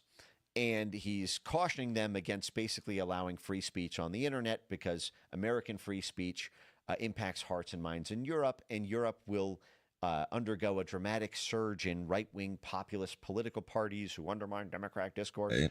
And so you see this attempt to kind of prop up Europe's censorship apparatus from within their institutions there. And while that is happening, the UK, not to be outdone, passed its own version of the EU Digital Censorship Act. This is called the UK Online Harms Bill. Yeah. And UK they are bill's now horrible. charging 4chan and Kiwi Farms $20,000 a day for failing to adhere to the UK's It's the censorship internet. standards. Not one under this country has law. control And so over it. now I'm going to read here from an attorney in the case. I guess the United States does, but 4chan is fighting back. On behalf of our clients, 4chan and Kiwi Farms, the law firms of Burn and Storm and the Coleman Law Firm have today filed a federal lawsuit against the UK Office of Communications, Ofcom, in D.C. federal court. American citizens do not surrender our constitutional rights just because Ofcom sends us an email. In the face of these unlawful foreign demands, our clients have bravely chosen to assert their constitutional rights. Yep. And I'm going to read a little bit before we get back to the discussion. I'm going to read a little bit of the complaint. This is kind of a legendary page 1, 4chan versus the world here. Plaintiffs 4chan and LOLCAL LLC in their complaint against Ofcom. Introduction. The Internet is a global system of communication between computer servers located in data centers around the world. Despite the Internet's global reach, it is more or less universally acknowledged that the Internet is predominantly an American innovation built by American citizens, residents, and companies, and the United States is the largest and most thriving technology sector of any G7 member state. Foreign governments, particularly those in Europe, which have not managed to build technology sectors of their own, have sought to control the American Internet, hobble American competitiveness through a range of legislative and other initiatives, and they're now threatening us, essentially. They argue you don't with, like the way it is, get your own. I see this as being one of the most fundamental issues of our time. While we have done an incredible job of gutting the censorship industrial complex in the federal government by shutting down the DHS censorship operation, the State Department censorship operation, the USAID one, the National Science Foundation one, now the threats are really an international one, working with the censors in exile in the U.S., with in-power governments abroad who do have that power. And so it now falls to the Trump White House and State Department to protect American speech, not from the threat from within that we've had so much for the past 6 years, but the threat from without that are working with our forces within. I, for one, completely commend the Trump White House and State Department. It would have been very easy for them to have ignored this issue and signed a lucrative trade deal that Wall Street and donors would have loved. I have to imagine that most donors to the Republican Party put on those care more pajamas. about getting a favorable trade deal than they do about 4chan's right to free speech. But this, to me, is really responsive to the base, and they're really putting it on the timer's table, done. putting on the line to fight for our reach, our right to talk smack. What do you guys think? Well, I'm sure the big tech companies wouldn't be thrilled about a trade deal that didn't include these stipulations because the UK has fined big tech companies in the US over $30 billion for failing to comply with their speech laws. They threatened to jail not just Elon Musk, but also Mark Zuckerberg. He said recently that he was told he could be jailed if he did not use Meta to silence speech. And then the EU tried to get Google to add fact checks to its search results and next to YouTube videos that popped up on Google search, which they rejected. But of course, they'll be fined and threatened with jail as well. So all of these major American innovative companies, and like, I'm not a big tech fan by any means, right? I mean, they steal Americans' privacy. They do censorship on their own terms all the time. But the idea, it's sort of like, you know, you're allowed to make fun of your sibling, but when other people make fun of your sibling, it really pisses you off. That's how I feel about big tech. It's like, yeah, I want to go after big tech, but like the EU and the UK don't get to do it for me. No, especially because of the way that they'll go after him, right? Like, I want to see their policies change, and I want to see them more in line with less censorship. They want to do more censorship. Exactly, and these European countries are looking to actually find them less censorship is a good they thing. can to harm their business model. Then it shuts up all the idiots that are their own wrong. citizens, which is completely antithetical of what completely antithetical to what we in the West consider normal standards for a government, right? Like, it's generally agreed upon Government's in the just trying to West protect that everybody, and you know all what, it shouldn't believe in be. the freedom of speech. Now, granted, Like the some United States has words. the strongest protections because we have it in our Constitution. But if you ask, especially Protect 10, 15 everybody years from ago, if words, you so ask it kind of anybody from hurts so France, bad. anyone from the UK, anyone from Germany, they'd say, no, we have the freedom to say whatever we want. No, you we can don't. share opinions that are controversial. We can do that. They would say that. In the UK, put something like 3,000 people in jail last year over Facebook posts. It's ridiculous to say that they're even that they have a concern for their populations to be able to express controversial ideas. To say that that's something that they actually care about, now that's laughable. That's an absolutely ridiculous statement.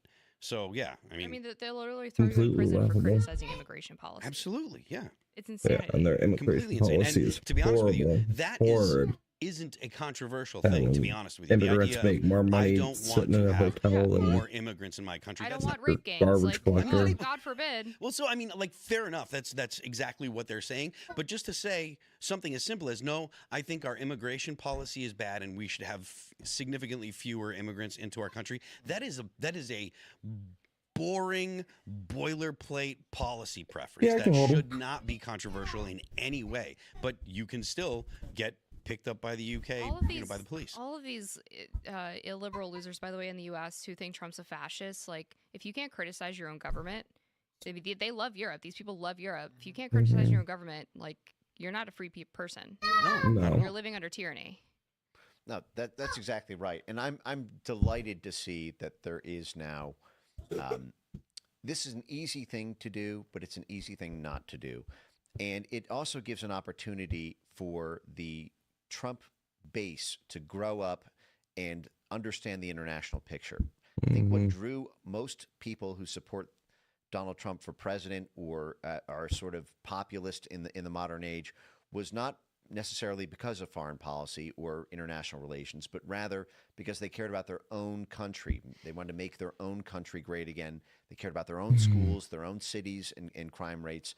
And so there has always been They this don't really kind care of, about their crime rates. They fudge the numbers just so that it MAGA looks better. movement or the supporters of Donald Trump that their they're crime rates are isolationist horrible. or they're they don't understand the big wider world. They don't understand trade and international relations. And this issue with Europe right now has forced us to, in order to, so that I think we have a clear lens on our own place in the world. I want to play a clip here so, to drive home the importance of this issue to the audience. This post is titled, Censorship Industry Insiders Plot to Leverage EU Censorship Laws to Force X to Restaff Fired Censorship Workers. This is in 2023 after Elon cleared out the trust and safety team. Featured here are the head of toxic conversation research for Twitter 1.0. A fellow at the Atlantic Council, which has 7 CIA directors on its board and is funded by the State Department, the USAID, and the U.S. military, 4 branches of the U.S. military. Atlantic research, so that I think we have a clear lens on our own place in the world. I want to play a clip here so, to drive home the importance of this issue to the audience. This post is titled, Censorship Industry Insiders Plot to Leverage EU Censorship Laws to Force X to Restaff Fired Censorship Workers. This is in 2023 after Elon cleared out the trust and safety team. Featured here are the head of toxic conversation research for Twitter 1.0. A fellow at the Atlantic Council, which has 7 CIA directors on its board and is funded by the State Department, the USAID, and the U.S. military, 4 branches of the U.S. military, as well as another member of the National Endowment for Democracy, which was set up by the Central Intelligence Agency in the 1980s to fund money to groups that the CIA didn't. Folks at all of these platforms who are trying to do the right thing. And for the most part, they're gone, right? It's really, really difficult to know who to reach out to, who to work with.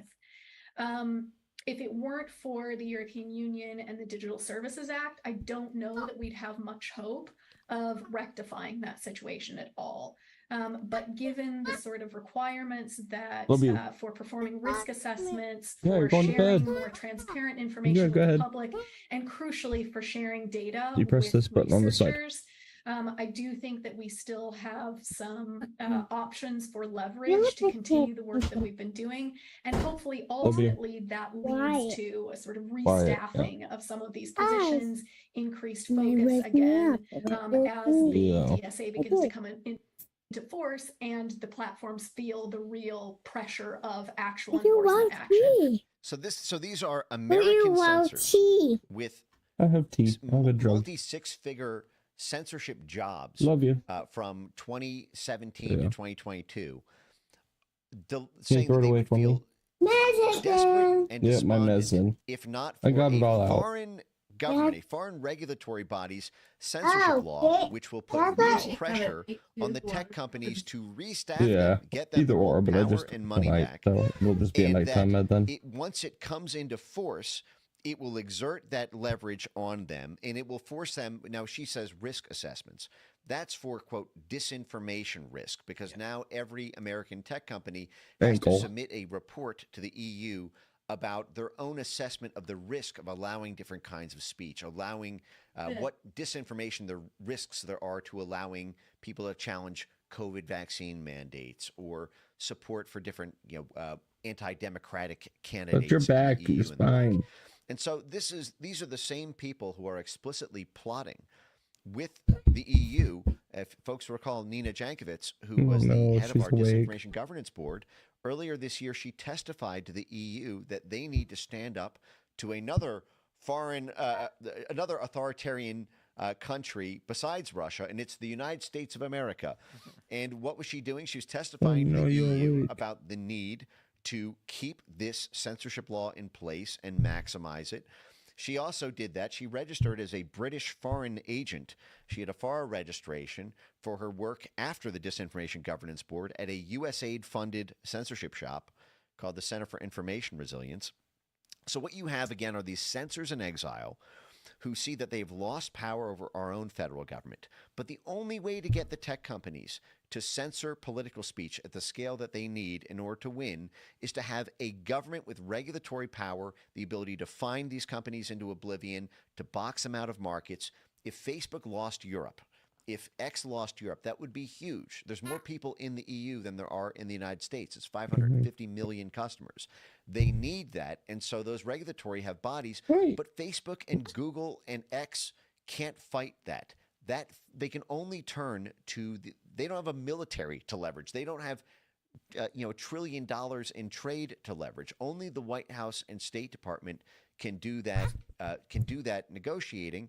And I'm happy to see that this is now becoming front and center, because this has been the issue since the start. And next week, I believe Jim Jordan's House Judiciary Committee is going to be hosting a specific hearing on this. And I'm delighted to see this action. Is there anything else that you guys think that you'd like to see the Trump administration like to do on this issue? Well, I just wanted to give a little more context on these individuals who were hired by Twitter in 2017 and 2018.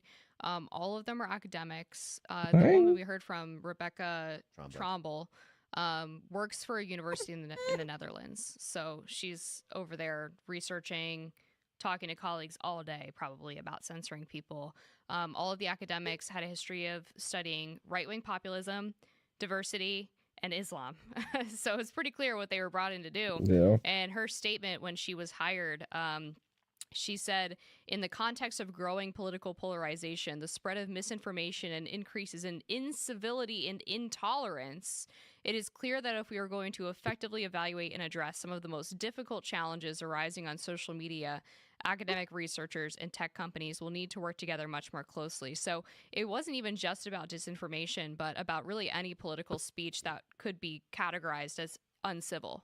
It's worth noting too, and this is probably stating the obvious for a lot of people, but like, these people haven't gone away. So when the Democrats come back, or if Democrats get back into power, these people will be ushered back into the government. All of the organizations, the bureaucracies that they once inhabited, they will be propped back up. They will be reinstated, and they will go after conservatives. Yep. They will come after conservatives that have been speaking out against them. They will align with Europe, and they will try to go after businesses in the United States. They will go after people that do podcasts, people that are influencers. They will go after everyone that they can. And if you think they won't, if for a second you're like, no, they won't, that stuff's gone, remember what they did to parents that went to complain about what their children were learning in school. Yeah. Right? Like, if it wasn't for COVID, parents wouldn't have seen what children were learning in schools because the remote classrooms that were going on, parents saw that. And that was kind of the first step where parents were like, holy crap, wait a second, what are my kids learning? Right. And the government interceded on behalf of the schools because the government believes that your children are actually the government's children. Right. So all of this stuff is going to be brought back full force when Democrats get back into power. Well, you speed up a little bit, huh? Let's make it not if or like when. Let's make sure we don't ever let that happen. But I think it's a huge part of what people have been saying. If the right doesn't use these tools now, we'll never get the chance to use them again. We'll never be able to do this because they will get into power and then they will do it. They have no fear of doing it. They never had any fear of separating families, actually, not at the border like they claim that we've done so many times. Grandma died alone, and you had to look at her through a glass. Yeah. You had to stand outside the room and watch your grandmother or your mother or your father die alone. Yep. They will do it. Do not think they won't. We have to use these things now. Have to do it now. Right. And to Amber's point, I caution people to x-ray through the academic label because you can't spell academia without CIA. Yeah, it's a red flag. Academia is the shadow diplomacy realm. There is this revolving door. What is Hillary Clinton doing now? She's at Columbia University. What is Mike Pompeo, the CIA director, doing? She's right next to Hillary Clinton at that same SEPA school at Columbia University. What's Victoria Nuland doing right now? She's at Columbia University with Hillary Clinton and Mike Pompeo at the same SEPA school for international affairs. Jeez. What did Mike Pompeo do during the latest attempt to have a peace deal negotiated before the Alaska trip with between Ukraine and Russia? Mike Pompeo from Columbia went straight over to Ukraine and advised them to take offensive action if they effectively if they wanted to scuttle the deal or get more favorable terms. And so they use academia as the front. This was the same thing done through the Stanford Internet Observatory to censor the 2020 election. And who was running that department? It was Michael McFaul, who was the U.S. ambassador to Russia, the guy who's coordinating the statecraft and intelligence. Who was the head of the technical affairs there? It was Renee Resta, who started her career in the CIA. Who was the actual head of the place itself? It was Alex Stamos, who was doing the Russiagate crap at Facebook during and working essentially to try to maximize censorship at that time. And I'm going to actually pull a quote here because you mentioned something else, which was that another thing that gets leveraged is pressure on companies, and this we saw happen during the Elon Musk fight with the Brazilian government when they shut down X. Not only did in 2024, I believe in April, the Brazilian government force X to close. Let's go get a bottle.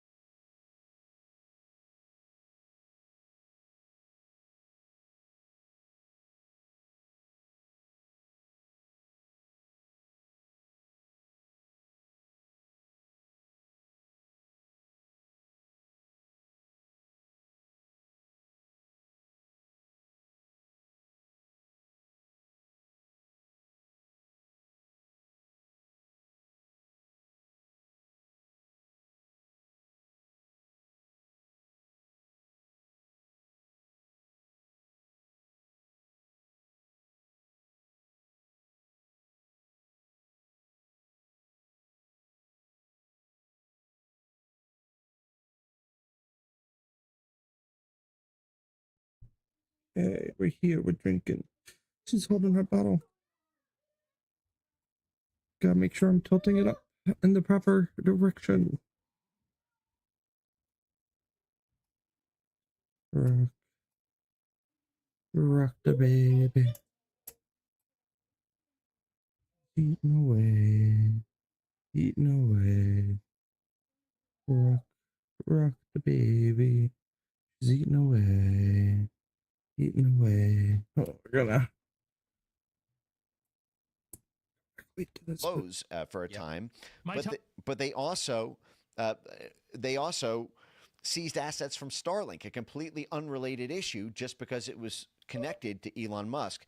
And so this is the head of, again, you can call it an academic institution, but this is essentially a cutout front for a statecraft and intelligence linked network to try to achieve foreign policy goals by destroying political candidates who get in the way of those foreign policy goals. And so this is the head of the Stanford Internet Observatory here. This is the clip where he, right after Elon bought X, he taunted Elon Musk that he bought himself into a hellish existence the week Musk acquired Twitter. And then he goes on 14 times to name Tesla and notes it as a vulnerability that governments could exploit to force Musk to censor speech. And I'm just going to play this one where he says, this is the head of the Stanford Internet Observatory, which worked in a consortium with the very Atlantic Council that two of these folks in this clip, both Katie Harbath and Dean this whole crew is affiliated with the same NED, Atlantic Council Network. And so he goes on to, I'm just going to play this clip. It's a minute long. And this was from right after Elon acquired what was then Twitter. The really hard thing for Musk, and this is where I'm saying I think this is a huge strategic mistake for him, and the people who should be really angry today are Tesla shareholders, because most of Musk's net worth is tied up in Tesla shares.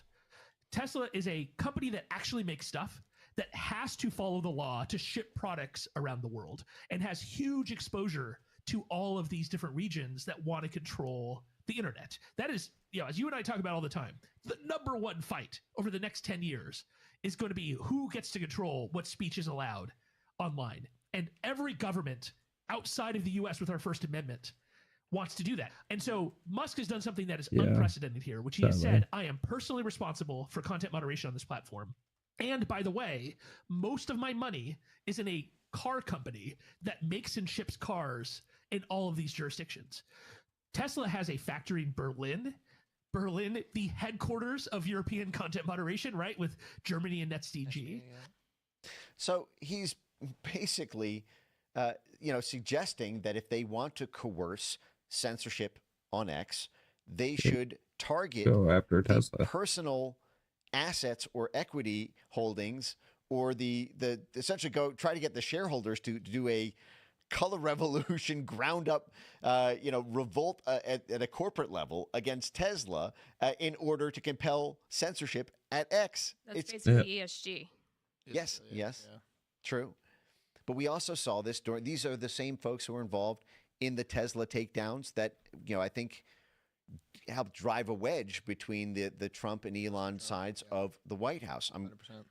There's if I played clips earlier from Maria Stephan and the U.S. Institute of Peace, and this is we saw this same thing with this group being involved, not just in essentially hinting to the German government that they could go after Tesla there 3 years ago, but this very same network, and I'll play this clip here. This is Erica Chenoweth, who was a visiting expert at the U.S. Institute of Peace on their nonviolent action program. She was the co-author of books on how to do color revolutions with Maria Stephan, the head of the program on nonviolent action at the taxpayer-funded and founded U.S. Institute of Peace. Here's her from just 2 months ago. This clip is called "How to Impose Direct Costs on Fascists." It's just Erica Chenoweth podcast, on and then we'll moving probably beyond call it a night. protests. And I'll play a little bit of this because it's 2 minutes and 45 seconds, but then I'll want to focus on the end part of the clip. Just gotta mute that. I'm starting to get sleepy. Sorry, man. Oh, is that right? Yeah, I'll just take it for you. Unmute tab. In an elect, I think sometimes people look at movements and they think, okay, there's persuasion, and that's for voters in an election, and then there's protest, and that's separate from This guy sure persuasion. fits That's an just archetype, bodies doesn't in the streets. But it seems like they really are. They need to work together.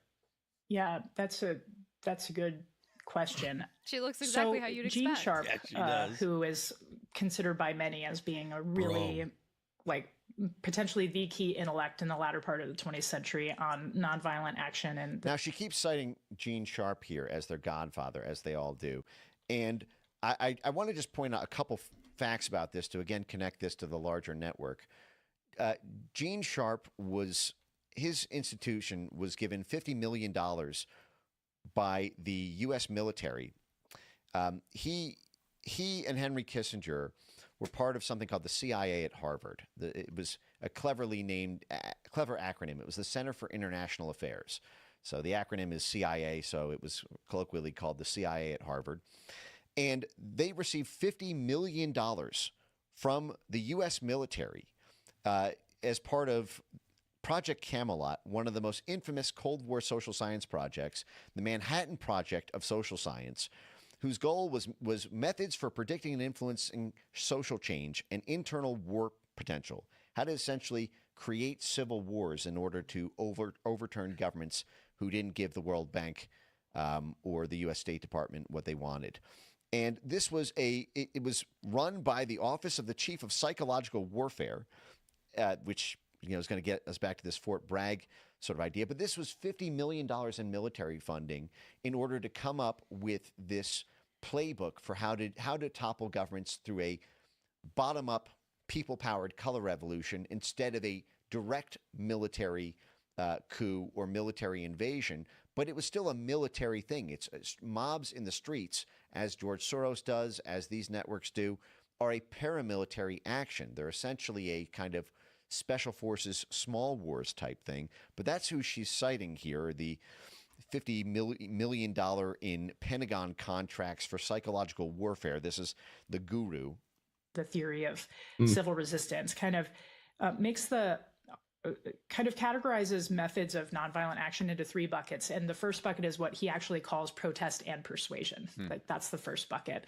The second bucket is non-cooperation. And the third bucket is what he calls alternative institutions, or methods of nonviolent intervention, which includes alternative institutions. And the reason in the first bucket he puts protest and persuasion in the same category, I think, is because of this kind of tacit acknowledgement that protest is a largely symbolic action. And the reason that she's bringing this up is you'll see it's called moving beyond protests. And this was at the time of these Tesla takedown attacks. And so I'll let it play here. Protests as such, as opposed to, say, strikes, are there to make a point. And protest, it sort of depends on what the movement is trying to do. Is it just trying to make a point, or is it also trying to articulate new values? Is it trying, or the movement's own values? Is it trying to set the agenda? Is it trying to put pressure, on particular policymakers to advance new policies or plans, or to get on their side or whatever? So there's lots of things that can be done with protests, but it's largely a sort of communication device between the movement and the public. Sometimes it can serve an organizing function because it's a way of people to find themselves in a movement, and then they can be they can be further engaged through mass organizations and things like that. But it's largely like a communication and signaling device. That's compared to things like mass non-cooperation, like the strike, or different types of social ostracization campaigns and things, which are meant to impose direct costs. And they do impose costs, right? So if you look at things like the Tesla sellbacks and the suggestion to people that they should not buy Teslas, or to make showrooms like uncomfortable places for people to be in, so therefore they don't go. To make showrooms uncomfortable places to be in. This is showing up in someone's place of business, and not just because it's one thing to say, okay, we're not going to buy this product. I wouldn't buy a George Soros product. But to make showrooms uncomfortable places to be in. And these are the same people, and I'm just going to show you guys this on screen.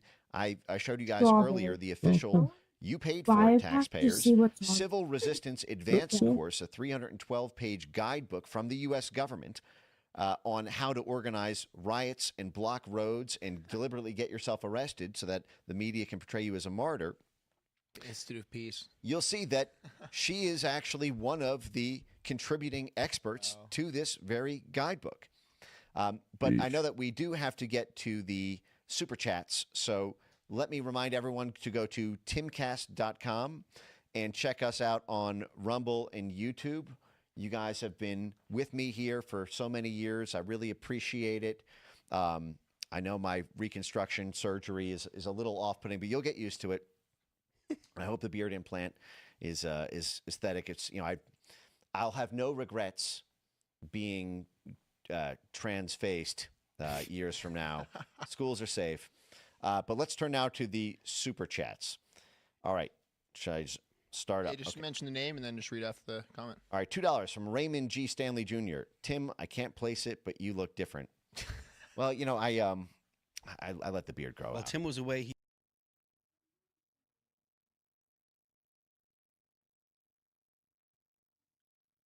All right, I think that's it.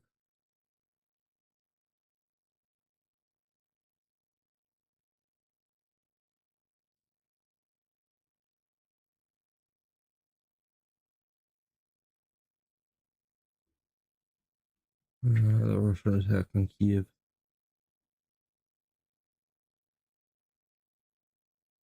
Gee.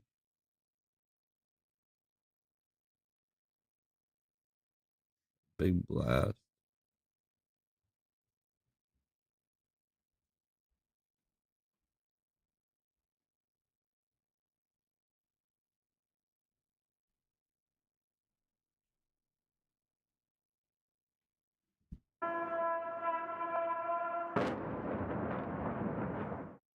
That was the scene as a wave of Russian drones and missiles rocked the Ukrainian capital overnight, killing at least 15 people and injuring dozens more, according to Ukrainian officials. Among the dead in the latest aerial barrage is a 2-year-old toddler. Katie Watson, with our partners at BBC News, reports from Kyiv. This is one of the more than 20 sites that got hit in the capital overnight. The sirens started yesterday evening and they went through until early this morning.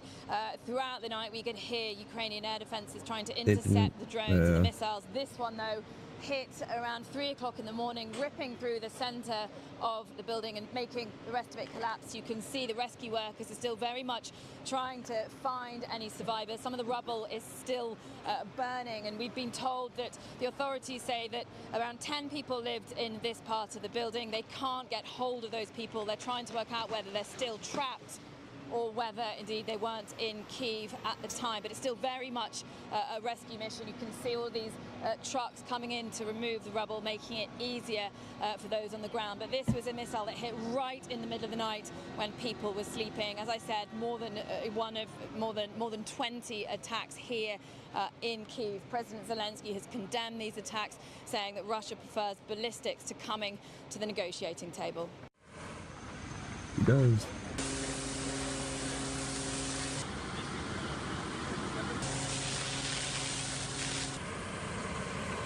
Just let them use their ballistic missile at a range that's respectable.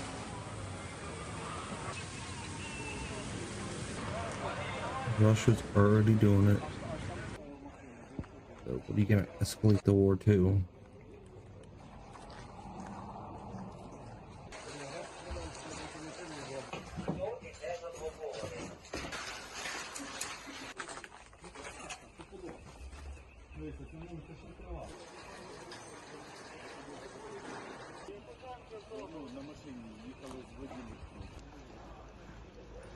Soka. All right. Nope, we will call it here. Oh. We have more breaking news. We're getting our first look at one of the victims who was killed in the Minneapolis Catholic school church shooting. This is 8-year-old Fletcher Merkel. He was gunned down yesterday. It comes as we learn disturbing new details about the investigation. ABC's Christian Cordero has the very latest on the investigation. Today, flowers and toys are placed outside the church at Annunciation Catholic School in Minneapolis, where police say a shooter opened fire yesterday during morning prayers, killing an 8-year-old and a 10-year-old. This mother tells us her 13-year-old son was in the church when the shooting started and ducked under a pew, using his body to shield and protect a first grader. Both survived uninjured. Buddy's family reached out to me to just say how much they're thankful for Francis, my son's name, for protecting their young first grader. And I'm so proud of my son for doing that. New images today show the stained glass windows police say the suspect shot through, now boarded up. The front door also boarded up, tiny pieces of glass still on the ground. The police chief tells ABC News the shooter barricaded the doors from the outside to prevent escape, and they recovered 116 rifle rounds from the scene. Police say the suspect, who they've identified as 23-year-old Robin Westman, born Robert Westman, died from a self-inflicted gunshot wound. They say Westman had no prior criminal record and had recently purchased the guns legally. Police say they're going through writings the suspect left behind and other evidence to find a motive. I know we have not been successful in talking to the shooter's mother yet at this time, but there continue to be efforts made to get that done. Investigators say the shooter was fixated on other school shooters, and the attack was fueled by hate towards almost everyone. The shooter was obsessed with the idea of killing children. The shooter saw the attack as a way to target our most vulnerable. Today, community leaders and gun safety groups demanding change. We've seen what happens time and again when assault weapons are used. And we also know what happens when they're banned. Lives are saved. Minneapolis police have increased patrols here at Annunciation Catholic School, and they plan to do that at every school citywide in the coming weeks. In Minneapolis, Christiane Cordero, ABC 7 Eyewitness News. It's bad. Bad. I'm trying to make it about guns. Always.